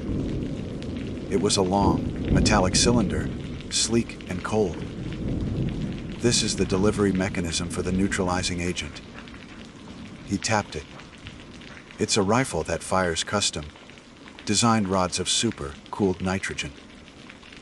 The creature's strength is its primary asset, a biological marvel of muscle density and power. Flash frees the muscle tissue, and it becomes as brittle as glass. A clean, effective solution. I looked from the nitrogen rod to the man's dispassionate face. He spoke of killing a mythological creature as if he were discussing pest control. There was no awe, no fear, no moral hesitation. It was simply a problem to be solved, an error to be erased. The payment he offered was astronomical, enough to retire on twice over. But it wasn't just the money that made me accept. It was the chilling audacity of it all.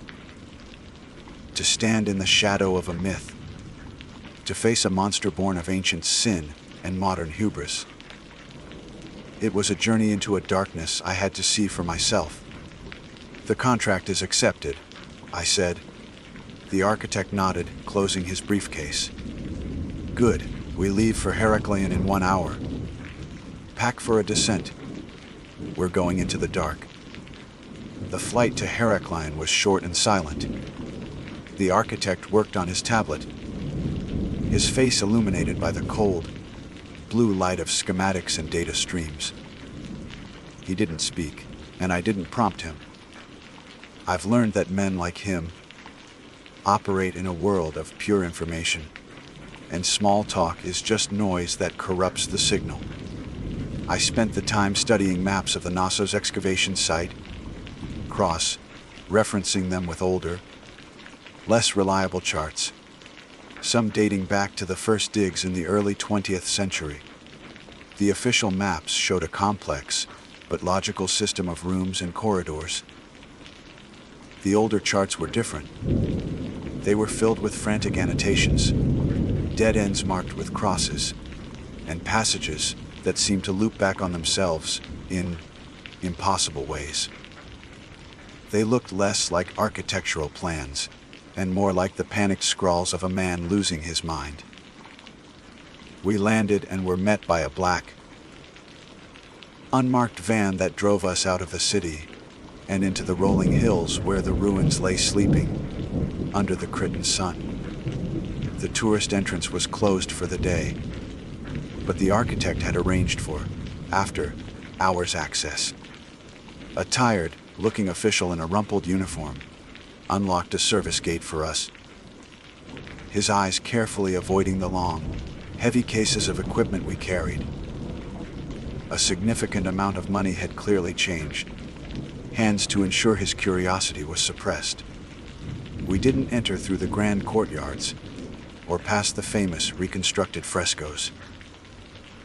The architect led me to a small, unassuming structure on the periphery of the main site, a concrete cap over what looked like a maintenance shaft.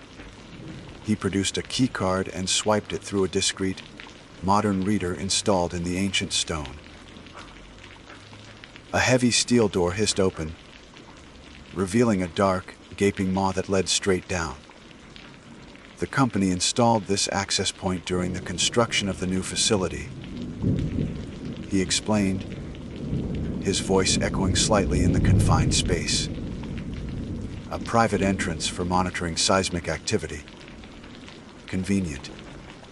The air that rose to meet us was the first sign that we were leaving the world of the living. It was ancient, heavy, and dead. It carried the scent of 1 billion. Undisturbed dust motes of damp stone that hadn't seen the sun in millennia, and something else, a faint, underlying odor that was coppery and feral. The smell of a predator's den. We descended a modern, spiral staircase that had been bolted into the earth, our footsteps clanging with a metallic finality. With each step down, the warm, cicada-filled air of the Cretan evening was replaced by a profound, chilling silence. The staircase ended on a rough, hewn stone floor. The architect switched on a powerful, shoulder-mounted lamp, casting a brilliant white beam that cut through the oppressive darkness. The light revealed a passage, not dug by modern hands, but carved from the rock itself. It was just wide enough for two men to walk abreast. The walls slick with a thin film of moisture that glittered like a skin of black diamonds. From here on, we are in the original structure, I said, my voice sounding unnaturally loud in the stillness. I took the lead, my own headlamp adding a second cone of light. The maps are unreliable. The passages shift. Stay close. The architect simply nodded, his nitrogen rifle held at a low ready. He was calm, his movements precise. He was not a man rattled by darkness or enclosed spaces. He was a creature of controlled environments, and to him, this was just another variable to be managed. The labyrinth was not a maze in the way one might imagine a garden hedge. It was chaos, a twisting, turning, three-dimensional nightmare of passages that defied logic and geometry. Corridors branched off at odd angles, sloped downwards into flooded chambers, or rose sharply to end in a solid wall of rock. Some passages were wide enough to drive a cart through, decorated with the faded ghosts of frescoes, while others were little more than crawl spaces that forced us onto our hands and knees. The silence was absolute, broken only by the crunch of our boots on the gravelly floor, and the drip, drip, drip of water from the ceiling, a sound like a clock ticking down to something terrible. We moved for what felt like hours, the world shrinking to the twin beams of our lights. I relied on instinct, on the subtle changes in airflow, and the feel of the ground beneath my feet, skills honed in a dozen other forgotten places. The architect, in contrast, relied on his technology. Every so often, he would stop and deploy a small, spherical drone that would hover silently before, zipping down a side passage, its sensors mapping the path ahead.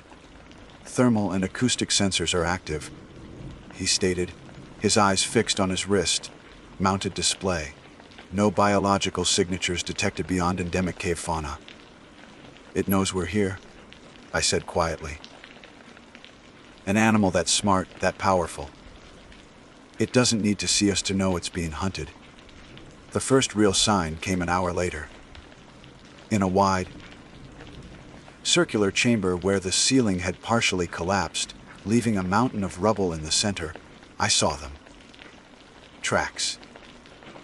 Not the cloven hooves of a bull, as I had half expected from the myths.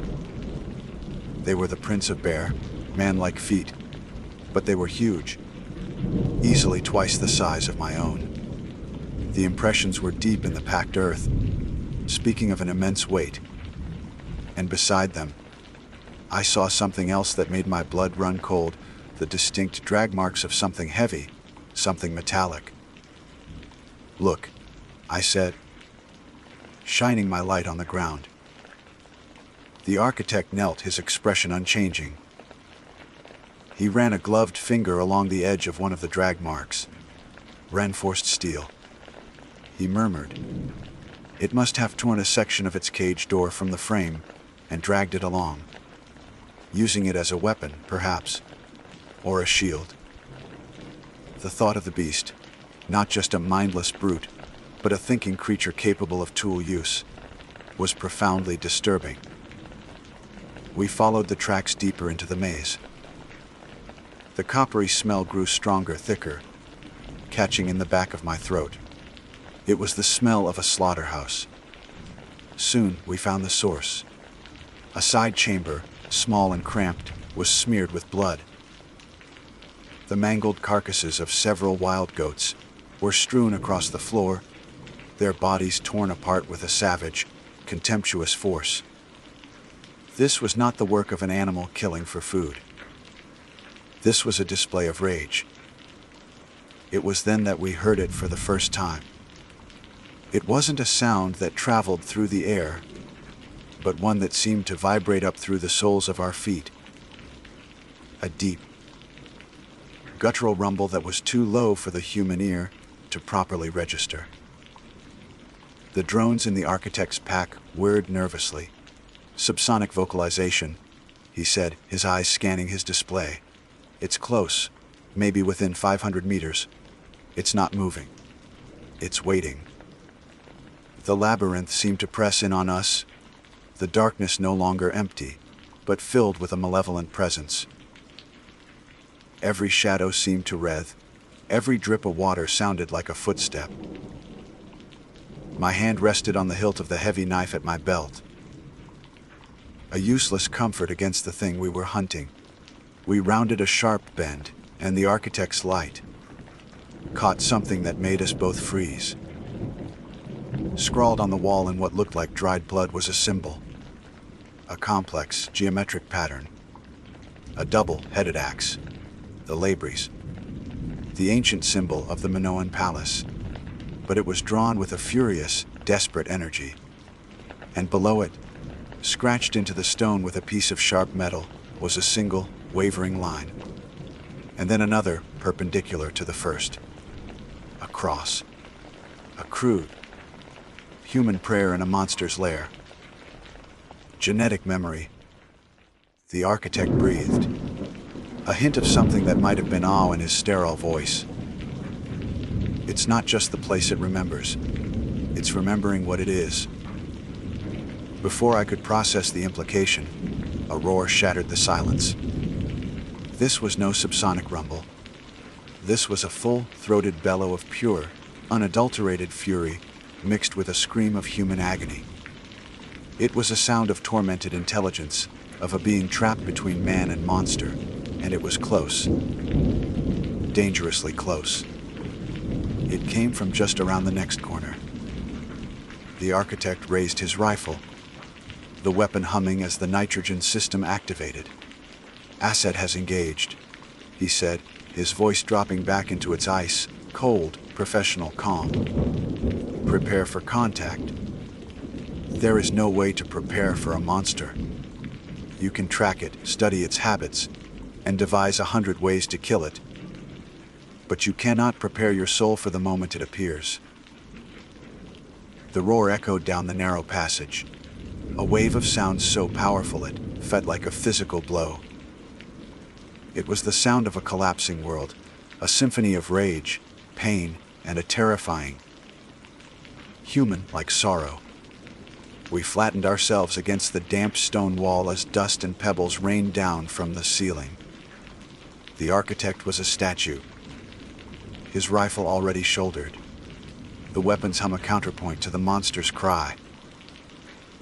My own heart hammered against my ribs. A frantic drumbeat in the sudden, ringing silence that followed the roar. It came upon us not with a thunderous charge, but with a horrifying, deliberate slowness. It emerged from the darkness of a connecting chamber, a silhouette that filled the entire passage, a nightmare given form.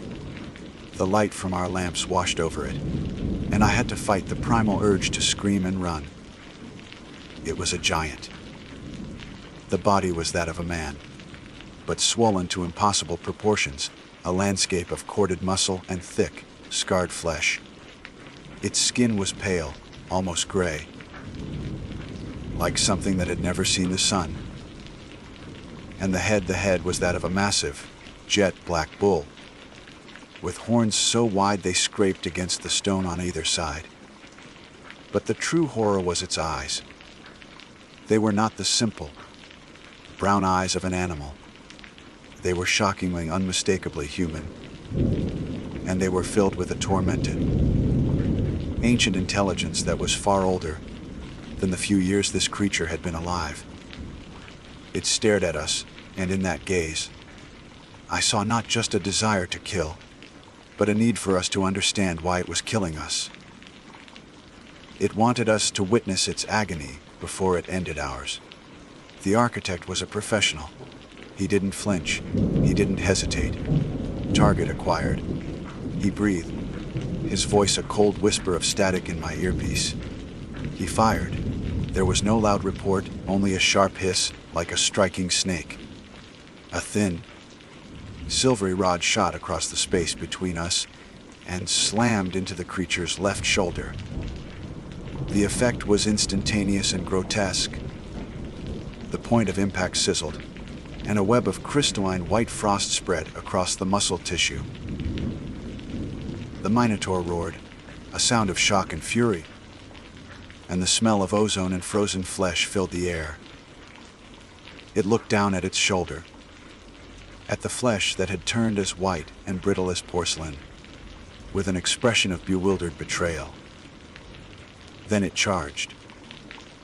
The corridor was too narrow for it to build up much speed, but its power was absolute. It was a battering ram of flesh and bone. I threw myself sideways into a shallow alcove as it thundered past, the wind of its passage tearing at my clothes. The architect was not as fast. The creature lowered its head, and one of its massive horns caught him in the side, lifting him off his feet and tossing him against the wall like a doll. His high-tech body armor absorbed most of the impact, but I heard the sickening crack of ribs breaking. He crumpled to the floor, his rifle skittering away into the darkness. The Minotaur loomed over him, its head lowered to gore him, its hot, ragged breath misting in the cold air. I didn't think. I reacted.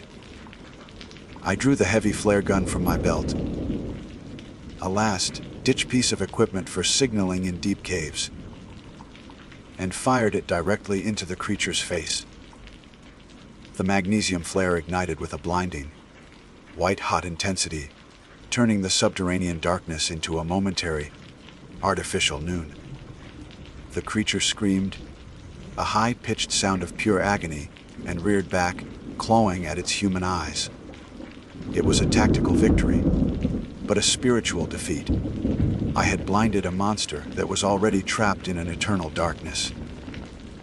It stumbled back, disoriented, crashing into the stone walls and shaking the very foundations of the labyrinth. The architect was already moving. He ignored his injuries, his face a mask of pure, focused determination. He snatched up his rifle, chambered another nitrogen round, and fired again. This time the rod hit the creature in the thigh. More muscle sizzled and turned to frost.